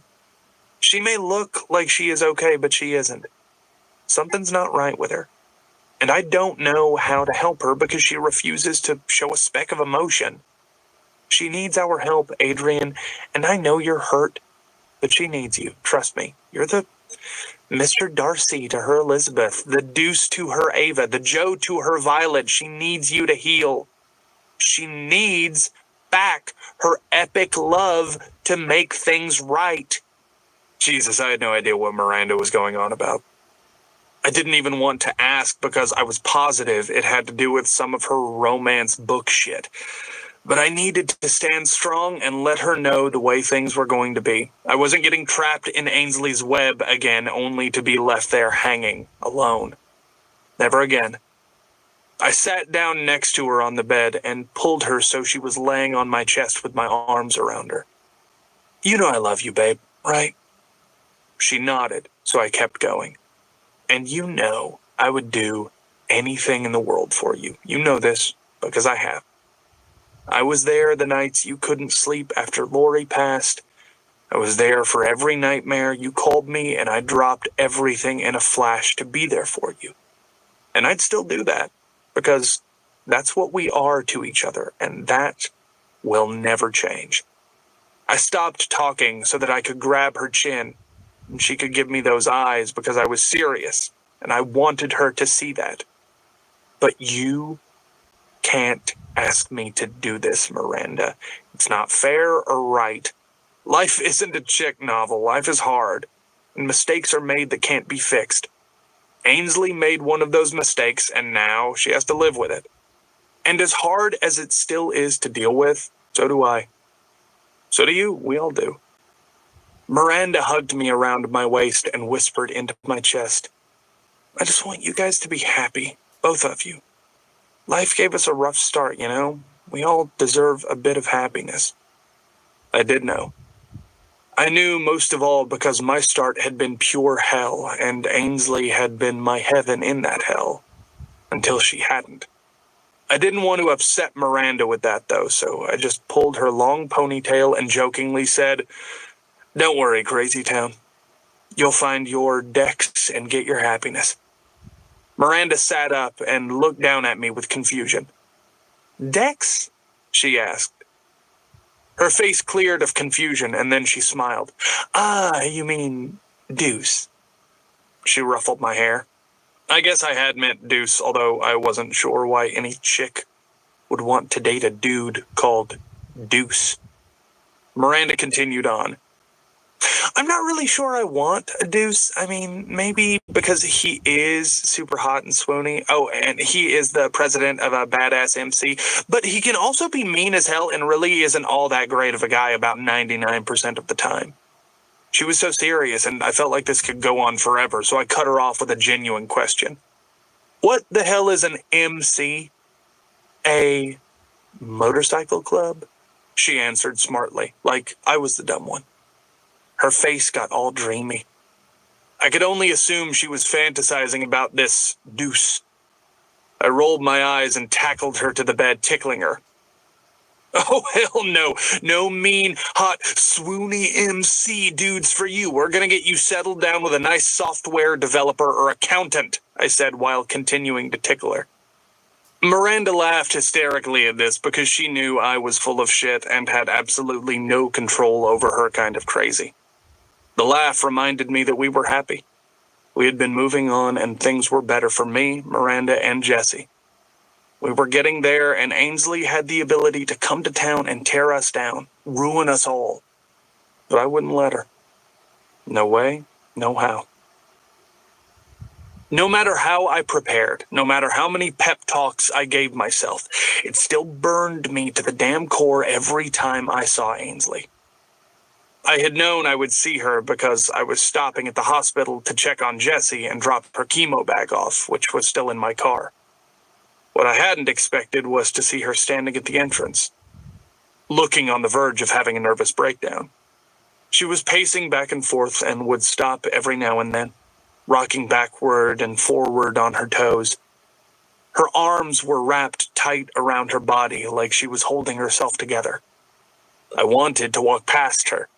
I wanted to ignore that niggling feeling in the back of my brain that said, "Stop, she needs you." I wanted to abandon her and let her pain sweep her away into an unceasing misery, just like she had done to me when she had left. But Miranda's words from this morning were still haunting me. Ainsley wasn't the same. She was still damaged. She needed someone. I was the first to admit that that someone wasn't me, but still, I couldn't just walk past and ignore her. My heart wouldn't let me, and that pissed me the hell off. I was right near her when she finally saw me. She had obviously been far inside her mind. I knew where she was because sometimes even I had to go there to escape the sting of real life. Her eyes were red and swollen. Her hair was a mess, and she seemed to have lost some of her makeup in her distress.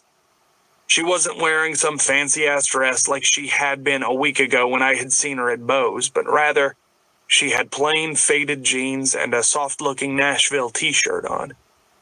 It pleased me too damn much to see my Ainsley peeking through, which made me even more mad at myself. But God, she was beautiful. Smudged makeup and all, she still took my breath away. Fuck.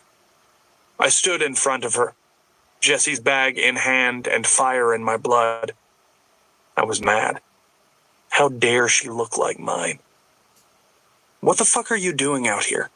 Why aren't you in there with your mama?" I asked a little more harshly than I should have, but I couldn't help it.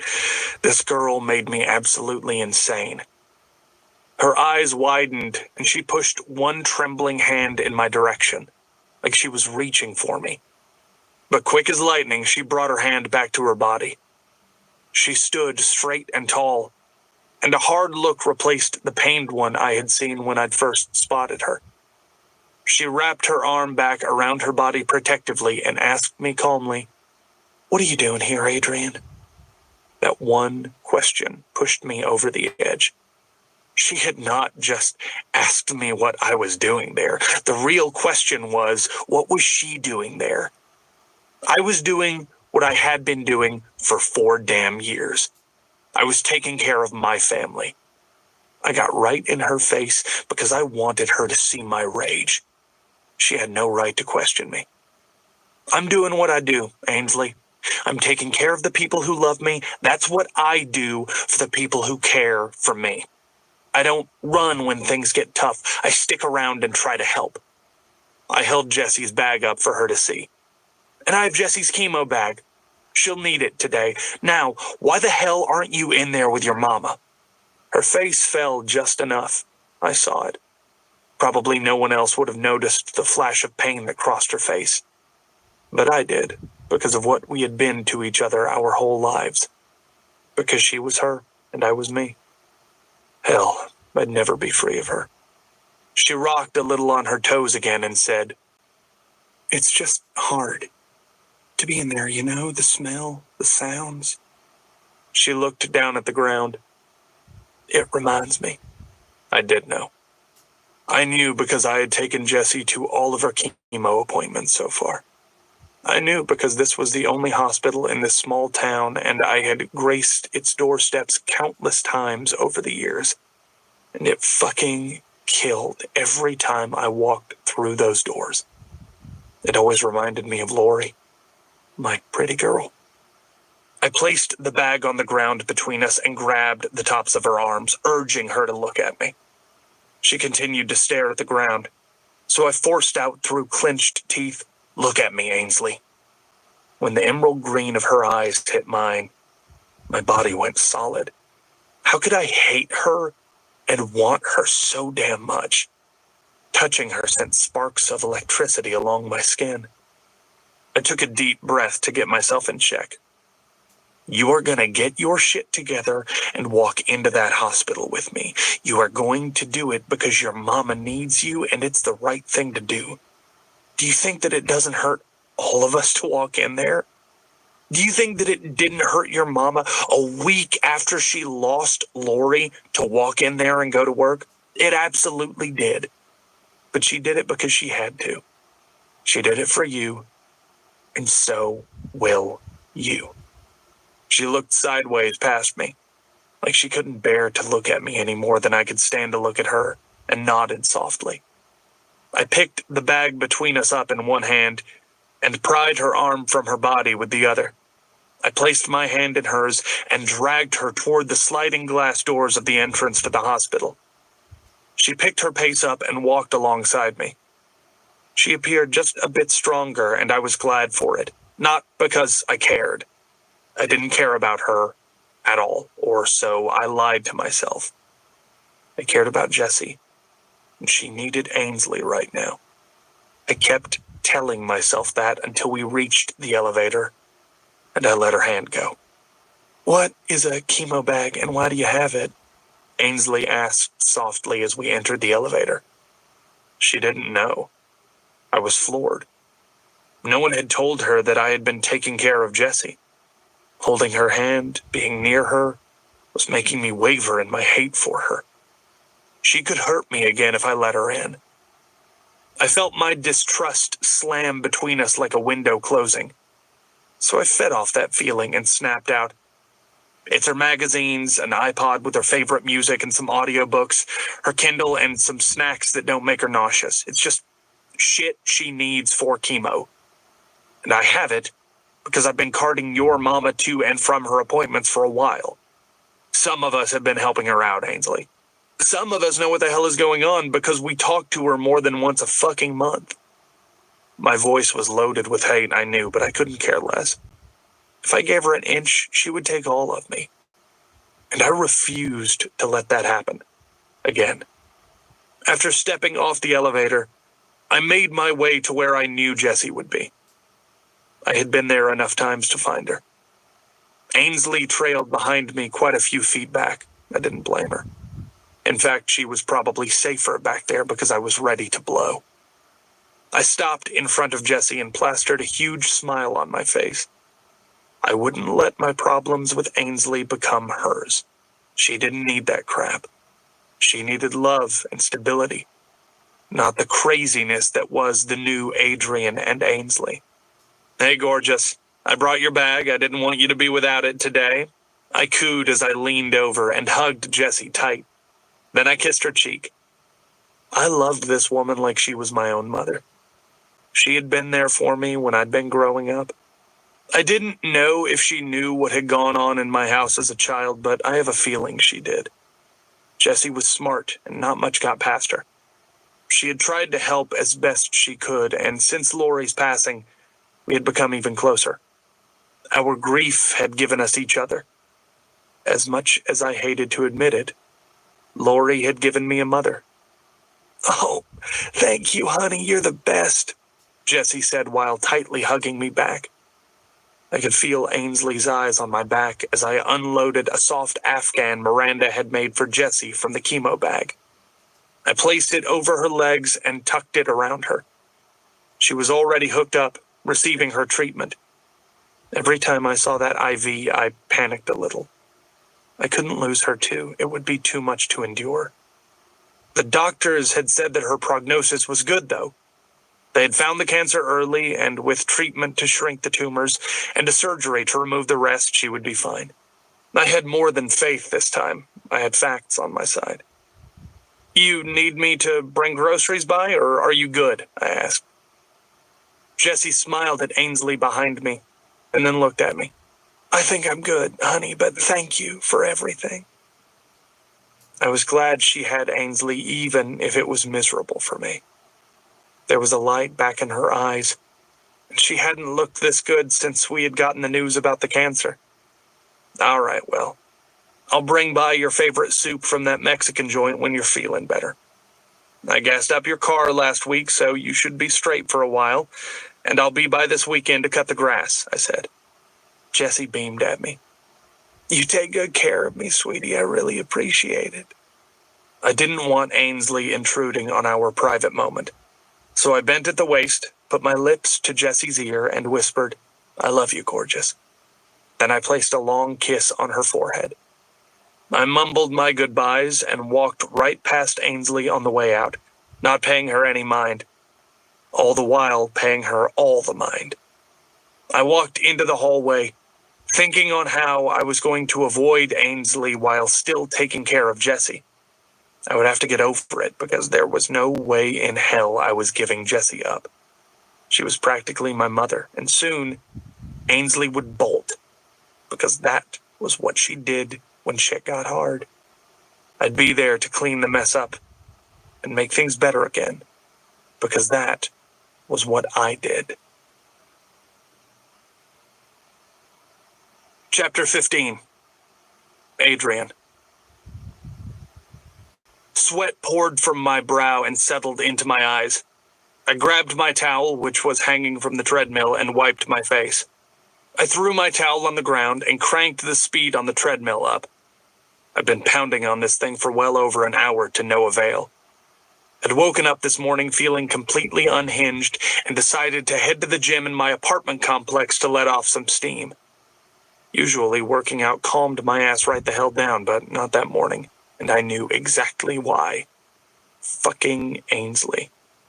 An hour's worth of weights and an hour more on the treadmill hadn't done a damn thing to chill me out. I knew what else would calm me. Sex. Sex would definitely settle me down, but ever since I'd run into Ainsley in the front of the hospital a few days ago, I hadn't wanted to call Greta. And I knew why. It was because I had seen a tiny glimpse of my Ainsley, and now no one else would do. Fuck. I shut the treadmill down and ran the block back to my apartment. After I turned the shower on and stripped my gym shorts and my shirt off, I took in my red, sweaty face in the mirror and thought about Ainsley's flushed face in front of the hospital. It had been almost makeup-free, and then she had shown me a sliver of emotion. I felt my pulse quicken at the thought of having my Ainsley back. God, I needed to get this girl out of my head, but I didn't have the slightest idea how. Since she had been back, she had taken up residence in my mind almost 24/7. If I wasn't thinking about how to avoid her or how much I wanted to hate her, I was thinking about kissing her soft mouth on mine, or better yet, fucking her. I stepped into the shower, washed the sweat of the gym out of my hair, and started soaping my body. I ran my soapy hand over my chest, past my abs, and down to my already half-hard cock. I rubbed my soapy hand around the head a few times. It felt invigorating after I'd been so miserable the past few days. I slowly stroked myself while my mind automatically flashed to Ainsley's mouth. I thought of how she'd tasted the first time I'd ever kissed her in that dark, small room at the back of the music hall. I thought of how her tongue had tentatively reached for mine, her taste exploding in my mouth. I remembered her moans as my chest met hers. I recalled the rush of her breaths as she ground her core against me. I reminisced on the first night I had actually taken her, and how tight she'd been around my throbbing cock. I'd wanted her for so long, and she had been well worth the wait. My strokes came faster and harder as I imagined having her on her knees before me. Her gorgeous mouth wrapped around me while her own hand furiously rubbed between her legs. That was what did it. Her on her knees, my hands in her hair, me fucking her face. I felt the prickle of my orgasm start at the base of my spine and shoot upwards, the impact of it almost sending me to my knees while I came on the shower floor. Shit. I laid my forehead against the cold tile of the bathroom and shook it back and forth. What in the ever-loving hell was wrong with me? Thinking of Ainsley sucking me off wasn't going to help me move on with my life. Now that she was back in town, I was back at square one. I felt like my 16-year-old self again, and I hated it. As a teenager, I had come on the shower floor more times than I could count to the thought of Ainsley James. I didn't want to moon after some girl who had practically ripped my heart from my chest. I slammed my fist into the bathroom wall, turned the water off, and then got out of the shower. I should have felt relaxed after that mind-blowing orgasm, but instead I was furious with myself and felt more on edge than ever. I finished getting dressed as quickly as possible and headed out. I was locking the front door to my apartment when I heard a familiar voice from behind me. "There you are. I've been trying to get a hold of you for days." Greta made her way up the sidewalk, her hips swaying in a black skirt-suit combination that usually made my dick rock hard. Now, nothing. I sighed. I was in a shit mood, and while I didn't want to take it out on her, I was pissed that she had stopped by without an invite. She knew what the deal was between us, and the deal was just sex. There were not hearts, romance, or flowers, which meant there damn sure shouldn't have been any uninvited stops by my place. "What are you doing here, Greta?" I asked. I knew she could hear the irritation in my tone. It was written all over her disappointed face. She popped her bottom lip out in a pout and said, "I've missed you. I've been calling for days, and you haven't answered, so I thought I'd stop by and see how you were doing." She came closer, and I could smell the strong floral scent of her perfume. I used to think that bottom lip was adorable. I used to think her perfume smelled like sex and flowers. Now they were both giving me a damn headache. Jesus. I just wanted her to get in her expensive-ass car and go, but I knew there was absolutely zero chance of that happening without me brushing her off. "Yeah, I've been really busy. How about I call you later when things slow down?" I asked. I jingled my keys and headed for the parking lot. I was hoping she would take the hint and get gone. She did not want to have to deal with me. Hell, even I didn't want to deal with my grumpy ass. But it was too much to ask for her to just leave, of course. She quickly walked to catch up with me and jumped in front of me. She pinned her body up against mine and wrapped her arms around my neck. Her face was so close to mine that our noses were touching, and I felt my stomach roll. It felt wrong and dirty to be pressed so closely to someone else when I'd just gotten off in the shower to images of Ainsley. Don't you want to go upstairs and play for just a bit? Greta asked through her Cheshire Cat grin. She looked ready to pounce, and I was in no temper for that. Look, babe, I'm not in the mood today. I have a lot on my mind and things I have to get done this afternoon. So I'll call you when I'm free, okay? I was trying to be as clear as I could because she was obviously having trouble getting the fucking message. I removed her arms from around my neck and skirted past her, heading to my old blue Mustang. I heard the clack of her heels following behind me in the parking lot and thought I was out of the woods. Wrong. Adrian, you've been acting weird since we saw that girl at Bo's. Is that what this is about? Are you seeing someone else? She had said that girl like Ainsley was beneath her, and I felt my temper start to climb. Before I could stop myself, I turned around and shot back. That girl's name is Ainsley, but you do fucking well to keep her name out of your mouth. You got me? Greta nodded. I kept going. You know what we have is casual, Greta. I won't be expecting any more uninvited visits here. I'm in a crap mood today, so I'll call you when I'm not busy, yeah? I finished sternly. Yeah, Greta answered back, and rushed on her high heels to her car. She got in her white Lexus, slammed the door closed, and peeled out of the parking lot. I ran my hands through my hair as I made my way to my car. I got in and then slammed my own car door behind me. God, this day was turning to shit. I rolled the window down and turned the radio as loud as I could stand, hoping that it would keep my thoughts of Ainsley at bay. She was reeling me back in, and I couldn't let her. I needed to reinforce the steel walls around my heart, and if that meant I had to be a complete douchebag to her, then so be it. I didn't care what Miranda had to say about it either. I wasn't foregoing my happiness for Ainsley's. Fuck that. I stopped by Jessie's favorite Mexican place, picked up the soup she liked, and headed to her place. I would drop it off, pay her a quick visit, and then get the hell out of there, seeing Ainsley as little as possible. Since I was that way, I'd probably pay my dad a visit too. We got along okay nowadays. He'd stopped drinking after I had gone away to college. Through a lot of therapy and AA meetings, my dad was getting there. We didn't have a stellar relationship, but every day it was getting better.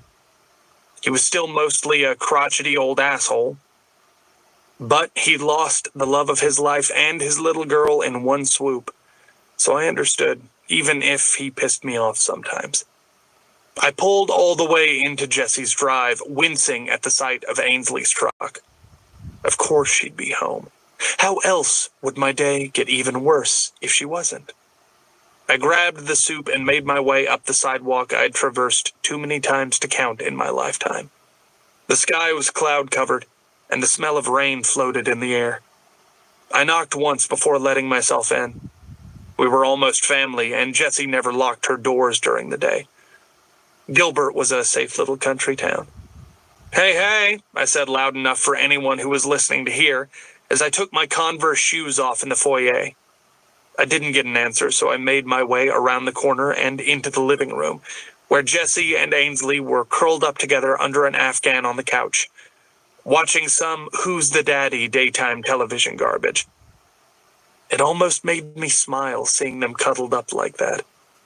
Ainsley's face was still made up to the nines, her hair thrown up in some elaborate but messy thing chicks did at the top of their heads. Her face looked open and expressive, and I liked it way too much. They were so engrossed in the television that they didn't even notice me until I was practically on top of them. Hey, gorgeous.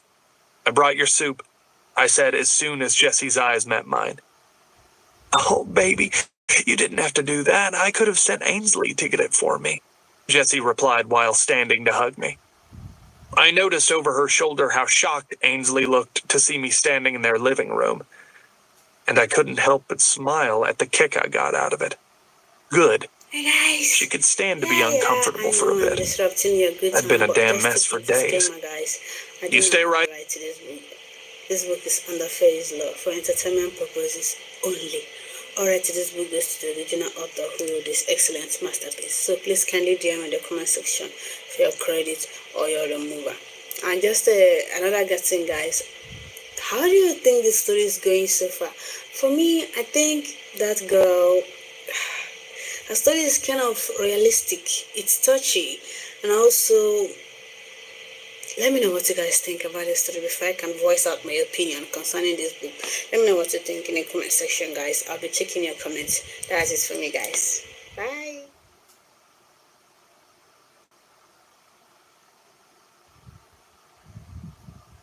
There, I'm going to go reheat this and put it in a bowl for you. I held the container of soup up. Jessie smiled and nodded, and I headed into the kitchen. Then I heard, "I'll be right back, I'm gonna help," from Ainsley. I was already pulling a bowl out of the cabinet and filling it with soup when Ainsley came into the kitchen. I didn't need her help. I knew the kitchen well. I put the soup in the microwave and turned it on, determined to ignore Ainsley. I grabbed a spoon from the silverware drawer when Ainsley quietly called, "Adrian?" I gave her my eyes even though I didn't want to, and damn, it was a terrible mistake because my gaze couldn't help but travel the entire length of her gorgeous body. She was way thinner than she had been in high school, but no less beautiful. And the tight purple tank top and even tighter black pants she had on did nothing to hide it. Fuck, her nipples. She wasn't wearing a bra. I was being tested in ways I never had before, and I hated how much I wanted to fail. I hated how much my body wanted hers. "What?" I snapped back as my eyes roved her body one more time.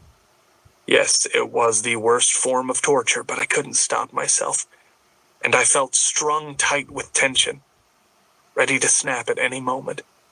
Ainsley folded her arms over her breasts, covering her nipples like she was hiding them from me, as she said, "There's a leak under the sink in here. I tried to figure out what was wrong with it, but I couldn't see the problem. Mama said you would take a look when you got here. Do you mind?" I could tell she hadn't wanted to ask me for a thing, but she had for her mama, so I said, "Yeah, sure. After I get your mama her soup, I'll have a look." She threw a smile at me that used to light my entire world. That smile used to guide me through the worst days of my life. It pissed me off that she dared smile at me like that. It made me want things I couldn't have. It made me remember. I loved that smile entirely too much, and I couldn't have her give me one ever again. I'd have brought some soup for you too, but I thought you would have hightailed it back to Nashville by now. But I guess it's not a big deal. You don't look like you really eat much anymore anyhow, I sniped. I expected a pained look or at least a fight in response to my caustic words, but what I got was worse, because it was nothing. It was like she understood and accepted my malice. I didn't want that, and I damn sure didn't like it. I wanted the opposite of that smile. I wanted her anger, her hostility. I wanted a damn reason to still hate her. I definitely didn't want that vacant look on her face, because it made me think of what Miranda had said. It made me think that maybe she was right, that Ainsley was broken. She grabbed the soup and the spoon from my hands and mumbled, "I'll take these to Mama so you can look at the sink." I just stood there, my mouth open, stunned like the asshole I was. So as not to add to my mortification, I grabbed a step stool from the laundry room off the kitchen and put it sideways in front of the cabinet sink. I removed a bucket half full of water from underneath the sink, sat down on the stool, and leaned back into the cabinet so I could clearly see the leaking pipe. It looked like it just needed to be tightened, so I got up and looked for a wrench in the kitchen junk drawer. After 5 minutes of scrounging around for it, I found it at the back of the drawer with about 5 million other things. I sat back on the stool, leaned back into the cabinet like before, and got to work. I was almost done when I saw sexy as hell, black-clad legs standing in front of me. I continued tightening the pipe even as I could feel her hot gaze on me. I tried to ignore it, but I couldn't handle one more second of it.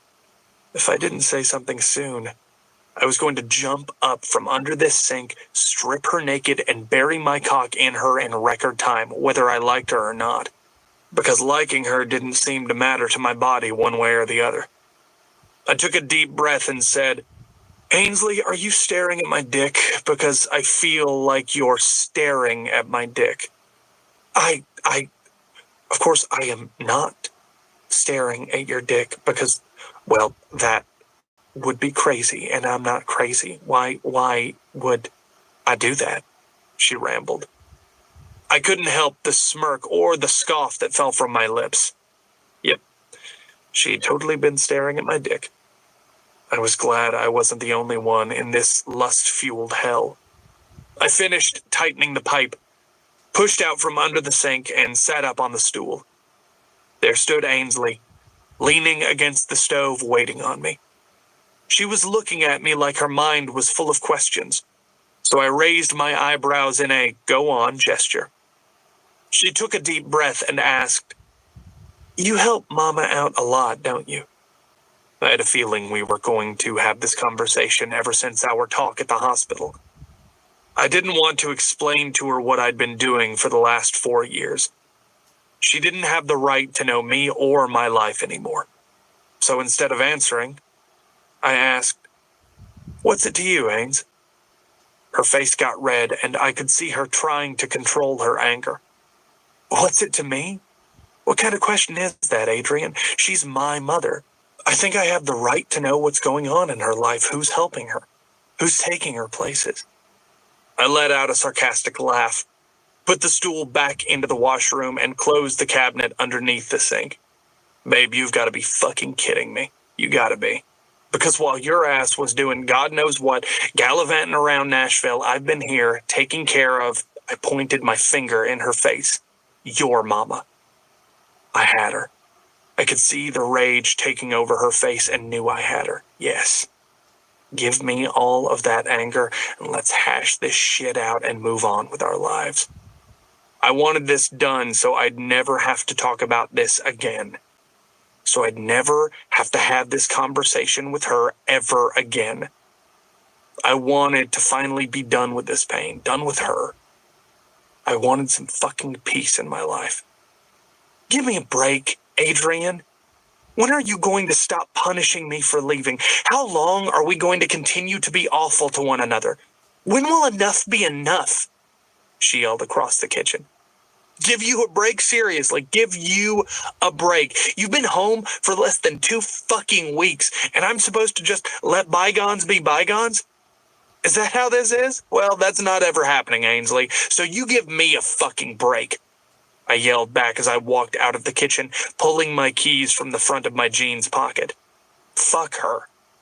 She wanted me to give her a break. She'd had a fucking break for the last 4 damn years. Meanwhile, I'd been sweeping up all of the damn pieces she and Lori had left behind. I opened the screen door of the house to a torrential downpour. It was raining so hard that I could barely see 2 feet in front of me, but I kept right on going. I needed to get the hell out of there. Right before I made it to the driver's side door, I was intercepted by Ainsley. She leaned against the door in the pouring rain, her clothes soaked through, her eyes tipped up to mine. Her chin trembled as she yelled at me. "Why didn't you come?" I didn't understand what she was asking. Why hadn't I gone where? Why the hell were we standing in the rain asking stupid questions? "What are you talking about?" I asked. Even in the rain, I saw tears slip from her eyes. "Why didn't you come for me when I left? Mama knew where I was. Why didn't you call? Why didn't you text? Hell, why didn't you even email? Why, Adrian? Why?" She begged, banging her small fist against my chest. She'd wanted me to come for her. I felt an ache in my chest, one I hadn't felt since the morning I had woken up alone in that bed and known she had left me. It hurt so deep and so raw that I wanted to scream this neighborhood to the ground. But instead, I grabbed her hands from my chest and asked, "Why did you leave? Why did you leave me when I needed you most? How could you do it knowing how I loved you? How could you be so fucking careless with my heart?" I tried to shove her away, but she grabbed the fabric of my shirt, pulling me closer until our wet bodies were up against each other. She was pressed against the car door, with me pressed to her front. Thunder sounded in the distance, and rain pounded the pavement all around us. But all I could see and feel was her, the tiniest glimmer of my sunshine in this monsoon. "Why didn't you come?" she whispered across my lips. She looked as defeated as I felt. I grabbed her face hard between my palms, using my thumbs to wipe the tears from under her eyes. I couldn't believe she didn't understand why I hadn't come for her. It rocked me with so much emotion that I couldn't help but tell her the truth. I looked deeply into her eyes. "I didn't come for you because I couldn't. I couldn't chase after you, knowing you'd left me without a care. I know you were hurting, Ains, but I was hurting too. How can you not see it? How can you not see that Lori left me too?" I dropped my hands to her shoulders and shook her body. "My mother and my sister left me against their will. It was quick and shocking, but it still fucking killed. My father deserted me for the damn liquor bottle, only paying me attention with his fist, and then Lori? God, I never expected you to do that to me, ever. I never expected you to willingly leave me, Ainsley. You weren't supposed to do that. You were supposed to be there for me like you'd been for 10 damn years. I couldn't fucking come after you because you'd crushed me. I couldn't come after you after that. I still can't. I'm still too damn hurt. Do you understand?" I yelled through the gushing rain and howling wind. Mother Nature's violent disturbances swirled around us, but I hardly noticed because I could only focus on the storm within me. It raged inside. It was brutal and savage, and I wanted to cry from the fierceness of it. Ainsley lowered her head to my chest, and even though the rain was too loud to hear her cries, I saw her shoulders shake with sobs. She lifted her head to mine, her mouth but a breath away, and said, "God, Adrian, forgive me. Please forgive me. I was such a mess. Every day here was pure agony without Lori. Every time I looked at you or Mama or anything here, all I could see was her. It was ruining me. I had to leave. Please forgive me. I was such a disaster." I placed my hands back on her cheeks and rubbed my thumb against the pink staining her lips. "You think you're not a disaster anymore? You think you aren't a mess anymore? Then what the hell is this shit all over your face?" I kept rubbing her lip with my thumb until the true color of her lips came through. The pink was smudged all around her mouth, and the rain washed more of her makeup away. "Who are you pretending to be today, Ains? Why the hell are you so thin? Why are you hiding behind some veneer that isn't you? You're still a fucking wreck. And it kills me that even as shattered as you are right now, I still want you more than my next breath. Because I can see through all of this shit you try to cover up with. I see through straight to the heart of you, straight to my Ainsley, the girl who rescued me time and time again as a kid. And I can't help but still fucking love her. And I hate myself for it." I foolishly slammed my lips down on hers. I couldn't help it. She froze for only a second before her body melted like butter into mine. Fuck. I had forgotten how her frame fit so perfectly to mine. She opened her mouth and slid her tongue against mine, and all was lost but us. This very moment. I was so hungry. It felt like I'd been hungry for years, and now I was determined to take my fill. I ate and ate from her mouth, and it still never felt like enough. When her small hands made their way under my wet t-shirt and ran up my stomach onto my chest, I lost all control. I growled low as I ran one hand into her soaked hair and gripped tight, while moving the other hand over her shirt to her small but fucking perfect breast. I rubbed my thumb over her nipple, and then brought my fingers together, squeezing the tight bud. She moaned into my mouth, and that was all the permission I needed. I pushed her body up against the car with my own until she was leaning on it, and moved my trembling hand down from her breasts to her pants, sliding it inside her underwear. My breath caught on contact. "Fuck, baby," I said into her mouth. "You're so wet and warm for me." She tilted her pelvis toward my hand and leaned further back onto the car, her body begging for more. And at that moment, I wanted to give her it all. Every damn thing. I slid my middle finger deeper into her heat, penetrating her. The gasp she let go against my mouth pushed me on. My thumb rubbed lazy, slow circles around her clit while I fucked her with my fingers. She was beautiful in her bliss.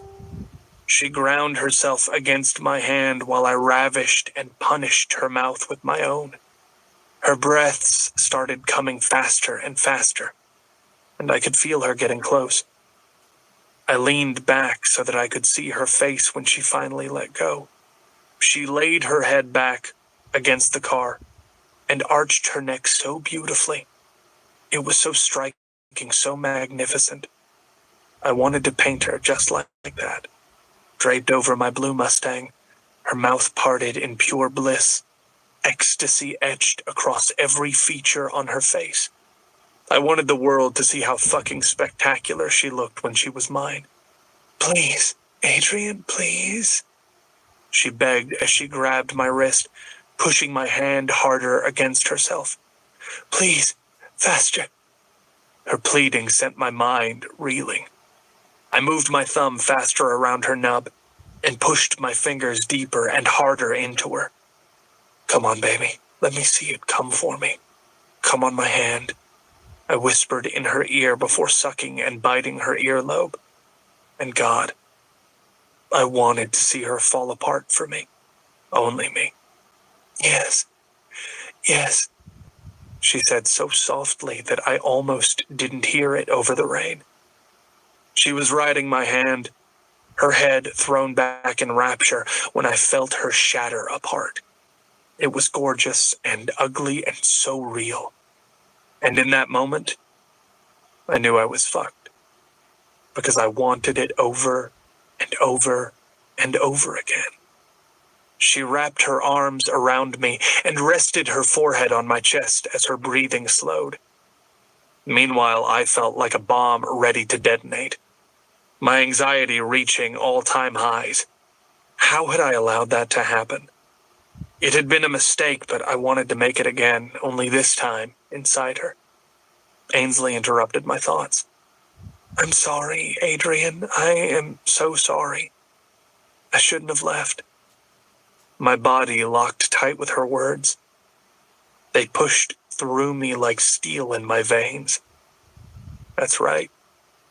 She had left me, and she would probably leave me again. Her life was in Nashville, and mine was there in Gilbert. And God knows Ainsley didn't want to be here. She would leave when her mama was better. She was going to hurt me again, and the only person I would have to blame was me. Because I was weak. And this woman was my complete undoing. I pulled out of her arms and mumbled a weak apology. "I'm sorry, I need to go." I pulled her away from the car and opened my door before sliding my soaking wet body into the seat and slamming the door shut. Ainsley knocked a fist on my window, so I cracked it open enough to hear her. "We need to talk, Adrian. Don't run away, please. Stay." She looked pathetic standing out in the rain, wet to the bone, begging for me not to leave. But I couldn't stay, because if I did, that would be it.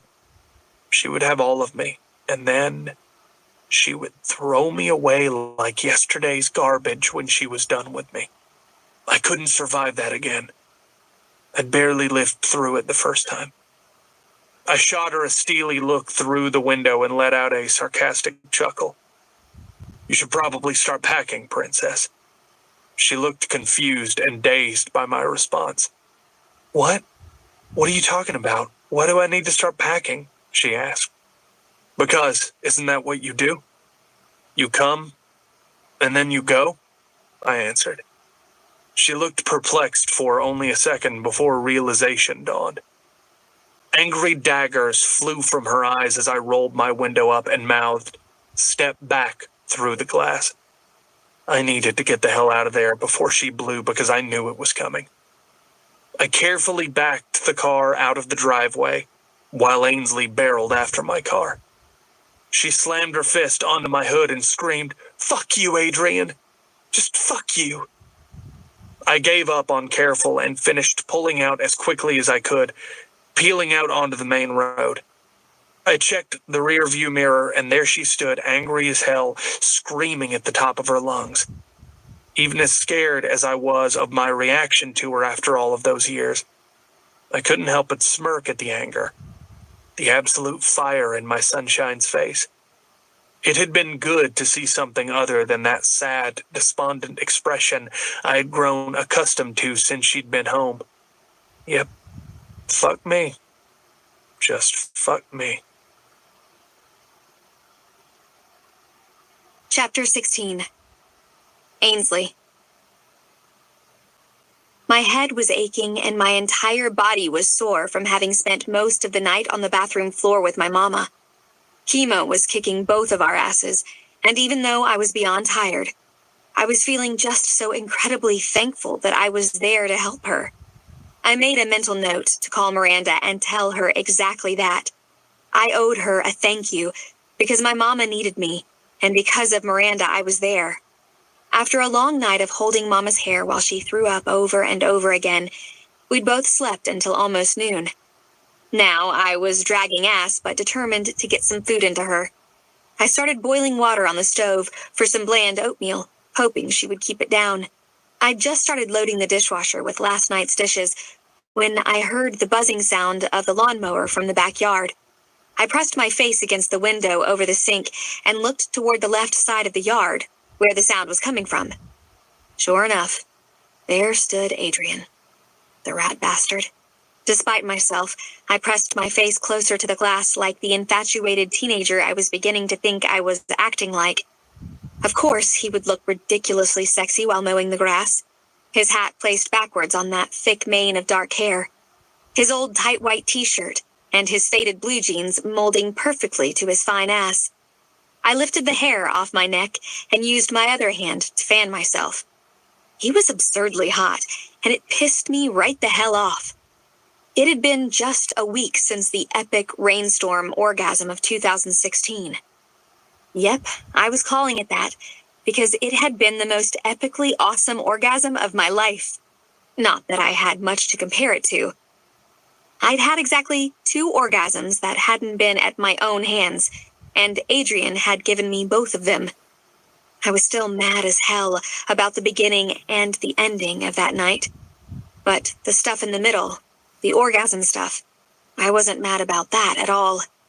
In fact, I couldn't stop thinking about his skin against mine and the determined look on his face as he pushed me over the edge. I'd seen how he'd wanted me as much as I wanted him, and it made me forget that I'd left him and he hated me. For those few moments when his body had towered over mine, the heavy rain shielding us from the rest of the world, we'd been just Ainsley and Adrian. We'd been the us that fit together like 2 puzzle pieces, the us before Lori had died. I really hadn't meant to start a huge fight in the kitchen that night. I'd only wanted to know how much and how often he had been helping my mama. I had even been planning to say thank you and hope for some kind of civility between us. And I'd only been looking at his dick a little bit when he'd been fixing the kitchen sink. I mean, what was I supposed to do? His dick was right there. It seemed weird not to look at it. Dude, I was turning into a total creeper. Honestly, I was just finding this whole situation bizarre. I'd had no idea that Adrian had been helping Mama the whole time I'd been gone. When Adrian had shown up at the hospital, I'd been on the verge of another one of my damn panic attacks. It had been so hard to walk into that hospital, and I'd kept it together long enough to get Mama settled, but then I'd bolted for the door. God, everything in that damn place made me feel sick. From the smells to every familiar sound. My stomach had twisted in knots. Thank God Adrian had shown up, and even though his words had been harsh, I'd needed them. His hand in mine, as he'd walked me through those doors, had comforted me beyond measure. So, no, I wasn't shocked when he'd been there for Mama when I hadn't been because it was Adrian. And even though I wanted to strangle his sexy ass, I knew he was a good, decent, and loving person. It was sweet, admirable, and just plain him. It only felt odd because I should have been the one helping her. But I hadn't been there. I should have been, though. And that's what this all came back to. Me. I was responsible for every bit of this.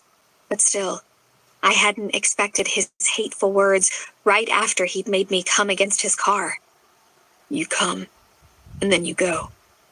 It had stunned me so completely that I'd frozen for a second, thinking I'd surely misheard him. Even now, I felt my embarrassment at the situation climb up my face. I wouldn't make that same mistake again, even if it had been epic. Even if it had felt good to let go and be the old me for a bit. I wasn't going to let him have me like that again, only to insult me afterwards. God, I still wanted him, though. Even knowing I didn't deserve him hadn't stopped me from running off that porch and practically begging for an answer as to why he hadn't come for me. I could tell he'd been shocked by my question. His reasons for not having come had been all too valid. Even so, I couldn't do this anymore. He needed to leave me the hell alone now that I was back home. I wasn't going to be his play toy. The lawnmower's cutting off jarred me from my thoughts, and I focused on the backyard again. Adrian was only a few feet in front of the window, drinking some water. He put the water down and then reached for the bottom of his shirt. Holy hell. Not today. I was still reeling from our night in the rain. I did not need to see him without his shirt. I was a weak woman, though, so I pushed my face right up against the glass again. Abs and lean muscle for days covered in sweat had me biting my lip when, all of a sudden, he turned toward me like he had felt me watching him. I jerked my head away from the window, embarrassed that I had been caught gawking again. Adrian shot me a knowing smile, and I wanted to smack it right the hell off his face. I could tell in that single look that he knew. He knew that my love for him was as strong as it had been the first day he'd put his lips to mine. He knew that with one careless flicker of his finger, I would come running. And I would because it was all true. No matter how mad at him I was still irreparably in love with him. However, he didn't need to rub it in my face, arrogant son of a bitch. I raised my fist to the window and slowly let my middle finger rise from my hand, giving him a fuck you smile of my own. Take that, asshole. Even through the window pane, I could hear his muffled words. Been there, done that, sweetheart. I slammed the blinds down on his sarcastic chuckle and huffed over to the stove, only to run right into my mama. Where are you off to in such a snit? And is that Adrian I heard out back mowing the grass? She asked. Yep, he's out there. And using every bit of his sex appeal to make me miserable. I wanted to bang my head on the counter a couple of times, but instead, I stirred the oatmeal on the stove. Mama came up behind me and wrapped her arms around me, resting her head on my shoulder. I let out a relieved sigh at her hug. You know that if you ever want to talk, I'm here, right? And I'm told I'm a really good listener. I did know that because my mama had always been there for me. I realized I was one of the lucky ones because I had an amazing mama, one who'd never let me down. And that's exactly why I couldn't talk to her about this. She was sick and I was supposed to be taking care of her, not troubling her with all of my problems. I wanted to take care of her like she'd taken care of me my entire life. I know, Mama, I said, laying my hand over hers at my waist. You know that you can tell me anything, right? God, I didn't want to tell her just anything. I wanted to tell her everything. I wanted to stomp my feet, cry, scream, and let it all out. I wanted to tell her how by not going to that party with Lori, I'd virtually killed her. I wanted to tell her that I still had nightmares about Lori's time in the hospital. I wanted to tell her that I shouldn't have left, that I was sorry and I missed her so much while I was gone that I sometimes felt like I couldn't breathe. I wanted to tell her that Adrian hated me and I couldn't bear it, that every time he gave me a disgusted look, I died a little inside. I didn't tell her any of that, though. Instead, I kept stirring the oatmeal and said, "I know, Mama. I love you." I woke up the next morning feeling even worse than the night before, despite having gotten a full night's sleep. I'd had my first nightmare since I'd been home, and it had been the very worst of all. I was walking down the halls of Gilbert Hospital all alone, wearing only a long white nightgown. The tile was cold against my feet, and the only sound I could hear was the thunder of my heart in my chest. On each side of me, the walls were lined with doors, one after the other. I was looking for someone or something, but most of the doors I tried to open were locked solidly. Occasionally, I would stumble across an unlocked door and find two neatly made beds inside. Every room was vacant or locked, and I felt my anxiety ratchet up a notch. Eventually, I became hysterical, running from room to room, frantically checking doors. Just when I thought I couldn't stand it a minute longer, I opened a door and found someone in one of the two beds in the room. I slowly and tentatively walked toward the bed, terrified of what I might find lying there. I approached the end of the bed and saw 2 feet and long legs covered in white all the way up to the chest of the person lying flat in the bed. I kept going up the bed until I reached the face of this mystery person, only to discover that it was Adrian. His blue eyes were open and vacant. His lips almost exactly matched his eyes, blue. He was dead. A silent scream fell from my lips. I screamed again, but still no sound came from my mouth. "Adrian! Adrian!" I yelled over and over again, yet the room remained completely silent. I'd shot up in the bed, feeling like I was going to die right there. No air. There was no damn air to be had. I'd clutched my hand to my chest and counted backwards from 10, praying for oxygen to come, and eventually it had. I didn't think I'd ever had such a bad panic attack in my life, and I'd had plenty since I'd lost Lori. I'd buried my hands in my hair and cried. I knew I had been getting worse since I'd gone home. Around every corner was a memory of Lori and Adrian, and sometimes it was almost insufferable being there. I was enduring for my mama, but that dream had stayed with me most of the day. I couldn't get the image of Adrian lying there like Lori out of my head. I knew why I'd dreamt that. Because I had lost him. I'd never get him back. And this was my subconscious's way of letting me know. I'd lost him, and he'd never forgive me. He'd be walking around this small town 20 years from now, still throwing me dirty looks and wishing I'd never come back. This was my bed. I'd made it. Now I'd lie in it. It was time to move on and quit pining over him. It wasn't healthy. It was time to let the dream go along with the nightmare. I didn't need Adrian. I needed to be stronger on my own. I didn't have one fucking clue how to do that, but I'd figure it out. I'd figure out how to be me again, whoever the hell she was. It had been 4 years. I could barely remember her.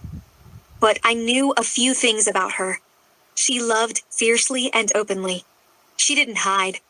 She didn't leave her loved ones. She loved this town. She loved this house. She loved herself. I had to get there again. Time. It'd take time. I'd thrown a t-shirt and faded jeans on and run down the hall to Lori's room, determined to open her door. Only I couldn't. I just stood outside of it and laid my palms to the door, wishing I were braver. Eventually, I'd laid my hot cheek to the smooth, cool wood, too, knowing I was standing on the precipice of something big. Only I couldn't push forward. I was too scared. Tears had silently rolled down my cheeks, but I'd kept my face pressed to her door. So close, but so far away. Not that day, but eventually. I'd open that damn door. I'd spent the rest of the day cleaning bathrooms and vacuuming and dusting. In the evening, I'd grabbed my violin and played for hours and hours until my fingers were hurting and my shoulder and my neck were stiff. Still, it hadn't been enough. I'd thrown some flip-flops on and left my hair down and wavy. I'd looked in the mirror and decided I couldn't be bothered to put my mask on. Instead, I wanted to be the Ainsley I used to be, the one Adrian had loved. And then there I was, driving to Beau's in hopes that open mic night was still a thing on Friday and Saturday nights. I'd never played there, but I needed an outlet, and I remember being a kid and hearing people play there while we had dinner. I pulled into the nearly empty lot and grabbed my violin. I walked through the doors and asked to speak to a manager. The manager politely smiled at me, delivering news I didn't want to hear. "Ma'am, we don't do open mic here, and haven't for years." I looked at the empty stage and asked, "So is someone playing tonight?" I didn't see why I couldn't play if no one else was scheduled to go on. The place was freaking empty anyway. I'd seen exactly 2 people besides the staff since entering, and they'd been playing pool in the back. The manager looked at me and wrung her hands a bit like she didn't know what to do. "Look," I said, "I'm not trying to make any money here. I just want to play. Is that cool?" She gave me a relieved smile and said, "Sure. We don't have anyone playing tonight anyway. Go for it. Although there's not much of a crowd tonight. It's still pretty early though, so you never know." "Thanks," I said, walking briskly to the small stage, which really wasn't much of a stage at all, but just a spot where the dirty carpet ended and a glossy floor began. I dragged a chair over and unpacked my violin. I didn't need a mic. I didn't really need an audience. I just needed to be brave. I needed to be me. I closed my eyes and played. Chapter 17. Adrian. All I wanted was a beer and my bed, and after the day I'd had, I deserved it. Even so, I walked into Beau's feeling lighter because I'd finally told Greta that I didn't want to see her anymore, and I was feeling so damn relieved. For the past couple of weeks, I'd been putting her off and making excuses. She'd been right that day on the sidewalk in front of my apartment. Now that Ainsley was home, it didn't feel right to see her, because as much as I wanted to hate Ainsley, I knew that a good part of me still loved her. That's the thing with loving someone so deeply. It doesn't go away simply because that person does something awful to you. It doesn't just go away because you want it to. Love could be as cruel as it could be wonderful. I couldn't take things further with Ainsley, even though a big part of me wanted to. I couldn't trust her, not after how she'd left me without a word. I also knew I couldn't continue to string Greta along when I was still in love with another woman. Greta hadn't made it easy on me, to say the least. She'd gone batshit crazy, which is why I'd stopped at Beau's for a beer and then was heading home from my bed. I was praying that Greta got her shit together. Because even though we didn't have a personal relationship anymore, we still had to have a professional one. As soon as I made my way to the dining room at Beau's, I heard it. A violin. And I knew. I just fucking knew, because fate was a bitch, and she was constantly throwing Ainsley and me together. I felt like I was in one of Miranda's chick novels lately. So, figuring it was her, I took a seat at the back of the restaurant. A confrontation with her after my debacle with Greta was the last damn thing I needed. The place was mostly empty, so even though I was tucked into a dark corner booth far away from the stage, I had a perfect view of Ainsley. I couldn't help but smile as the wave of nostalgia came over me when I saw her playing. She was brilliant. Always had been. The waiter came to take my order, and I could barely be bothered to tell him my beer selection. I couldn't take my eyes off her. Her body swayed back and forth to the rhythm of the classical piece she was playing. I smiled, remembering that she'd always done that. Even when she'd been horrible, she'd stand on her porch, swaying to and fro.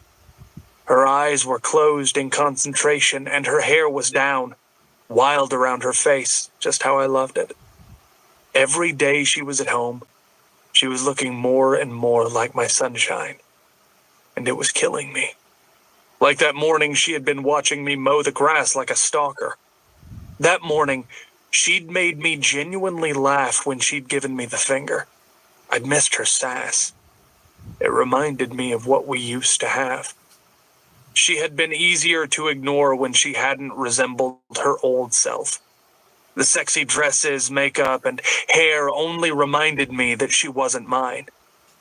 But when she was dressed like this, in jeans and a t-shirt with her face bare, it felt like she'd never left. I hated that as much as I loved it, because it was a lie. Ainsley stopped playing and opened her eyes.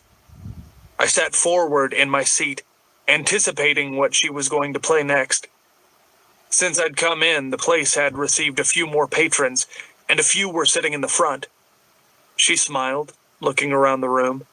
This next song is for the two loves of my life, for the one who left me, and for the one I left.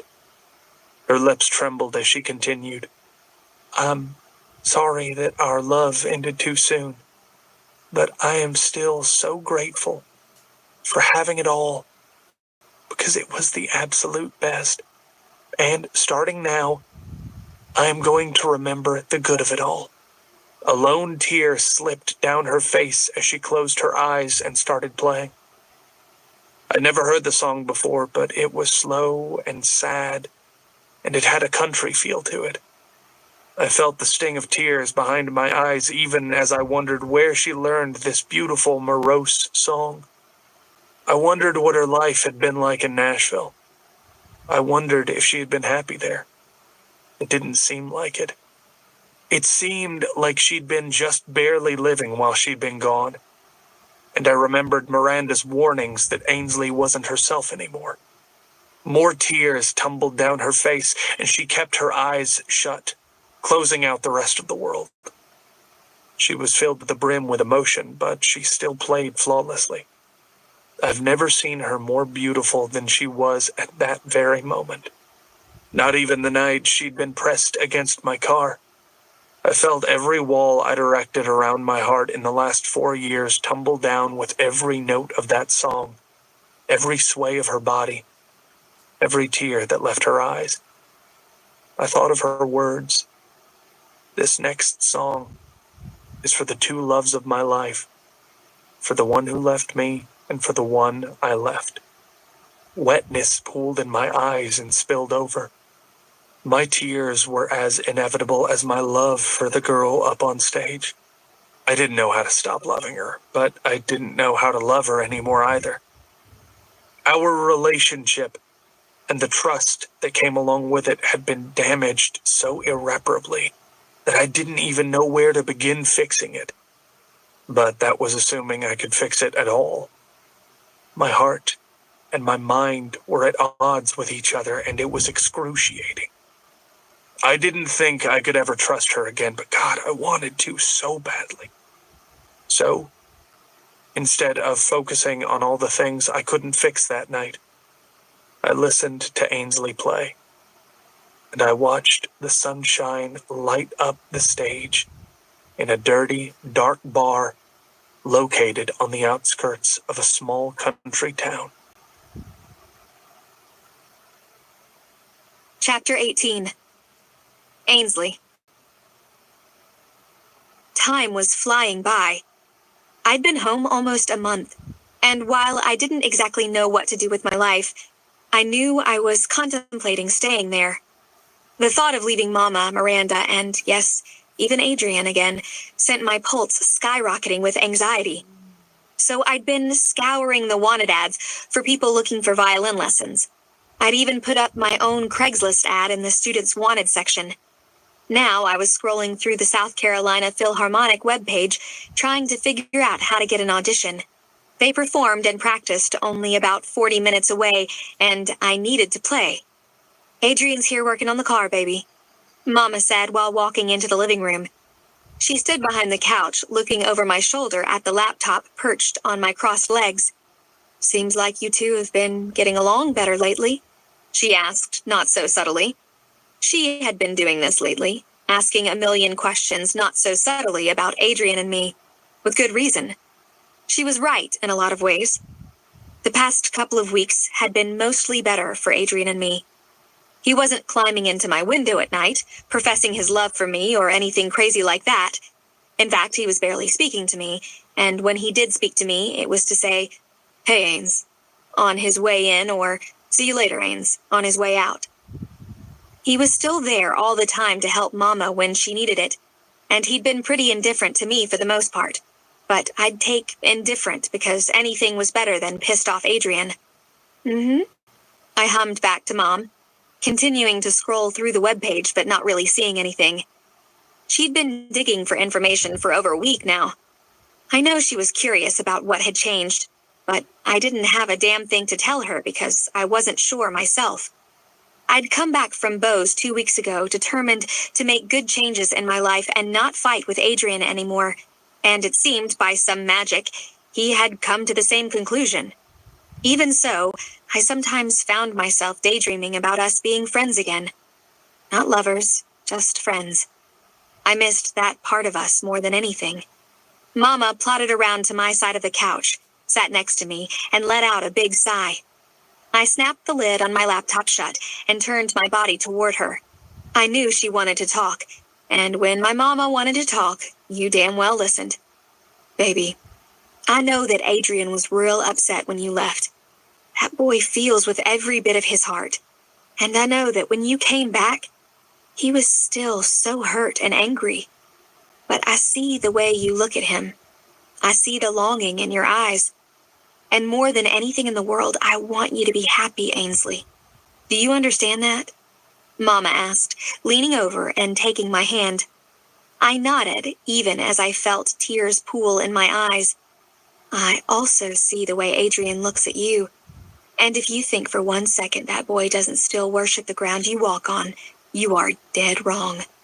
He adores you, even if he is still mad as sin at you. I shook my head back and forth as the tears fell. No, she was wrong. Adrian didn't adore me anymore. He had at one time, but I'd ruined it when I'd left. Mama grabbed my face between both hands and said, "Listen to me, baby. We know better than anyone that life is short and tomorrow isn't guaranteed. If you want something, you need to go after it. Don't wait until it's too late," she finished. It already felt like it was too late for me and Adrian. But it wasn't too late for me and Mama, and I owed her an apology. She hadn't deserved my running away any more than Adrian had. I needed to quit feeling sorry for myself and own up to my mistakes. I threw my arms around her neck and said, "I'm so sorry for leaving you like that, Mama. It wasn't right. You were hurting too, and I left you all alone. I'm so sorry." I cried into her shoulder. She rubbed my back and shushed me. "No, Ainsley. I understand why you left. You did what you had to do to survive. We lost someone so precious to us." She paused and looked off into the distance like she could barely stand to remember losing Lori. "It was such a hard time for everyone. I've never been angry about how you left. I missed you something fierce, but I was never mad at you." She pulled me closer. I scooted toward her until my hip touched hers. I laid my head on her chest and closed my eyes. "You've always been such a selfless child, Ains." She let out a small chuckle. "You ran around here like a little mama, even at 4 years old, taking care of Lorelai. And then, when Adrian moved next door, you took care of him too. It's just your nature to want to take care of everyone. But now, it's time to take care of you." She squeezed me around my shoulders. "Loving yourself doesn't make you vain or selfish. It only makes you indestructible. Make it known what you want, and everything will fall into place, baby, I promise, she said softly, rubbing my back. At that moment, I felt like the luckiest girl in the world. I didn't necessarily think Mama was right about me and Adrian, but I did know she loved me more than all the stars in the sky. Mama pulled back and tipped my chin up with her fingers so I'd look at her.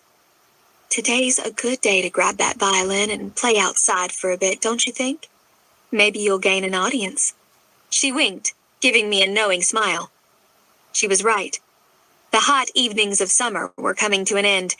The weather was finally cooling down, and I hadn't played out there since I'd been home. It had been too hot. It had brought back too many memories I was doing my best to avoid. But I wasn't doing that anymore.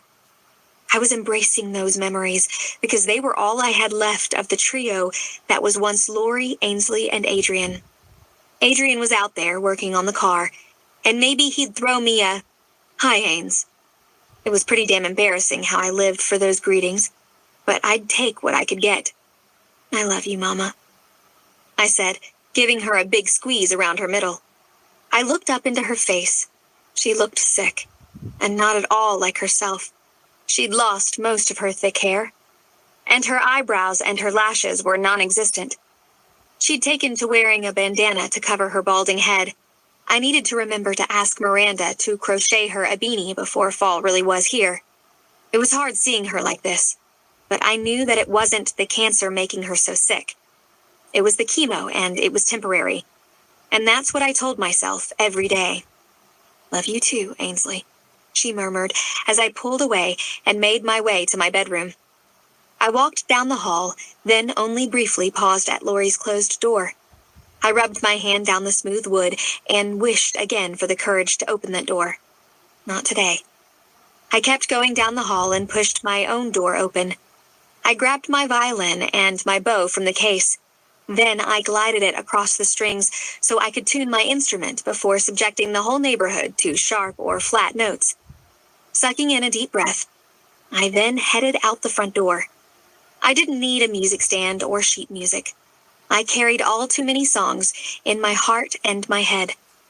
It was a cool evening, and I looked up at the sky, noticing that the sun and the moon were right there, side by side in the sky. They made me think of me and Adrian.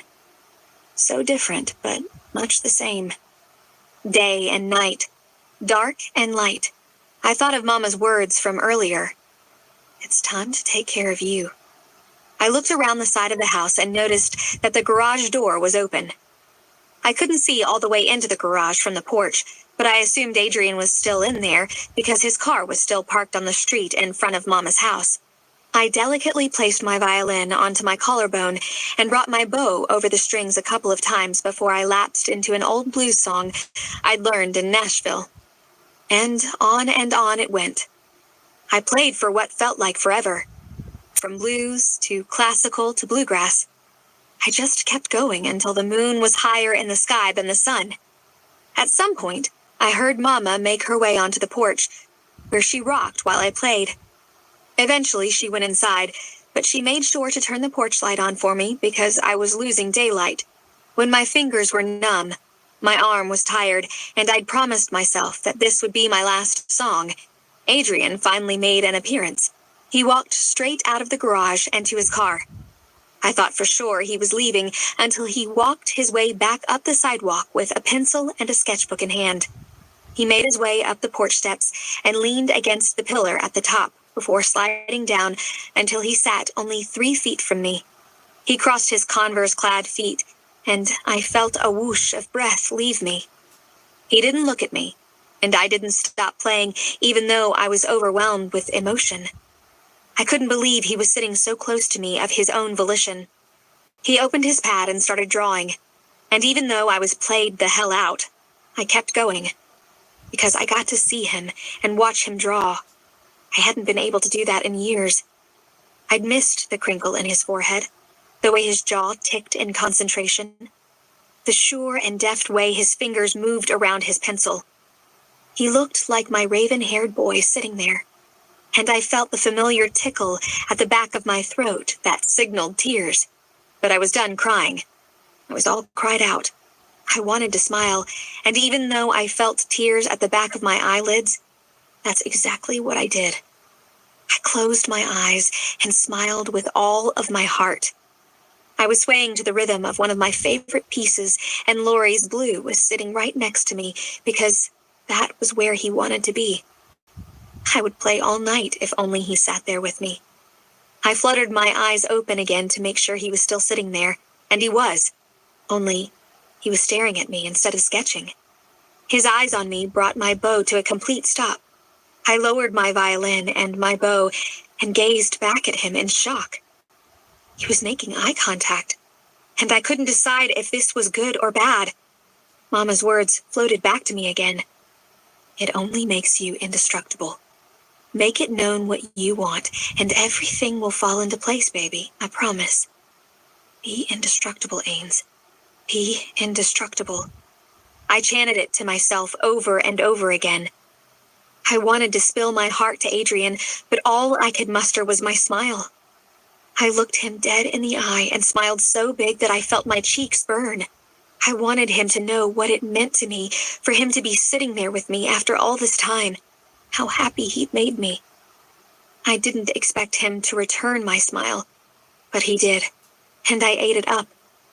His kind eyes and his sweet grin sent sparks of electricity all along my skin. I wanted to say something, but I didn't want to ruin this moment because I feared I'd never get it again. And just like when I was 8 years old, I wanted to bask in that moment. Adrian looked away, and even in the evening light, I could see the pink on his cheeks. He looked at me again, and his iridescent eyes hit mine. You've come a long way from killing cats, Sunshine, he said nonchalantly. It had been said in such a way that one would think 4 years of heartache and grief hadn't come between us. It had been said in a way that suggested that we'd never not been friends. Sunshine.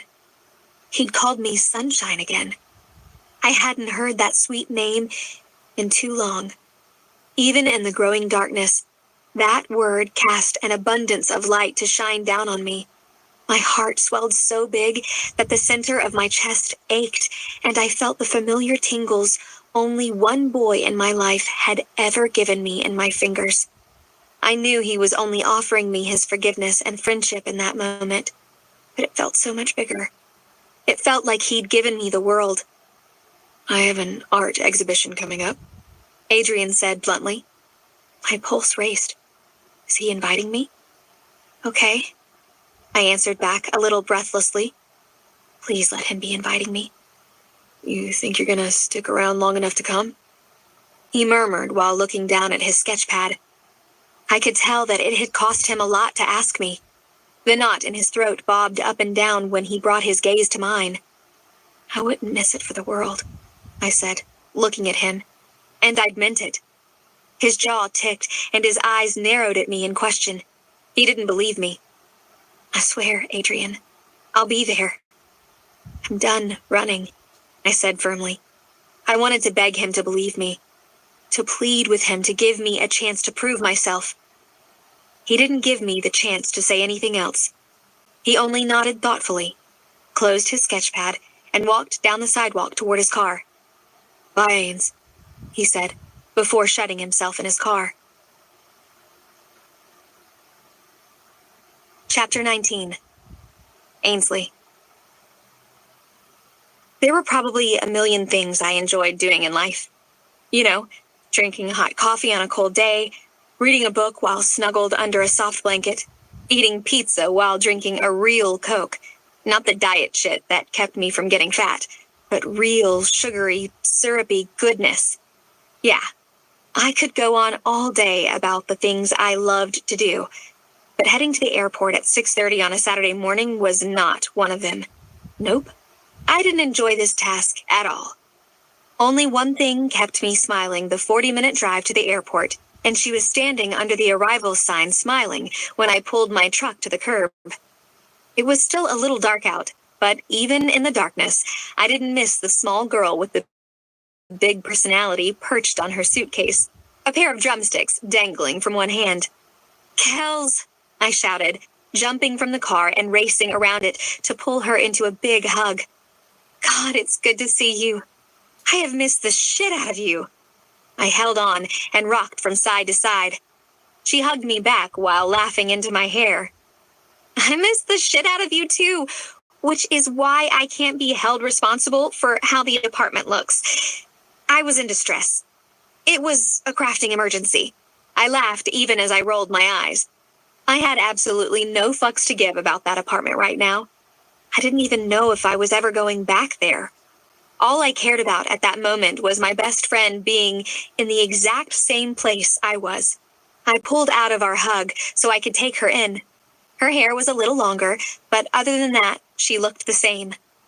It felt like we had been separated for a year and not just a little under 2 months. She looked happy and normal, and I needed that normalcy almost as much as I needed coffee. When she'd called last week asking to come see me for a couple of days, it had been a no-brainer for me. Pack your shit and get here as soon as possible, I'd yelled into the phone. And she had. Because that's just the kind of friend she was. I was beginning to realize that. Though life had taken a lot from me, it had given me so much more. I'm a slower learner, I know, but I'm getting there. As we were walking back to the car, she nudged me with her arm and looked at me, smiling. You look good, Ains. I'm digging the fresh-faced country girl vibe. It looks good on you. It was 6:30 in the morning, for heaven's sake. I looked down at my flip-flops, my cut-off jean shorts, and my red t-shirt. I hadn't had time to do my face or fix my hair. I'd just thrown it up in a knot at the top of my head and poured myself into my truck. Lately, though, I hadn't been doing much of those things anyway. She was absolutely right. I was feeling more like myself, and she was dead on, but I laughed it off anyhow. Kelly, I've only been home a little under 2 months, girl. Nothing has changed except this ass. I showed her my behind, smacking it for good measure. I definitely gained some weight since coming home. Apparently, biscuits and gravy do not do an ass good. She laughed. I think your ass happens to look fabulous, so I'd say the opposite, actually. Her face took on an earnest expression. But seriously, Ains, you look happy. Really fucking happy. And I guess I was happy. The happiest I'd been in a really long time. Being home actually seemed to be helping me in some crazy way. Even with Mama doing chemo once a week, trips back and forth to the hospital, staying up all night with her when she was sick, still, I was content. Weird, I know. But the good times, the watching TV snuggled together, the movies at night, the familiar sounds and smell of my home, comforted me during this challenging time in my mama's life. Somehow, this place was healing me from the inside out. Some way, every day spent with my people, Adrian and Miranda and Mama, was repairing the deep-seated wounds of my grief. I'd once felt so trapped and suffocated there and wanted nothing more than to flee. Now I was starting to feel free. I grinned at Kelly as we loaded into the car. That's because I am happy, Kels. I really am, I said. My easy friendship with Adrian seemed to be firmly back in place. Things were still strained, but he came over and made dinner with Mama and me at least once a week, and on the weekends, he never failed to come by and sketch while I practiced on the front porch. We were slowly getting back to our us, and I was over the moon about it. So coming home has turned out to be a good thing then, huh? She asked. I cranked the car and pulled away from the curb. Yeah, I guess it has. I mean, Mama being sick is hard, but she's going to be okay. I know it. And me? I'm going to be okay too. Kelly grabbed my hand in hers. Well, I'm beyond happy for you, Ains. You deserve every bit of goodness in the world, she said, squeezing my fingers. I didn't know if I believed that, but I could tell by the look on Kelly's face she did. Fuck, I loved her. I wanted to snatch her tiny ass up and carry her around in my pocket every day, everywhere. Instead, I only squeezed her hand back and went back to concentrating on getting us home. The ride home was fun but uneventful. We argued over the radio. She wanted to listen to rock and bang her damn drumsticks all over my dashboard. I wanted to listen to country, so I didn't murder her for beating the shit out of my old truck. It was business as usual with Kelly, and it was freaking awesome. You look hot as fuck, Kelly said to Miranda as she twirled around my small bedroom. I'd just finished giving Miranda the total Ainsley package, which meant I had done the absolute shit out of her makeup and her hair, and she did look hot as fuck. Not an eyelash was out of place. I silently gave myself a pat on the back as I watched my best girls giggle together.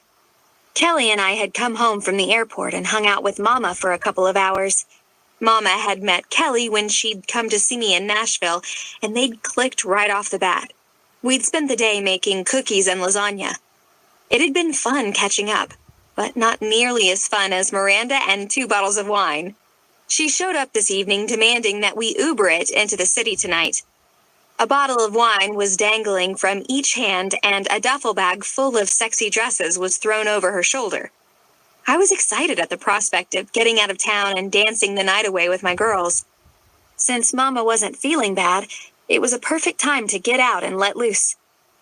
I'd spent the last 2 hours curling, teasing, and plucking while Miranda and Kelly had bonded over wine and sexy clothes. Their connection had been instant. It made total sense to me because they were both crazy as hell. Right? I almost looked street corner worthy, Miranda said while rubbing her hands from the sides of her breasts all the way down to her hips. She thrust her pelvis a little, and Kelly fell over on my bed laughing. 2 bottles of wine, and we were feeling pretty buzzed. Hey, watch your hair, Kels. It took forever, and I still need to get ready, I said, pointing my finger at her. I walked into the bathroom and threw some black wedges and a black bandage-style dress on. It was really just one sleeveless spandex tube. I applied mascara and a red lip and flipped my head upside down, fluffing my curls up a little perfume, and I was done. We all crowded into the back of a white Cavalier, Kelly and me on the ends and Miranda in the middle, all of us refusing to sit up front with the 40-something male Uber driver. He looks so creepy, Miranda whispered to the 2 of us. I rolled my eyes. She was the one who'd suggested the Uber, and he didn't look creepy at all. He looked like a typical white-bread American, and I wondered if Miranda had taken up reading murder mysteries instead of romance. Shut up. He doesn't look creepy, I whispered back as quietly as I could as the driver pulled out onto the road. He's probably just trying to make some extra money to take home to his wife and kids. That man has no wife, Ains. He doesn't even have a wedding band on. You know what he probably does have, though? A rope and some chloroform in his trunk. Miranda whisper-yelled back at us. Creepy Uber guy cranked the radio up so loud that he couldn't hear us anymore, and we fell into fits of laughter. Before we knew it, we were pulling up in front of the club. It was pretty early still, so the line out front was non-existent. We paid our cover and headed inside. Strobe lights and loud music greeted us, and even though summer was winding down, the space was overly warm from the crowd. Weaving our way through the crowd, we made our way to the bar area. Shots! Miranda yelled over the music. Kelly and I nodded in agreement. I have first round, I said, as I ordered 3 tequila shots from the short, blonde and blue-haired bartender. We perched ourselves on 3 stools that ran alongside the bar while we waited on our drinks. As the bartender approached, carrying our shot glasses, I placed my credit card on the bar, only to be cut off by a masculine hand throwing a couple of 20s down. I followed that masculine hand to his black suit jacket, his blue-collared shirt, and then his pale green eyes and dirty blonde hair. I smirked even as I rolled my eyes. What were the freaking odds? I got this, Anthony Jackson said, pushing the 20s closer to the bartender. Keep the change. I'd be damned. I had no idea he was still around the area. Honestly, he hadn't changed all that much. The sexy lumberjack beard was gone and his blonde hair was clean cut, but he was still incredibly handsome, only now in a mature way. It was a shame that only one man set my soul on fire, and he was brunette, gorgeous, and beyond talented. Anthony's familiar lopsided grin made me smile. I heard you were home, Ainsley. It's been a long time, he said, sitting down right next to me. It had been a long time, but unfortunately for him, it hadn't been long enough. I still looked at him and thought about spit bubbles in my hair in elementary school and his man-whoring ways in high school. Ah, fuck, Miranda mumbled under her breath at the same time Kelly breathed, Holy hell, who do we have here? Miranda had never been a fan of Anthony's, but Kelly's words made me giggle. Hey, Anthony, how have you been? I asked, tipping my head back and taking my shot. I had a feeling I was going to need it. Miranda and Kelly shot theirs back as well, but Kelly didn't take her eyes off Anthony the entire time. I couldn't blame her. He was good looking. He just wasn't for me. I've been good. Are you living here in Columbia now? Or are you girls just in town to party a bit? He asked, before taking a sip of his amber-colored drink. We're just here to let loose a little bit. I'm staying back home at Mama's right now. I was talking to Anthony, but my eyes were on Miranda, who was furiously typing on her phone. She'd better not be texting who I thought she was. I narrowed my eyes at her once she looked up from her phone. I looked back over to Anthony. What about you? I asked. He looked at his watch before answering me. Just meeting some friends here tonight, but I live a couple of blocks over. I moved up this way to go to school a few years ago. I just finished my undergraduate degree, so in the fall, I'll start medical school. Anthony looked toward the front door and spotted his friends. He motioned them over to our side of the bar, and I watched open-mouthed as a whole slew of hot men positioned themselves around us, slapping high fives and greeting each other. Kelly grabbed my arm and yanked me toward her. Please tell me that hot man just said that he was going to be a damn doctor? And how in the hell do you know him? She looked a bit frantic, and I couldn't help but laugh. We were childhood friends. Sort of. Well, mostly he blew spit bubbles at me in class and tortured me at the bus stop. And he was a total slut. Miranda threw in over Kelly's shoulder. Pretty much slept with anyone who let him in high school.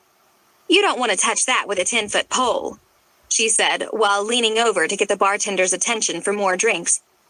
Kelly leaned close so only I would hear. No, but I'd let him touch me with his pole, she said, waggling her eyebrows at me. Just, ew, Kels, ew, I exclaimed, reaching for the new round of shots on the bar. Yes, lots and lots of alcohol was going to be needed to get through the night. All the damn alcohol. An hour later, I was feeling good. Too good, probably, which meant I was going to feel like absolute shit in the morning. But at the moment, it felt so worth it. Anthony and his school friends were turning out to be great company, and even though I had no interest in Anthony, I would be a liar if I said his attention didn't feel good. He wasn't being overly flirtatious, but his hand on my cheek every now and then, and the twinkle in his eye when he said that I was even more beautiful than he remembered, let me know he was interested. I was basking in all of this attention when Kelly grabbed my arm and spun me around on my stool. 2 o'clock, 2 o'clock. Look at 2 o'clock now, she said into my ear just loud enough to be heard over the music, but my drink-addled brain didn't catch on. What are you talking about? I asked, trying to decipher what in the hell was going on.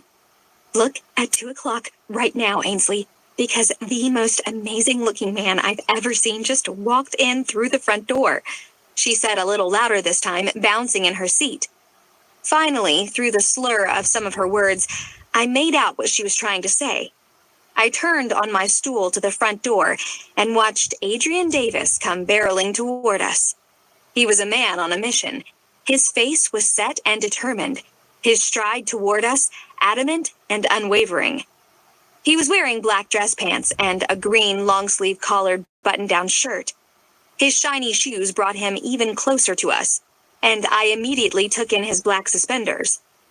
Damn, those things did all sorts of things to my body. Of course he'd be wearing them. He knew what they did to me, and he'd made sure to come out in full Keep Anthony Jackson Away attire. His purposeful expression sent a delicious shiver down my spine, and I had to remind myself that this mouth-watering man wasn't mine anymore. The past couple of weeks between us had been great, though. I was damn near giddy every time I saw him pull up in Mama's drive. He'd even invited me to his first art exhibition, and I'd promised to be there. I was beyond proud and wouldn't miss it for the world. But this, whatever this was, it wasn't working for me. Did he want me for more than a friend, or didn't he? Damn Miranda.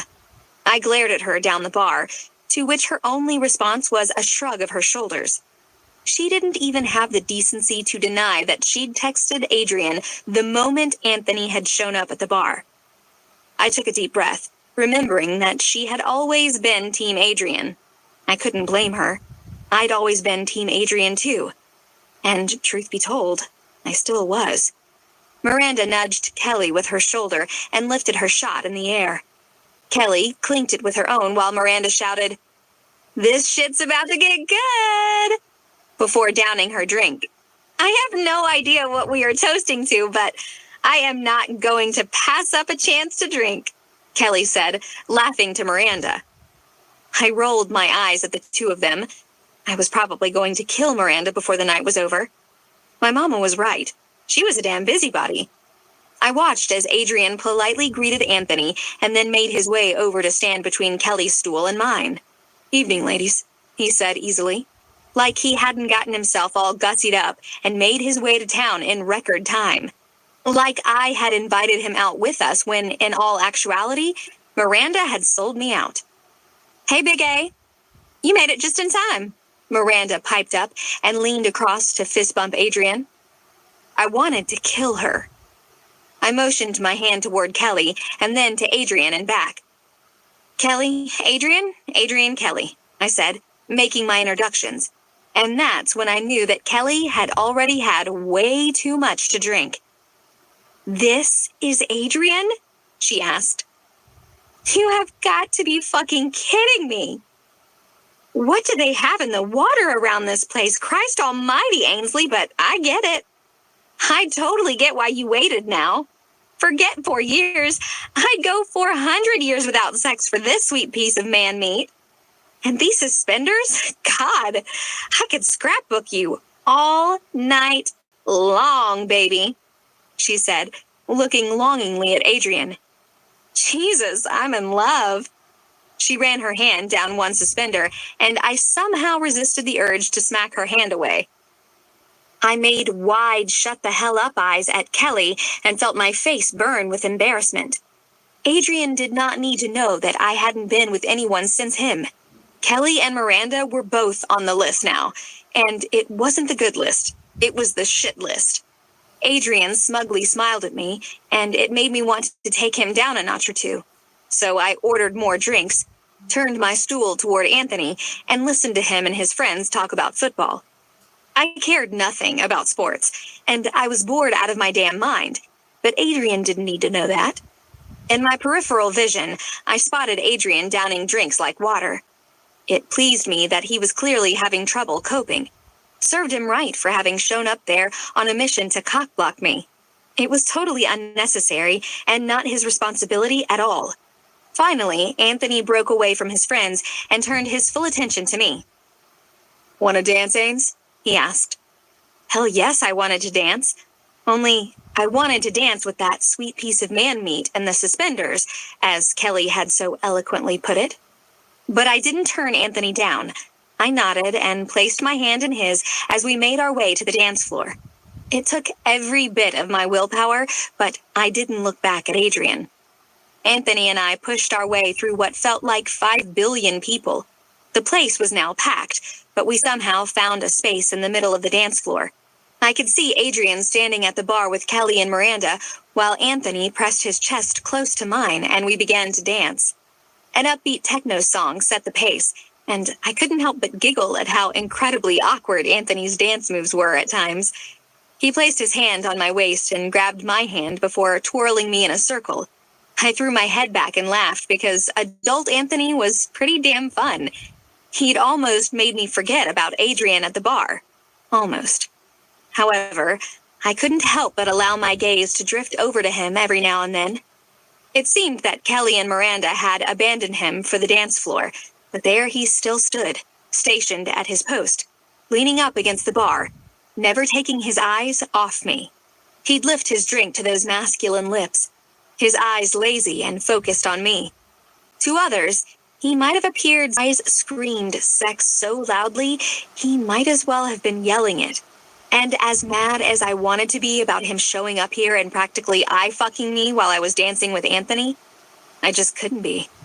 Every bit of attention Adrian Davis deemed to bless me with felt sacred and special, and I soaked it up like the sun on a cloudy day. The song switched to a slow, old-school R&B jam, and Anthony pulled me even closer, this time placing his thigh between my legs and his forehead to mine. He ran his hands down my back, and they were traveling all too quickly to my ass.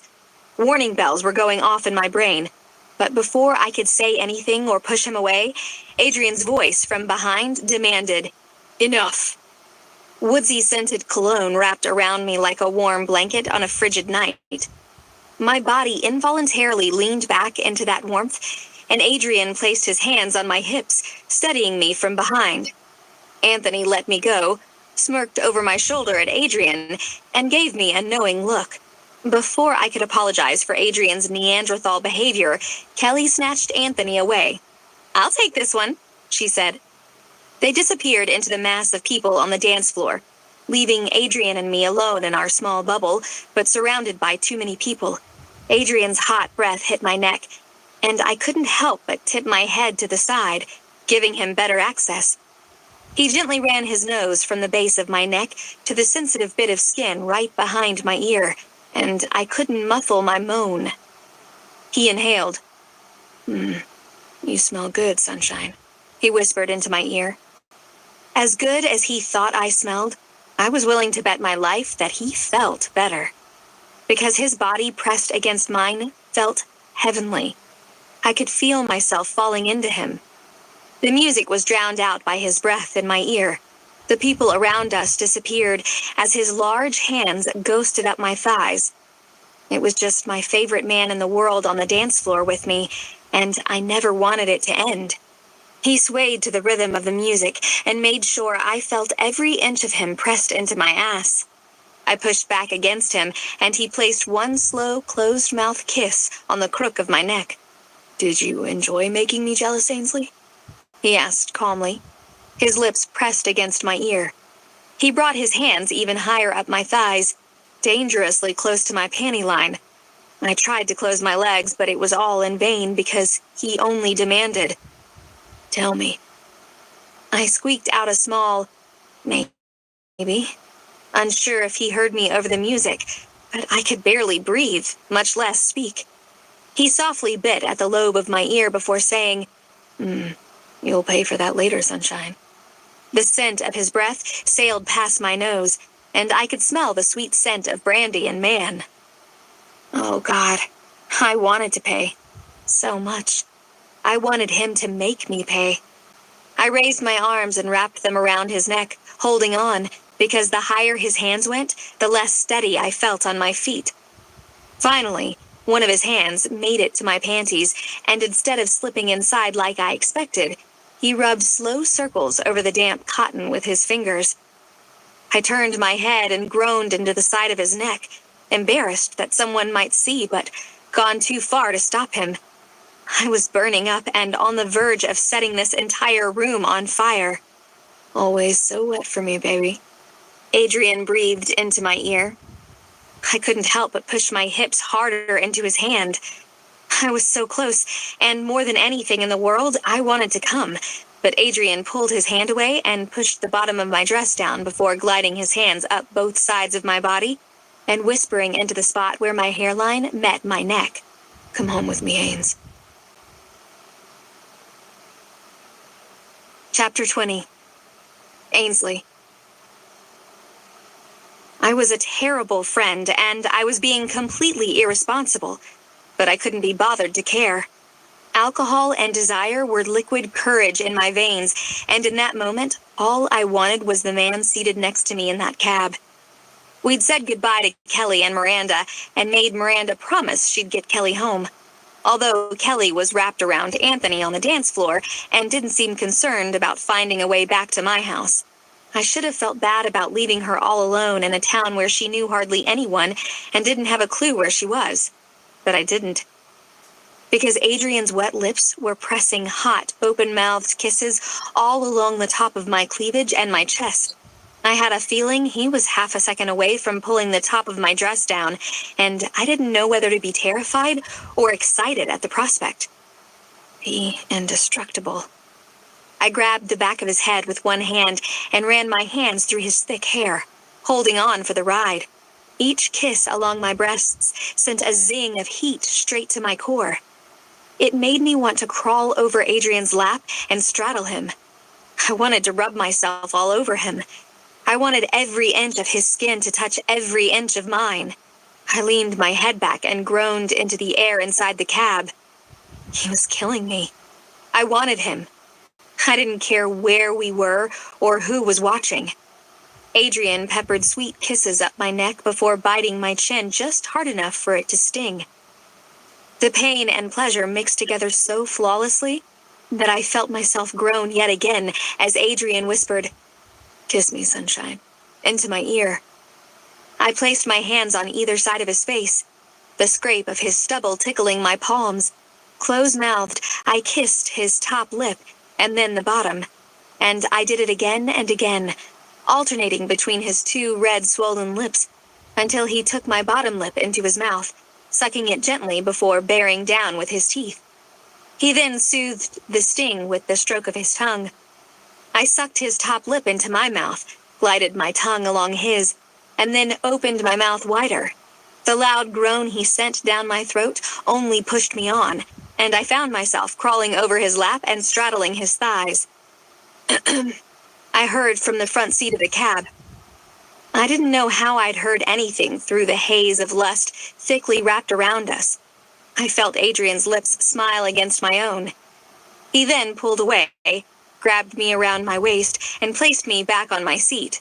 He leaned all the way across me, pulled my seatbelt over my body, and clicked it into place.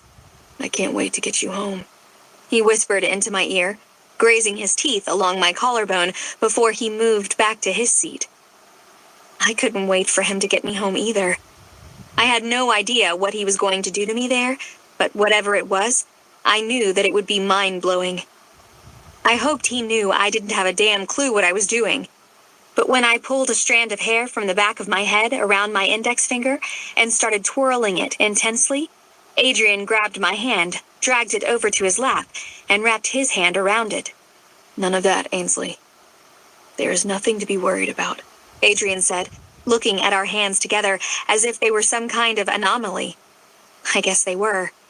We hadn't held hands like this in a really long time. It felt so intimate, more so than the long, slow kisses and passionate touches. And, hell yes, I was worried. He was taking me back to his place, where I was assuming he had plans to get me naked and ravish the hell out of my body, which was all good and well, except I didn't have much experience in that department. Not much meaning hardly any at all. Adrian was my one and only, and while I knew he wasn't a clumsy, fumbling teenager anymore, I pretty much still was. You know, minus the teenage part. Even in my alcohol-induced state, the nerves overwhelmed me. When the cab stopped outside an old apartment building, I realized I didn't even know where Adrian lived. I wanted to look around and familiarize myself with his home, but Adrian threw a couple of 20s at the driver and practically dragged me out of the cab to his front door. He pulled his keys from his pocket, unlocked the door, and pulled me inside behind him. I heard the clang of his keys hitting the table and the slam of the door closing. And then suddenly, my body was pressed face first into the wall right beside the door, and Adrian was against me. I laid my warm face to the cold wall and took a deep breath as Adrian's words washed over me. "You almost let another man touch this ass, Ainsley," he said into my ear as he walked his cool hands up the bottom of my dress. He brought my black dress higher and higher until it was resting around my midsection and my bottom was fully exposed. Equal parts embarrassed and aroused, I tried to press my ass back against him, but he held me still, his large hands spanning my hips, holding me hostage. When he backed up, I could feel him admiring my black thong. Adrian ran one finger along the waistband of my panties and asked, "Do you like letting other men touch what's always been mine, sunshine?" His words. Holy hell. Fuck me running, but this was probably the hottest moment of my entire life. I felt myself tremble against the wall. My legs felt rubbery and weak, and if he hadn't been holding me up, I'd probably have melted into the floor in a big, messy puddle. I moved my lips to answer him, but my voice caught in my throat. I was entirely too turned on to function, even on the simplest of levels. Adrian's hand came down hard on my bare ass cheek. Not once, not twice, 3 times. "Answer me, Ainsley." He rubbed his hand over the burn of my skin, easing the pain and sending my arousal higher. Shaking my head back and forth as best as I could, with the side of my face pressed against the wall, I let out a quiet, "No." I'd tell him damn well anything he wanted, as long as he eased the incessant ache between my legs. I'd never wanted anyone so badly before in my life. Grabbing a globe of my bare ass in each hand, he asked roughly, "Who does this ass belong to, baby?" I rocked my hips back into his strong hands and whispered, "You." He squeezed me harder between his hands and asked again more sternly, "Who, Ainsley?" "You," I yelled loudly into the room. His rough treatment seemed only to heighten all of my senses. My nipples tingled, wetness pooled between my legs, an inferno raged through my body. I needed him like I needed my next breath. "That's right," he said softly into my ear, pressing his body into mine once again, his dress pants cool and rough against my bare skin. In no time at all, Adrian turned my body to face him and kissed me with a ferocity I'd never experienced before. His mouth pillaged mine over and over. He only stopped long enough to say, "Legs up, baby," as he hoisted me up, pulled my legs around his waist, and carried me down a hallway and into his bedroom. He gently laid me on the bed and towered over me on all fours, his eyes intently on mine. His stare down at me nearly undid me, because while it was full of lust and need, it also held a great deal of heartache and regret. I could only imagine that my eyes reflected something similar back at him. That look stole my breath. He averted his eyes and blinked slowly, and in a flash, his pained look was gone, and in its place was a self-satisfied smile. "You've been waiting for 4 years for me?" His voice was smug. I was going to murder Kelly. He was rubbing this in my face now? I had half a mind to get up and leave. I totally would have, except he was making his way down my body and pushing my knees apart with his hands. He moved my panties to the side and gazed down between my legs. "Since this pretty pussy waited so long for me, I should probably give it a taste," he said, right before burying his face between my legs. And God bless America, because he licked all the way up my slit before sucking my clit into his mouth and taking long pulls on it. I jackknifed up in the bed, held his head right where it was, and groaned out a long, "Fuck." My hands buried themselves in his glossy locks, and I rocked my hips against his face as he groaned into my heat. He ran a hand up my thigh while he mercilessly flicked his tongue over my clit again and again. A careful finger rubbed around the entrance to my opening before easing inside and filling me. Wet sounds filled the room, and I might have been embarrassed if I hadn't been so far gone, if I hadn't been so very caught up in the gorgeous man between my legs. I was so damn close, teetering on the edge of an explosive orgasm. I was surprised I'd lasted this long. My legs quivered around Adrian's head, and my back bowed. Adrian chose that very moment to ease up and stand next to the bed. "No, sunshine. When you come, I'll be inside you," he said, pulling the top of my dress down over the rest of my body, taking my panties with it in one swift move. He pulled my shoes off one at a time before stepping back and sliding his suspenders down his arms. I sat up quickly because I didn't want to miss a minute of this strip show. Yes, I'd been with Adrian, but I'd never gotten to appreciate his body before. I wasn't missing the opportunity now. Watching him undress was almost as erotic as his pressing me against the wall and spanking my ass. He looked predatory and dark, looming so near to the bed, stripping down to just his boxer briefs but never taking his eyes off me for a second. Perfect, dark, flat nipples adorned his chest. The smooth expanse of tan skin over the sinewy muscles of his chest and his abs sent my pulse racing. Black boxers encased thick thighs with dark hair that made my mouth water. He was utter perfection. Adrian slowly slid the palms of his hands into the sides of his boxers, pushing them down. He threw me a lopsided grin that told me he was enjoying my attention, but I couldn't assemble a smart comment or even a smile of my own back. Adrian's boxers pooled around his feet, and his hard cock jutted so gloriously from his body that the only word my mouth could formulate was, fuck. I'd said it loud and clear, my gaze never wavering from the very large shaft standing straight up and proud between his legs. "You want this, sunshine?" he asked, slowly and tightly stroking himself up and down. I paid attention to what he was doing and how he liked it because I wanted to make sure, when I touched it, and I was planning to touch it a lot, that I did it right. I didn't know if it was the alcohol or the lust that was buzzing through my body when I answered with a resounding, hell yes. Because, for real, hell to the yes. I wanted his cock. I wanted to feel its velvet skin in my grip. I wanted to taste the drop of liquid on its tip. I wanted to feel it stretch me and fill me up.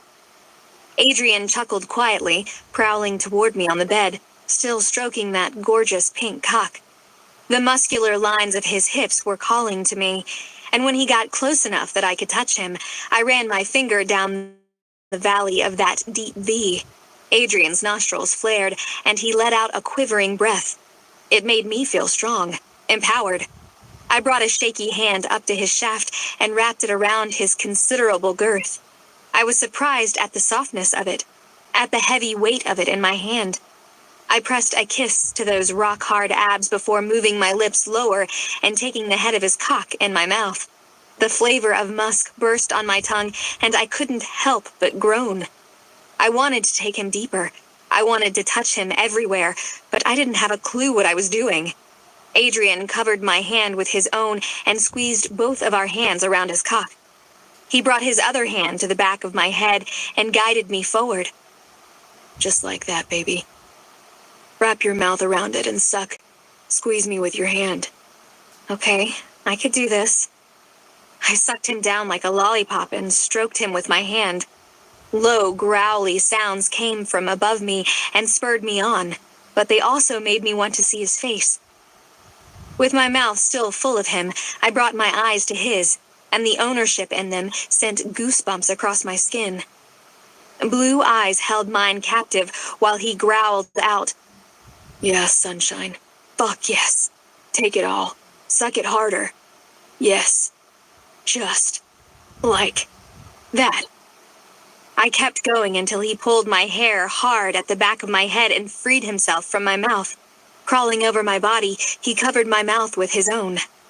"I've waited so long for this. I need your pussy wrapped around my cock now," he murmured across my lips. I felt the head of him nudging at my entrance. It stung a little, but I brought my legs around him and dug my heels into his ass, bringing him farther inside me. He pushed forward until he was seated completely inside me.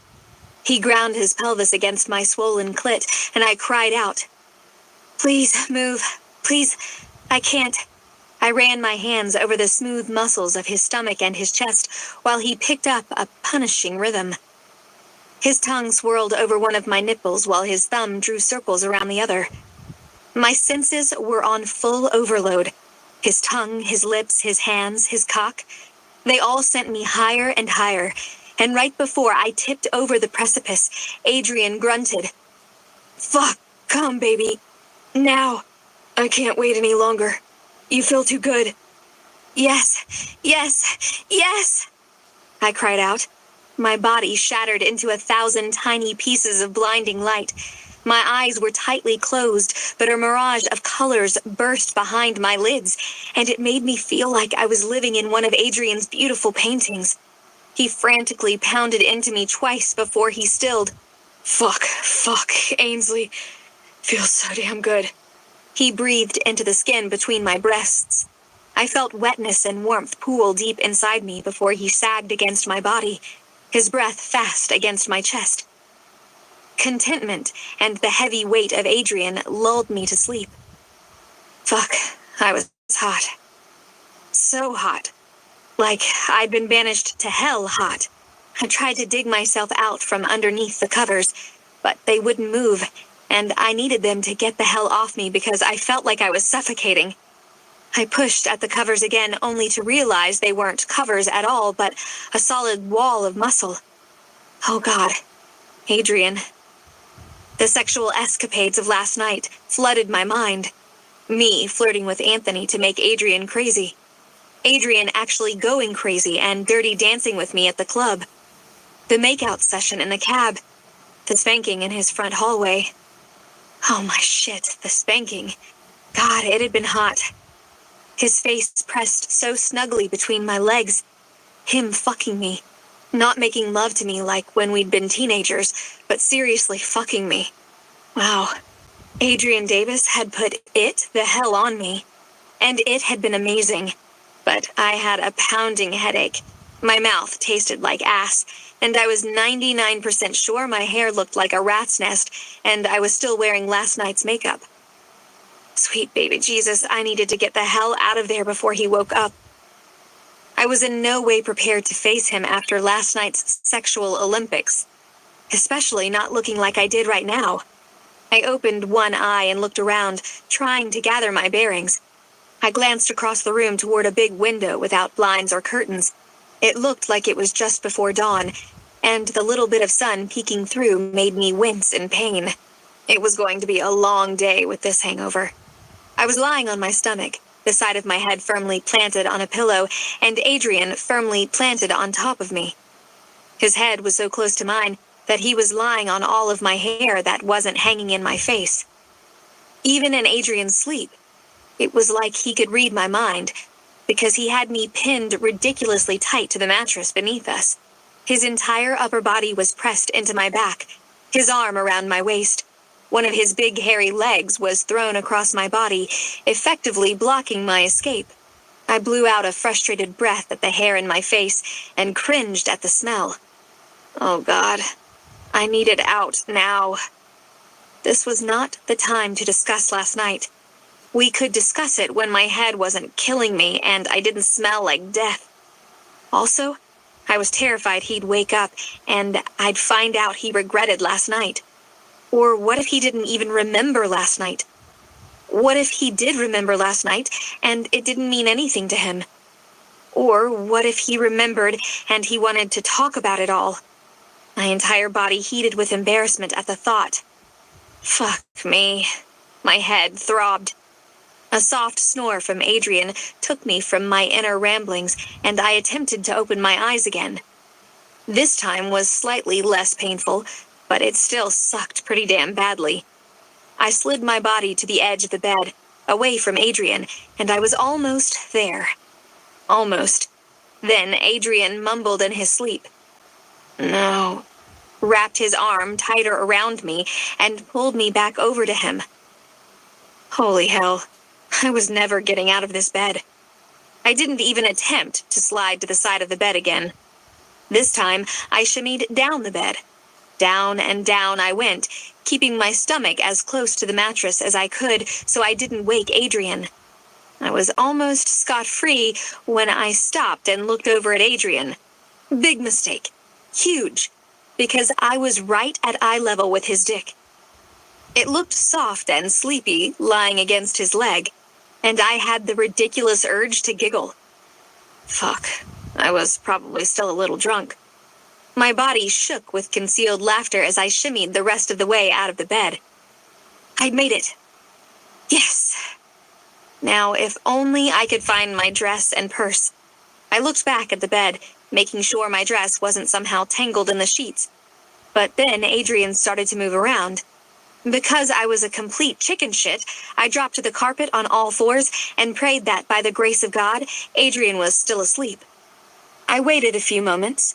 I didn't hear him move around anymore, so I crawled on all fours around his bedroom floor, looking for my dress. I finally found it in the corner near my shoes and my panties. I grabbed everything and crawled out of the room as fast as I could. Carpet burn be damned. As soon as I'd made it down the hallway, I found the courage to stand up, slip my dress over my head, and put my shoes and my panties on. Shit. I felt a wetness between my thighs. I slapped myself on the forehead and buried my face in my hands. We hadn't used a condom. Why hadn't we used a damn condom? So stupid. I wasn't on birth control because I didn't have sex. I didn't get drunk at bars and go home with men. Well, I hadn't before, but I guess I did now. I blew out a deep sigh. I guess I had to add this to the list of things I didn't want to talk to Adrian about, but would need to anyway. Where the hell was my purse? I needed it because it had my phone, and I needed a ride out of there. I walked toward the front door and saw it lying on the floor right next to the wall Adrian had pushed me against. Guess I'd dropped it while he had been spanking my ass. I had to suppress the urge to giggle again. Yep, I was completely insane at the moment, so I was probably definitely still a little drunk. I typed out a quick text to Miranda. Me. SOS. Come to Adrian's now. I changed my phone to silent, still terrified of waking Adrian. I walked out the front door and made my way to the parking lot. I took a seat on the curb and waited. Miranda. On my way. I can't wait to hear all about it, winky face. I rolled my eyes at that damn winky face. Chapter 21. Adrian. As soon as I heard the front door close, I rolled over to Ainsley's side of the bed and brought her pillow to my nose. Fuck. She smelled good. And last night had been the most amazing night of my life. She'd been so uninhibited, real, and raw. My cock hardened again from just thinking about her up against the wall in my entryway. Her magnificent ass on display, and so very red from the bite of my hand. I smiled. I know, crazy, right? You would think that I would have been fucking livid, fuming mad even.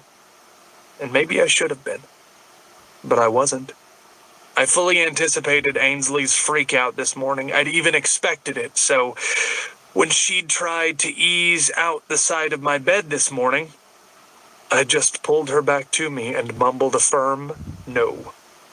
When she'd started scooting down the bed, I decided that maybe she needed time to process what was happening between us. And a lot was fucking happening. So I hoped like hell that she was paying close attention. Ainsley and Adrian were officially a thing again, and I didn't give two shits what she had to say about it. I was done doing the fighting thing. I was done doing the ignoring thing. I was even more done with doing the friendship thing. Basically, I was just done. And the final straw had been seeing Anthony Jackson about to put his hands on my girl's ass. Hell would freeze over before anyone touched what was mine. I couldn't fight it any longer. And the sooner Ainsley came to terms with last night, the better. Because she was mine. Always had been. Always would be. Ainsley James had been mine since I'd seen her standing on the bank of that creek. Her pink dress had been covered in mud, but she'd still been the prettiest thing I'd ever laid my 8-year-old eyes on. And I was never going to give her up again. Ever. I thought of her friend Kelly's comment last night. She hadn't been with anyone in 4 years, and that knowledge broke something inside me. It was impossible to hold on to years of resentment when it proved what I secretly knew. She was mine just as much as I was hers. Now I just needed to figure out a way to get her on board. She could take a breather for the next couple of days. I'd give her some space to figure her shit out, but this running crap was over. She passed out last night with me still on top of her, still inside her. And I'd rolled over to the side, bringing her with me. I'd wrapped myself around her and made a vow that I'd never have her look at me and ask why I hadn't come for her again. She could run from me. But what she couldn't do was hide her heart. Whether she liked it or not, I owned it. It was mine. I would always come for her because when you love somebody, that's what you do.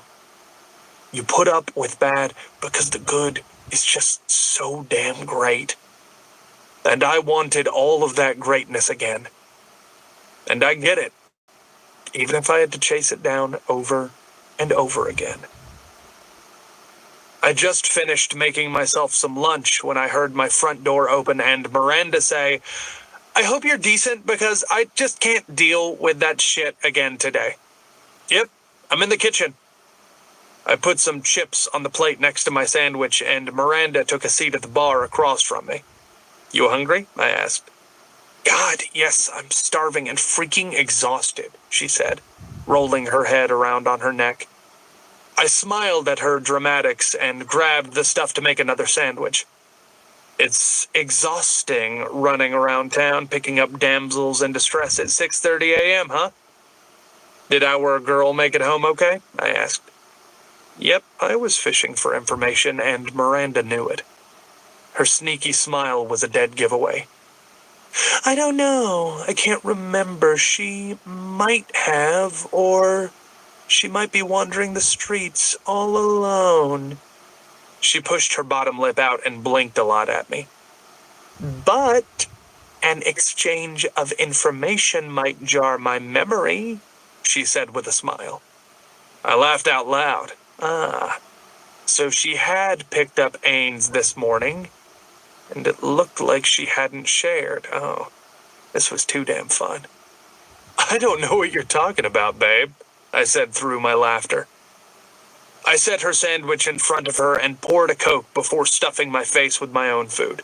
"Spill it, Adrian. I don't have all damn day. I have 3 books to edit and a hot neighbor to stalk. I'm a busy girl," Miranda grumbled around a mouthful of ham and cheese.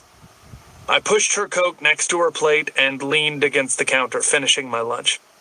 "Nothing happened, crazy town. We came back here and went to sleep, and she snuck out this morning before I woke up. End of story," I lied through my teeth.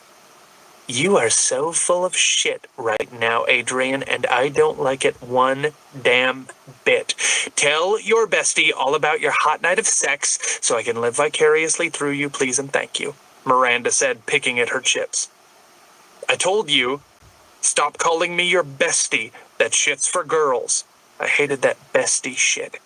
She'd been pulling it for years. Miranda laughed. "Spill it, now. Ainsley wouldn't tell me a damn thing," she said. I gave her a serious look.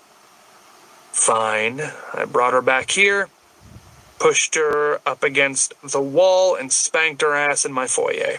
Then I walked her back to my bedroom and sucked and fucked her for hours until she virtually passed out with me still inside her. "Happy?" I asked with an arched eyebrow.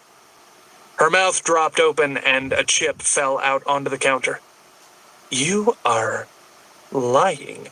You're a filthy, dirty liar, Adrian." She narrowed her questioning eyes at me. "You are lying, right?" I tried to look serious, but I couldn't hold my grin back any longer. "Guess you'll never know, babe," I shrugged. "You and Ainsley both suck. I get nothing," she said, picking at her sandwich. I was cleaning up the mess from lunch when she asked a question I could answer. "So, does this whole thing mean that you and Ainsley are back together?" She asked this so tentatively that I answered her right away. I wanted her to know I meant business. "Yes. She's probably not on the same page with that yet, but I'll get her there," I confirmed, rounding the counter and hoisting myself up to sit on the bar. I let her run out of here this morning. I'm giving her a moment to get her shit together, but soon I'll be coming for her. A loud squeal came from Miranda as she jumped from her stool and wrapped her arms around my waist. "Oh my God! You finally did! I'm so proud of you!" She paused all of a sudden, taking a step back and looked at me seriously. Holy shit! You really did spank her, didn't you? She asked through laughter. I grinned proudly and she poked me in the stomach. So, what's your plan now? She asked, sitting back on her stool. Plan? I asked back. What the hell was she talking about? Yes, your plan to get you and Ainsley on the same page again, to win your girl back. How are you going to do it? She asked, looking at me like I was the dumbest person on the planet. Oh, I don't need a plan. I'll talk to her after she's calmed down a bit. We'll figure things out, I said nonchalantly. Miranda shook her head. No, wrong answer. Now is the moment that you win your girl back with a grand gesture, Adrian. You have to go after her. You need something epic. Something she will never forget. Something that will prove that you've always loved her. Know what I mean? A grand gesture? She left me, Miranda, I reminded. Yes, but women are insane. We can't be held responsible for that. And besides, you want your woman back? You might as well go big. I pondered Miranda's advice and wondered if maybe for once in her life she wasn't being completely insane. Huh. A grand gesture. If she could hold out for me for 4 years while our hearts healed, there had to be at least one way I could show her without a doubt I've loved her almost my whole life. I thought on that idea for a few seconds longer before deciding what I had to do. But what I couldn't do was tell the mouth of the South seated on the stool beside me. She'd be blabbing all over town. Time for you to go home, babe. I got work to do, I announced, moving her off the stool and herding her toward the front door as politely as I could. I had 2 days to get this shit done, and it really wasn't enough time. But what are you going to do? Don't you need my help or advice? She asked, standing in front of the door. Nope. I got it all under control, I replied, opening the door and crowding her through it. Bye, I said, closing the front door on Miranda's shocked face before turning the lock. As I was walking away, I heard the doorknob jiggle. Muffled through the door, I heard her groan. Now he locks the door, in an exasperated voice. I laughed. It's for safety reasons, I yelled loud enough so she could hear me. It damn sure is, she shouted back before stomping off down the breezeway. I practically ran down the hallway to my work studio and opened the closet next to the futon. I pulled a truckload of miscellaneous art supplies out, but finally made my way to the back of the space, where I found what I was looking for. I stood inside the closet, looking at all the work around me, and dug into my back pocket to pull my cell phone out. I found Greta's number in my contact list and prayed that when I made this call, the woman didn't act a damn fool. I pressed the send button. She answered right after the first ring with a, "Hello, Adrian." I ran my hand through my hair, thinking about all the work doing this would entail. It would be hard, and I'd be pushed for time, but it would definitely be a grand gesture. It would be the grandest. Hey, Greta, listen, there's been a bit of change of plans with the show. Could you come over right now to discuss it? I asked. It was a hell of a lot more than a bit, but she didn't need to know that right now. Besides, this was my debut as an artist, and I had the final say. Sure, let me wrap up what I was doing and I'll be over in, say, an hour? She asked professionally. Maybe Greta and I could have a professional relationship. She wasn't losing her shit on me, which I considered to be winning. That sounds perfect. See you then, I replied before hanging up and glancing around me. I was feeling a little stressed, but a hell of a lot excited. Looking at these old sketches and drawings brought the best of my memories back. I studied them all one by one while I pulled them out of the closet. I thought of what color paints I would add to old sketches. I contemplated how to paint some of the art together to make bigger pieces. And while I did all of this, nostalgia rolled through me in soothing waves. I'd kept these beautiful memories buried too long, and letting them free felt so damn good.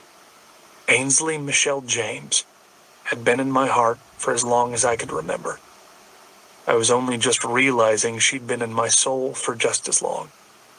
Our destinies had been written the moment I'd laid eyes on her, and I wasn't going to give her up ever again. I'm coming for you, sunshine. Chapter 22. Ainsley.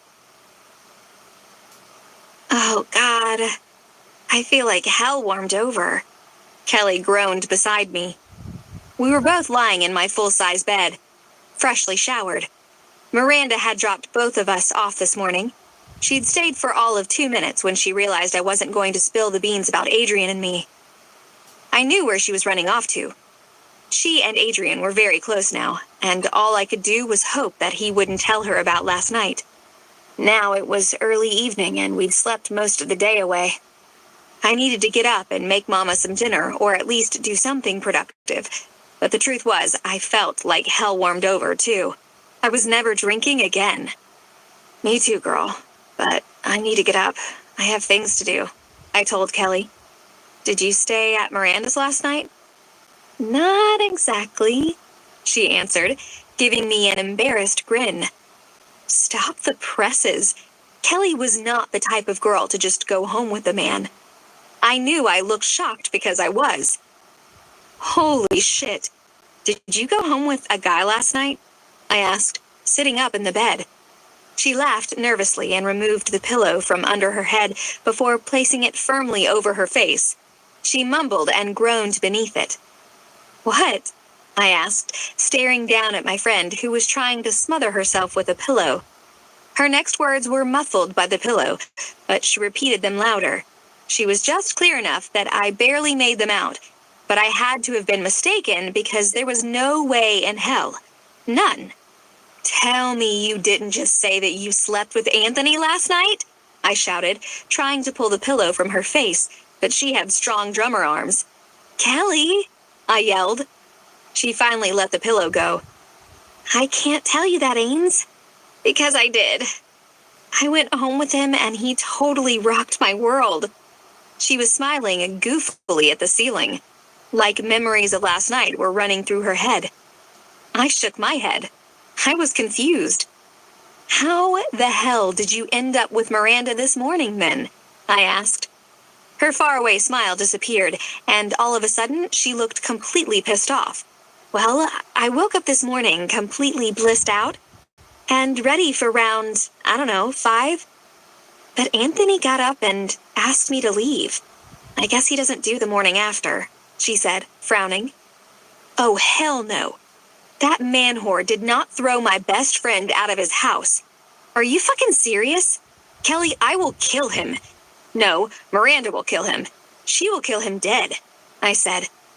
I was outraged, and I knew Miranda would be even more so. She'd never liked him. It's okay, Kelly said, leaning back against the headboard. He warned me that it was only one night. I knew what I was getting into, and I don't regret it because it was unbelievably hot. I guess I was just surprised because he seemed to be just as into me as I was him. It was weird how he threw me out. She looked confused. She seemed concerned for Anthony. I wasn't concerned for him at all. I wanted to murder the bastard. Kelly deserved better. I leaned back against the headboard, too, and wrapped an arm around her shoulders. I'm sorry, Kels, I said, and I'd meant it. And if I ever saw Anthony Jackson again, I was kicking him in the balls. Kelly looked at me seriously. How'd it go last night with Adrian? She asked. Last night had been passionate. Everything I'd ever wished for and then some for 4 long years. I didn't want to get into details with Kelly, but I also wanted her to know that last night had been breathtaking. It was amazing, Kelly. It was everything I've been wanting, I said to her. So why were you sitting on the sidewalk outside of Adrian's apartment at 7 this morning? She asked, confusion on her face. I took a deep breath and let it out. I grabbed a piece of my hair and twirled it around my fingers. I don't know. I guess I'm a chicken shit. I think all I know how to do anymore is run. I used to fix things, make things happen, help people. Now, all I know how to do is leave, I said quietly. Oh, Ainsley, that's not true. You're just scared, and that's okay, Kelly said, leaning into me. I am scared. I'm terrified Adrian will regret last night. I couldn't live with that, so I left before he even woke up. I still love him so much it hurts, Kels. What if he never loves me again? What if he won't forgive me for what I did? I asked her. Oh, come on. Even with as drunk as I was last night, I could tell how much that man loves you. He couldn't take his eyes off you all night. And when he saw you dancing with Anthony, I thought his head was going to explode. She smiled. My heart squeezed at her words. Shit. What if I made a huge mistake leaving this morning? What if he thinks I was running from him like last time? I just needed some time to think, you know? We just got to the point where we are friends again, and all I can seem to do is fuck everything up, I said, bringing my hands to my face. Girl, get your ass in your car and go talk to him. Stop sitting around here worried whether or not he is angry with you and go find out. Kelly was right. Sitting around hungover and worried was just plain counterproductive. I would have to face the music sooner or later anyhow. You're right, I said to Kelly, getting up out of the bed and grabbing my keys off the nightstand. Sitting around here worried about what Adrian thinks is just dumb when I can just go find out for myself. Be indestructible. God, I wanted him. I wanted him to tell me that last night wasn't a mistake. I wanted to tell him that I loved him and nothing in the world had changed or ever would change that. I'd made a grave mistake in leaving Adrian 4 years ago, but I was done paying for it. I was done crying over it, and I damn sure was done waiting for him to come to me. 4 years and 450 miles had separated us, yet this man still held my heart in the palms of his hands. It was damn well time he knew it. I drove to Adrian's apartment in record time. I was seriously hoping he was home because I didn't know how long this burst of courage was going to last. I parked my truck in the parking lot and actually got a quick look around because no one was dragging me inside. The apartments were brown and dated, but the property was nice and well kept. I knocked on his door, nervously tapping my foot. I couldn't help but remember how scared I'd been the very first time I'd stood on Adrian's porch. I'd been waiting on him to answer after Lori had rushed around me to push the doorbell. We'd been so excited to swim in his pool, and even then, I'd thought he was the most beautiful thing I'd ever set eyes on. The memory made me smile, and for the first time in a long time, I thought of Lori, and pain didn't flood my body.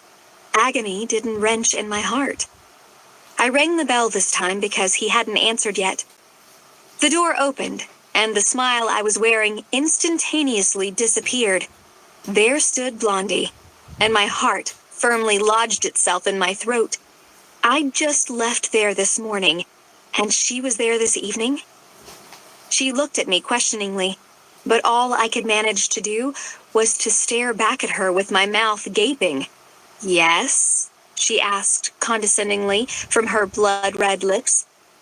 She was standing there, looking freaking perfect in her impeccable pantsuit, without a damn hair out of place, and there I was, hungover, wearing a set of blue sweats, not a drop of makeup on. Of course. Is Adrian here? I finally managed to squeak out. I didn't really want to see him anymore, but I had to say something. Anything. She gave me a superior smile. I believe he's in the shower right now. Would you like me to give him a message? She looked away from me and down to a cell phone in her hand, completely bored with our conversation. Fuck. I was going to be sick. And not just because I'd drunk my weight in alcohol last night. I felt like my heart was being ripped from my chest. But somehow, I managed to mutter, "No thanks. I'll just catch up with him later." I turned away from the blonde bitch. Yes, she'd graduated from Blondie. and walked as quickly as I could back to my truck. You are not going to cry, Ainsley. You are not going to fucking cry, I told myself over and over again as I drove away from Adrian's apartment. What did you expect? You left him this morning. You ran just like you always do. You come and then you go. God, I was so sick of feeling sorry for myself. I was sick of being pitiful and pathetic. I turned my truck into the parking lot of a grocery store. I stomped down the aisles, mad at Adrian for having a woman over right after he'd sexed me the hell up, and mad at myself for being so damn upset about it. I tossed soda, junk food, ice cream, and anything else I could find into my cart. I stopped at the Red Box outside the store and got myself and Kelly a movie that wasn't a romance. Fuck that. I loaded it all into my truck and drove home, determined to enjoy my last couple of days with my best friend before she went back to Nashville. My heart felt like someone had pulled it out of my chest, stomped all over it, and then shoved it back in. But I didn't cry. I just rubbed the sore spot on my chest with the palm of my hand over and over again and pretended to watch movies and eat junk food with Kelly. All I really did was think of that woman answering Adrian's door only hours after I'd closed it on my way out. Chapter 23. Ainsley. 2 days later, my heart still felt heavy with disappointment and bruised beyond repair. I was an emotional mess, and I had a feeling no amount of makeup or hair was ever going to cover it up either. Not that I was trying. I'd only moved from my spot on the couch to take Kelly to the airport yesterday evening, and that had only made me even more down. I missed her. She'd kept me semi-distracted from the whole Adrian ordeal, and now that she was gone, I couldn't stop thinking about it, and him. I was more confused than ever about what was happening between us. At least Mama was there to keep me company. We'd watched movie after movie and eaten our weight in pizza and ice cream, but she kept throwing me worried glances. I didn't want to talk about it, so I ignored her concerned looks. Adrian hadn't tried to call me. He hadn't come by the house. As far as I knew, he could still be shacked up with the blonde bitch face. The thought made me sick. The pain in my heart moved to my stomach. Are you going tonight? Mama asked from the couch next to me. She hadn't been looking at me when she'd asked. She'd had her eyes on the TV like she didn't care what the answer to my question was, but I knew better. Where? I asked back. I knew what she wanted to know, but since she was pretending, so would I. Miranda had only messaged me 1,000,000 times already to ask if I was going. The answer was simple. Probably not. But she wouldn't know because I'd been avoiding her texts. To Adrian's art exhibition, Mama answered, still not looking at me, but staring too intently at the TV for it to be genuine. I hadn't told Mama what had happened when I'd gone to Adrian's. I hadn't really told anyone because every time I thought about it, the pain in my chest spiraled out of control. Probably not, I said. I knew I'd promised Adrian I would be there, but that was before the sore spot in my chest. I wasn't feeling good.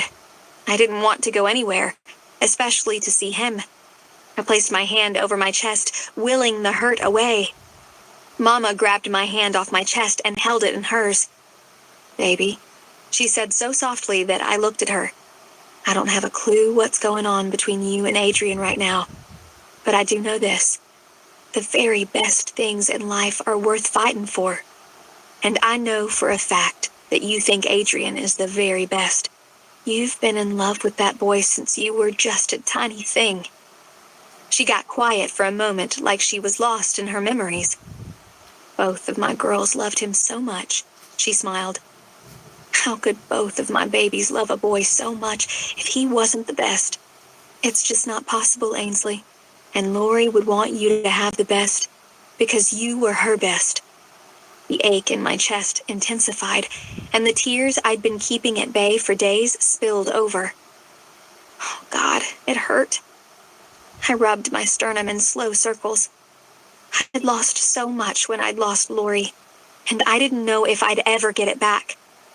I lost my best friend and Adrian, but more importantly, I'd lost myself. The real Ainsley was gone, and I wanted her back. I wanted to smile easily. I wanted to feel like I deserved to be happy. I wanted the me from before I'd lost Lori back. I missed her, but she was tucked away in the grief-stricken recesses of my mind. And every time I caught a glimpse of her, something traumatic had sent her running for cover. She didn't like the agony of facing things head-on, but it had to be done. I couldn't live with this guilt any longer. I'd been carrying it around too long. If I was her best, then why didn't I save her, Mama? Why wasn't I at that party with her? I asked, my voice thick with tears. I couldn't look at her. The guilt of it all made me too ashamed. I stared down at our joined hands instead. "You look at me right now, Ainsley," Mama said sternly. Bringing my guilty eyes to hers nearly killed me, and when I saw the harsh anger etched across Mama's normally soft face, my heart dropped. That face looked unforgiving, and I was terrified she'd always blame me for Lori's death. Mama's own tears rolled down her cheeks and onto the soft robe she was wearing. I was so scared of what her next words would be. "What happened to Lorelei was not your fault. It wasn't anyone's fault. Bad things happen to good people all the damn time. Lori was troubled, Ains. We did what we could to help her. Especially you, baby. She loved you more than anyone in her whole world. She'd never want you to blame yourself. Ever." She pulled me in and hugged me so tight that it felt like she was pushing all of my broken pieces back together. I let her hold me while I sobbed and cried into the soft fabric of her robe. A while later, after I'd quieted, Mama said, "Well, I don't know about you, but I have an art show to attend for my favorite guy, so I need to go get dressed. I think you should come too, Ains. Adrian would be so disappointed if you weren't there."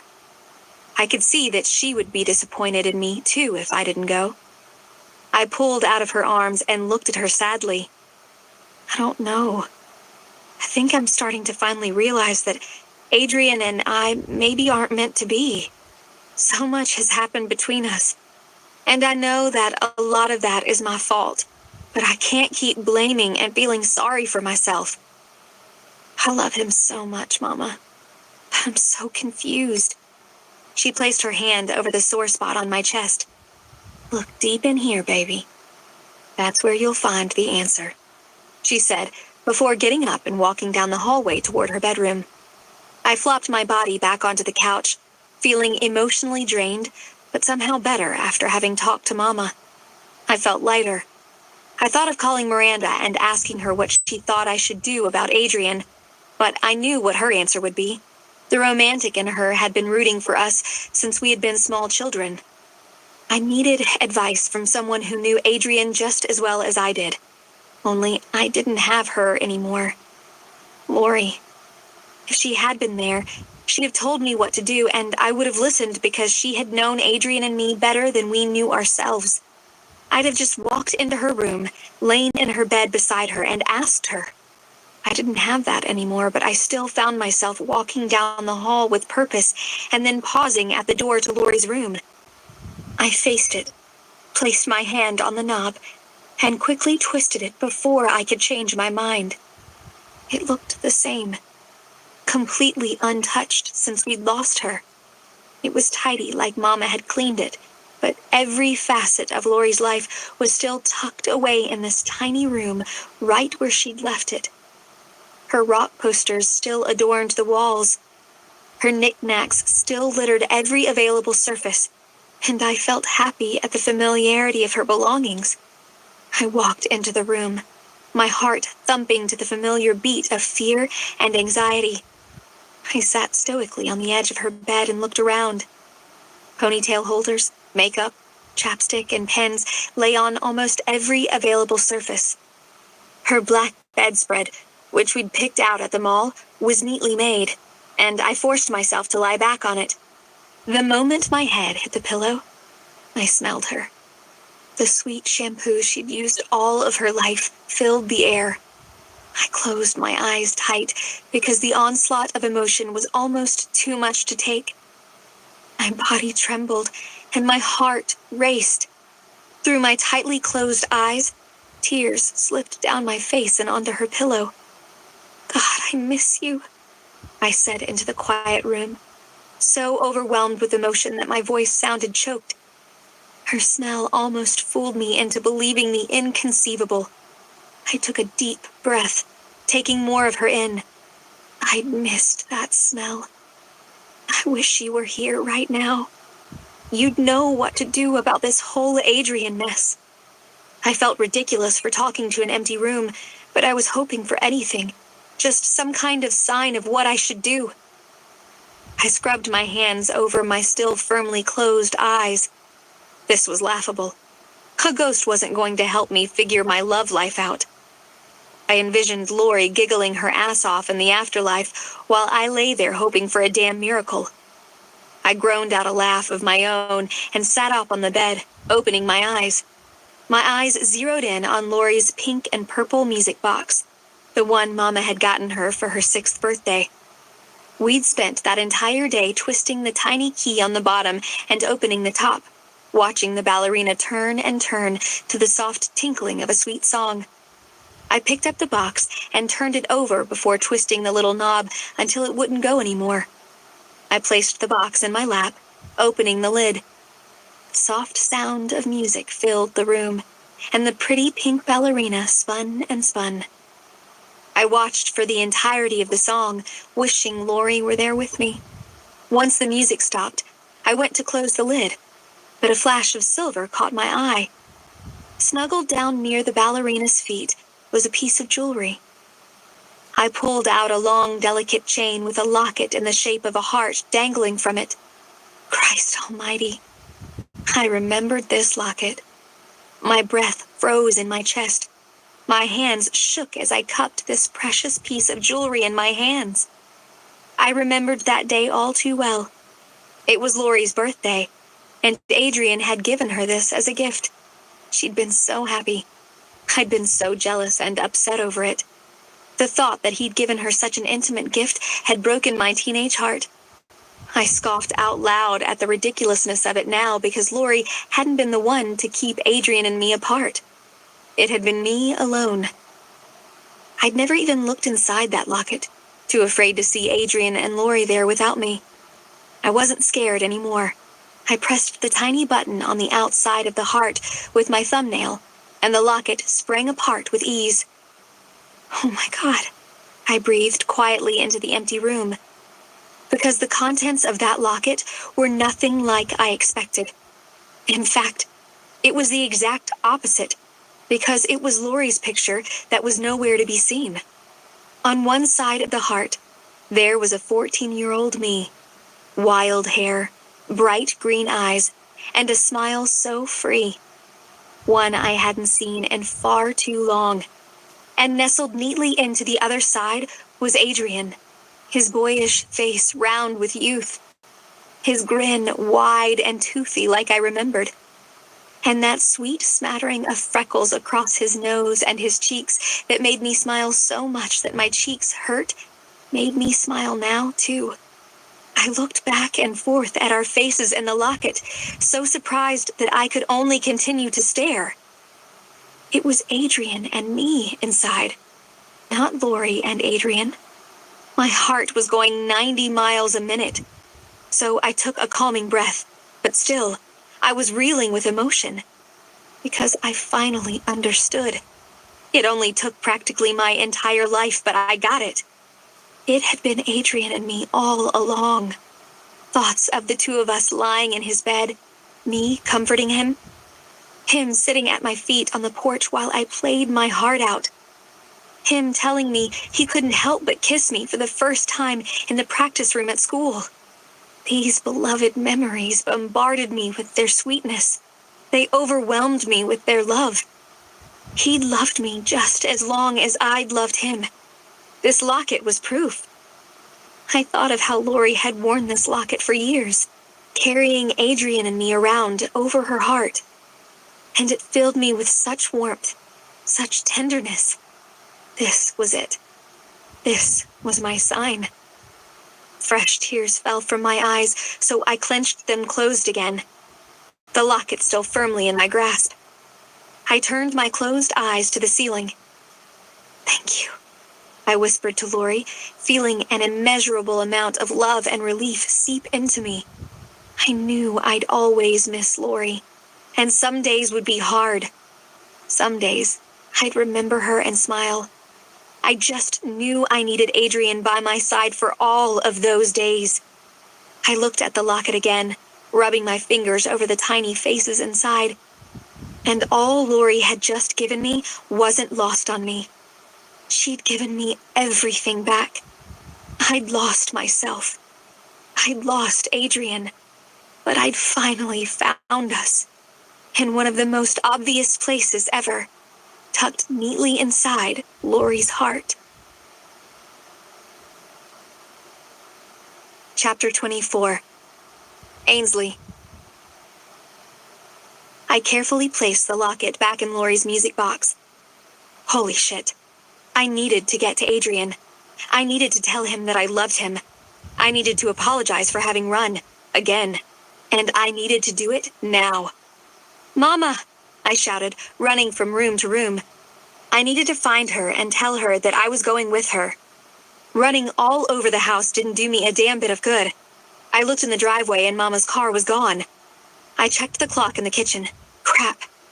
Adrian's show started in 45 minutes, and it was a 40-minute drive into town. I raced down the hall to my bathroom, took the quickest shower known to man, and dressed myself in a long navy blue maxi dress. I threw some brown sling-back heels on and slipped a brown cardigan on. My hair was still damp from the shower, and I didn't have any makeup on, but it would have to do. I couldn't miss this. It was Adrian's big night, and I needed to be there to support him. I grabbed my keys, my phone, and my purse and shot off a quick text to Miranda. "Me. I'm coming." I jumped into my truck and checked my phone before cranking it up. Miranda. "About damn time." I let out a self-deprecating laugh and shook my head at Miranda. Hell yes, it was about damn time. I was going to get my man. Yes, it was years later than it should have been. But I was a Southern girl. We weren't known for our timeliness. We did things on our own damn time. And it was finally mine. I pulled up in front of what appeared to be a very swanky art gallery, and my heart felt swollen with pride for the little black-haired boy sketching on my porch day after day. I handed the keys to my crappy truck to a valet, and could only giggle as he took in my ride. I was still laughing as I entered the gallery, but I sobered immediately when I spotted Blondie right inside the entrance. She wasn't going to stop me this time. I'd let her keep me from opening a door once, but I wouldn't allow it again. I moved toward her and noticed a sign to her left. It read, "See-Through Heart, Adrian Davis." And beneath the words was a picture I immediately recognized. It was just a simple sketch, not a speck of color in it, but I'd recognize that locket anywhere. In fact, I'd just held it in my hands not an hour ago. The locket was only open enough to see one side, but even in profile, I knew that face was my own. Warmth sizzled through my body. He loved me, and I loved him, and that was all that mattered. That sketch only hardened my resolve. I wasn't even going to acknowledge Blondie. She didn't matter anymore. But as I passed her by, she grabbed my upper arm and brought me in close to her. She gave me a look meant to break me. It said, "You poor, pitiful girl." But I was done being broken. My teeth clenched so tight together that they hurt. "Don't be that pathetic girl, sweetie. His type never settles down, and especially not with girls like you," she whispered, sneering at me. She was looking down at me like I was some backwoods country bumpkin, and maybe I was in a sense. But I'd also lived and lost and gained a lot of perspective in my short 22 years. "Did you sleep with him yesterday?" I asked, praying to God that my gut was right. She cocked an eyebrow. "No, but there's always tonight." That's where she was wrong. Any chance she'd ever had with him was officially over. I should have known that Adrian wouldn't do that to me. Not right after we'd been together. I should have trusted him. I pointedly glanced to the sign. My face in the middle of that beautiful heart-shaped locket Adrian had drawn with his own 2 hands, and looked back at the bitch. He ever draw you like that? Her snotty grin fell. I knew then that she knew exactly who I was to Adrian, and I had not one doubt in my mind she was trying to keep us apart. I wanted to put her in her place, but I didn't. It was Adrian's night, so I wouldn't cause a scene. Instead, I quietly said, "I'm here to see my man, so I'm going to need you to kindly move the fuck out of my way." She still held my arm tight, so I added, "Right the fuck now." If she thought for 1 second she had anything on my brand of crazy, she was wrong. I'd waited too long for this moment, and she was keeping me from it. From him. I'd take her down in a skinny minute. She must have seen the fire in my eyes because she stepped back, releasing my arm. I shot her a victorious smirk and made my way farther into the exhibition. Crowds of people stood around the room, some admiring the pieces on the wall, and some standing around chatting and drinking champagne. I didn't see the paintings hanging on the walls. I didn't see the faces of the nameless people milling around. I was looking for one person. I made my way around the outskirts of the room, my determination evident in every stride. Be indestructible. The mantra played in my head with every step I took. There was an older couple ahead of me, blocking my path, and as I skirted around them, I couldn't help but listen to their words as they stared at the painting in front of them. "This one is simply breathtaking.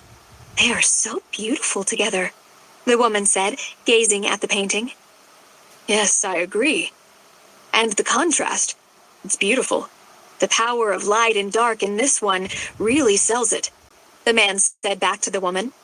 Their words made me pause and take notice of the painting on the wall. At first, all I saw was the face of a woman with bright yellow hair and expressive green eyes. Me. It was me.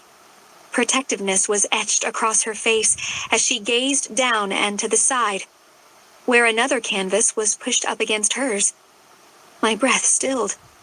Pain and love ricocheted around inside my body like stray bullets, hurting me and healing me in equal parts. Big, sad brown eyes stared back at me from the painting, holding me hostage.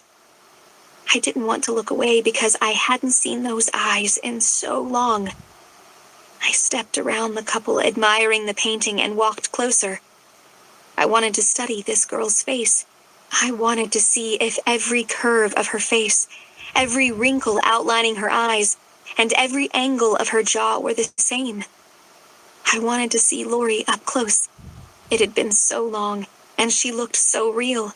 The small dimple in her chin sent a lone tear down my cheek, and I wanted to touch that dimple to see if it was as soft as it looked. I was raising my hand, bringing it closer to the painting, when a man with a gruff voice and a firm grip grabbed my wrist. "Please, no touching the art, ma'am," he said, releasing my grip and standing off to the side again, clearly manning his post. "It's fine," a familiar voice said behind me. I turned and found Adrian watching me, looking beyond handsome in a black suit, his face almost violent with emotion. "They're all hers," he said, speaking to the security guy standing next to me, but looking me fiercely in the eyes.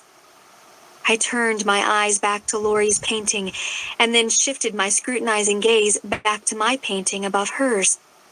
I looked like an angel hovering over Lori, ready to guard her with my life. And Lori, with her dark hair and sad brown eyes, looked like she needed the protection. The couple was so right. My painting was light, and Lori's was dark. The contrast was positively the most gorgeous thing I'd seen in my life, and its brilliance broke my heart. Wiping a steady stream of tears from my face, I circled the room, taking every painting in. I could feel Adrian's eyes on me every step of the way. It didn't escape my notice that he stayed close, like he was my safeguard while he allowed me just enough space to experience this kind of beauty alone. His presence screamed, "I'm here. Just look behind you and I'll always be here." Each painting told a story and had a unique quality that differentiated itself from the one before it, but every painting also held one similar quality. Me. Me, lying by the creek in Mama's backyard, looking at the stars. Me, standing on the porch, playing the violin, my eyes closed. Me with freshly kissed lips in the middle of a cotton field. And sometimes it was me and Lori, two little girls standing on his doorstep in our bathing suits. The two of us curled up together in a sleeping bag, sound asleep. Us laughing by the campfire, Lori's locket resting on her heart. Adrian's love shined back at me from each painting, and the older I got, the more beautiful every piece became. Sensuality and unrestrained emotion were reflected in every stroke of his brush of me as an adult. My hair was wild and yellow, my face open and revealing. Sometimes I'd be standing in a cotton field. Other times, it would be the back of me and music notes would fly from hair that shone like sunlight. It was our past splattered all over the walls of this square room, memories laid bare for all to see. Each image showing a moment of love, a moment of loss. There was nowhere to run, and I felt the memories surround me and swallow me up. I wanted to crumble from the sheer force of it all. I wanted to rip every painting off the wall and guard them with my life. He was right. They were mine, and I loved them as much as I hated them. "Do you see now?" Adrian asked behind me. I tore my gaze away from the paintings and faced him. I wiped my face with the sleeve of my cardigan because I was a snotty, ugly, crying mess. A crowd was forming around us, but Adrian didn't seem to notice. He kept his eyes glued to me. "Do you see now, sunshine?" he asked again with all the patience of a damn saint.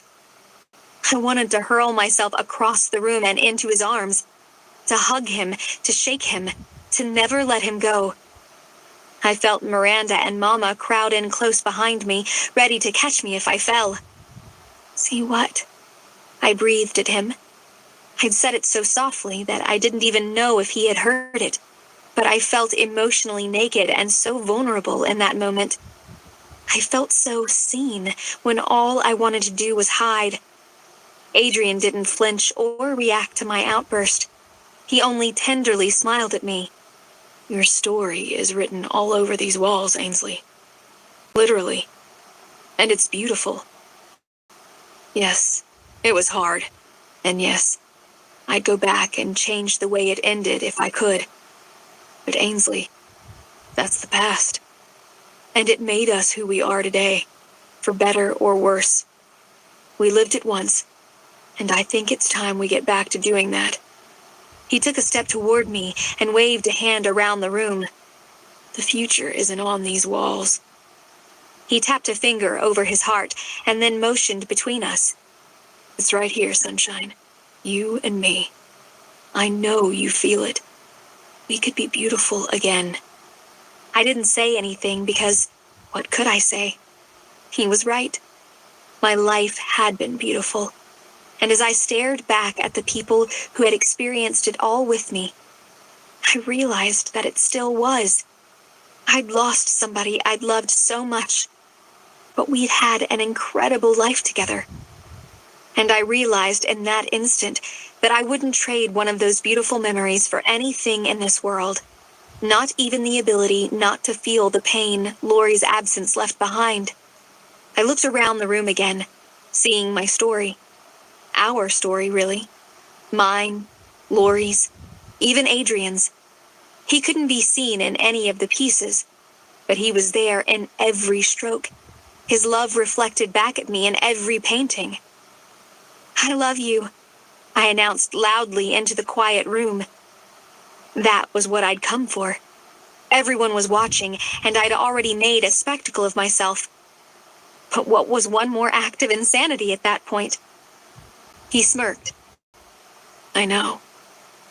I adamantly shook my head. He couldn't know, because there weren't words strong enough to adequately explain the way I felt for that boy. And now, the man. No, you don't. I sucked in a deep breath and then confessed. I really love you, Adrian. I always have. My entire life. Since I first laid eyes on a shaggy-haired, blue-eyed boy in suspenders. I paused as I struggled to speak through my tears. And I always will. Adrian's quick strides brought him to me in an instant. He grabbed my face in his hands and lowered his lips to mine. Thank fuck, he said against my lips before claiming my mouth in a slow but deep kiss. He pulled away and stared down into my eyes. It's always been you, Ainsley. For me, it's always been you. I want to be there for you through everything, even life's hardest moments. He looked around the room. Because of the big picture. Our picture. And I don't want to miss another minute of it. So let me be there for you. Let me take care of you. Let me love you. Okay, I whispered back into his mouth. No more pretending. His eyes grew soft as he kissed my nose. I was never pretending, sunshine. Epilogue. 4 years later. Adrian. Green? No one likes green, Adrian. No one. It's red or blue. Ainsley huffed out, her frustration written all over her, ironically enough, green face. If I'd ever missed this woman's sass, I didn't now. She'd been making up for it in spades the last 10 weeks. It was Christmas Eve, and my sunshine was a little more on edge than usual. We'd made the trek 40 minutes from the city to Jesse's house for dinner and presents. Our small house in the city was perfect. It was in a central location to the college most of Ainsley's students attended, and only 5 minutes away from the orchestra hall where she practiced most nights. We were living the dream. Ainsley was teaching by day and playing for the South Carolina Philharmonic by night. As for me, it was a slow but steady climb to the top after my first art showing. But now most of my paintings could be found in art galleries all over the U.S. We'd gotten married in the fall outside by our creek, not even 6 months after the night Ainsley had finally run at me instead of running away from me. It was a small ceremony with just family and close friends. Ainsley made sure everyone we loved was there, even Lori. Her heart locket was the only jewelry Ainsley wore that day.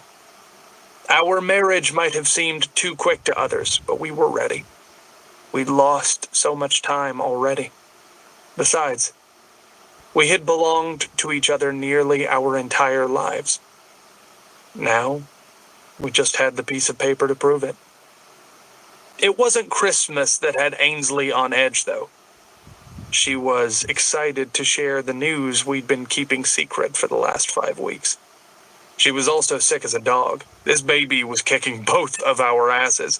Forget morning sickness. Why wasn't it called all the damn time sickness? The woman woke up sick, was sick at lunch, and went to bed sick most nights. I kept soothing her with words I knew to be true. We just gotta get through this first trimester, baby. Then it's smooth sailing, I'd tell her. But I'd be lying if I said that this first trimester didn't feel long as fuck. Yeah, Daddy, green is yucky, a little voice said somewhere around my feet. I set the rest of the groceries on Jesse's kitchen counter and got down on my haunches. That's something you should have told Daddy at the store, buddy, I said, running my hand through his sweet blonde curls. Exactly 9 months after my night of drunken debauchery with Ainsley, Nicholas Michael Davis had come into the world with blindingly white curls adorning his cone-shaped head, weighing in at a hefty 9 pounds 5 ounces. Was I surprised that Ainsley had gotten pregnant only the second time we'd had sex in 4 years? Not really. Because fate. And although our little guy was a complete surprise, I wouldn't have changed it for the world. We'd decided as soon as we found out Ainsley was pregnant that we would name the baby after Lorelei Nicole. Nicole if it was a girl, and Nicholas if it was a boy. But once he was born and stopped screaming his head off long enough to blink those big blue eyes up at us, there was only one thing we could call him. Blue, go in the living room and see if Grammy will give you a cookie, okay, baby? Ainsley said, unloading grocery bags.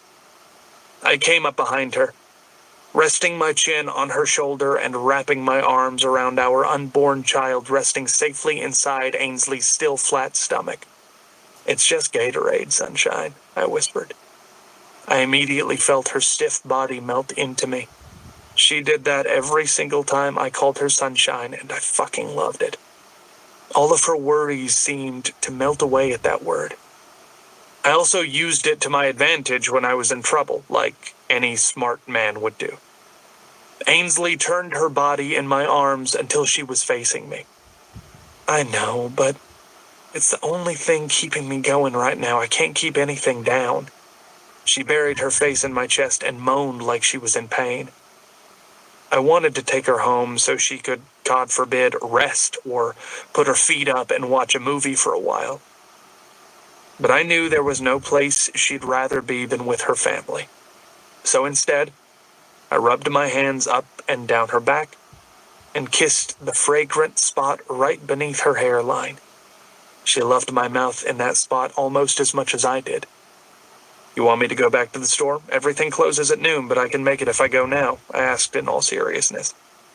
No, I'll drink the damn green, she said before kissing my lips and then pressing her face back into my chest. Come on. We better get out there before they come looking for us, I told her, grabbing her hand and pulling her from the kitchen. We rounded the corner and found Blue happily stretched across Holden and Miranda's laps. That's right. Miranda had found her deuce, or whatever the hell his name was. He came in the form of Holden Steele, an intimidating ex-Army Ranger whose smiles and laughs were rare, but his love for Miranda was fierce. And that alone was enough for me and Ainsley. Come here, baby Blue, Jessie said from the recliner next to us. Blue climbed over Holden's lap and down. Jessie pulled him up into her lap and asked, So, what's this news you had to tell us before we could start making the donuts? Jessie had been in remission for 3 years, and every day we spent with her felt like the greatest of blessings. She'd been such a big help with Blue, and honestly, I didn't know what we would have done without her. Or, surprisingly enough, my dad. He sat next to Miranda and Holden on the couch, his face as full of anticipation as everyone else's. My dad's sobriety reminded me of the good years before I'd lost my mother and Maggie. The fact that Blue got to experience the goodness my dad had to give almost made up for the bad years I'd endured. Well, Ainsley said, letting out a long breath. We wanted to wait until we were far enough along before we said anything, but we're pregnant. The room broke into applause and shouts of happiness. Hallelujah! I'm so glad the cat is finally out of the damn bag, Miranda said, jumping up off the couch. I'm freaking starving. Let's go make donuts. Miranda Elaine, watch your mouth in front of the baby, Jessie shouted from her seat. The sound of Holden's laughter broke through all the chaos and stopped every one of us in our tracks. He had his big head thrown back and giant booms of laughter echoed through the room.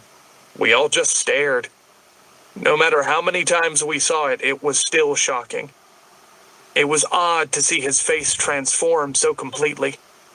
Miranda threw him a wink over her shoulder and laughed along with him. Ainsley broke the silence. You did not know, Miranda. We told no one. There is no way you could have known, she said, getting up out of my lap and walking toward Miranda. Her hackles were raised, and I smiled at her and Miranda's familiar craziness. Oh, honey, everyone knew. You've been miserable the past 2 months, and as much as you like to think you are good at hiding your misery, you aren't. In fact, you suck at it. Miranda said back with snark. I looked around the room. These insane people were my family. We'd walked through hell together, and somehow, we'd managed to come out on the other side better for it. Our grief had broken us in unimaginable ways, but our love for each other had pieced us back together. And Ainsley, she was getting stronger every day. Every time we pushed our child on the old rusty blue swing set in the backyard, every day we spent by the creek in Grammy's backyard with Blue, every tomato we fed our little guy straight from the vine, I'd see the memories pour into her. Those memories would fill her up, and sometimes she'd smile.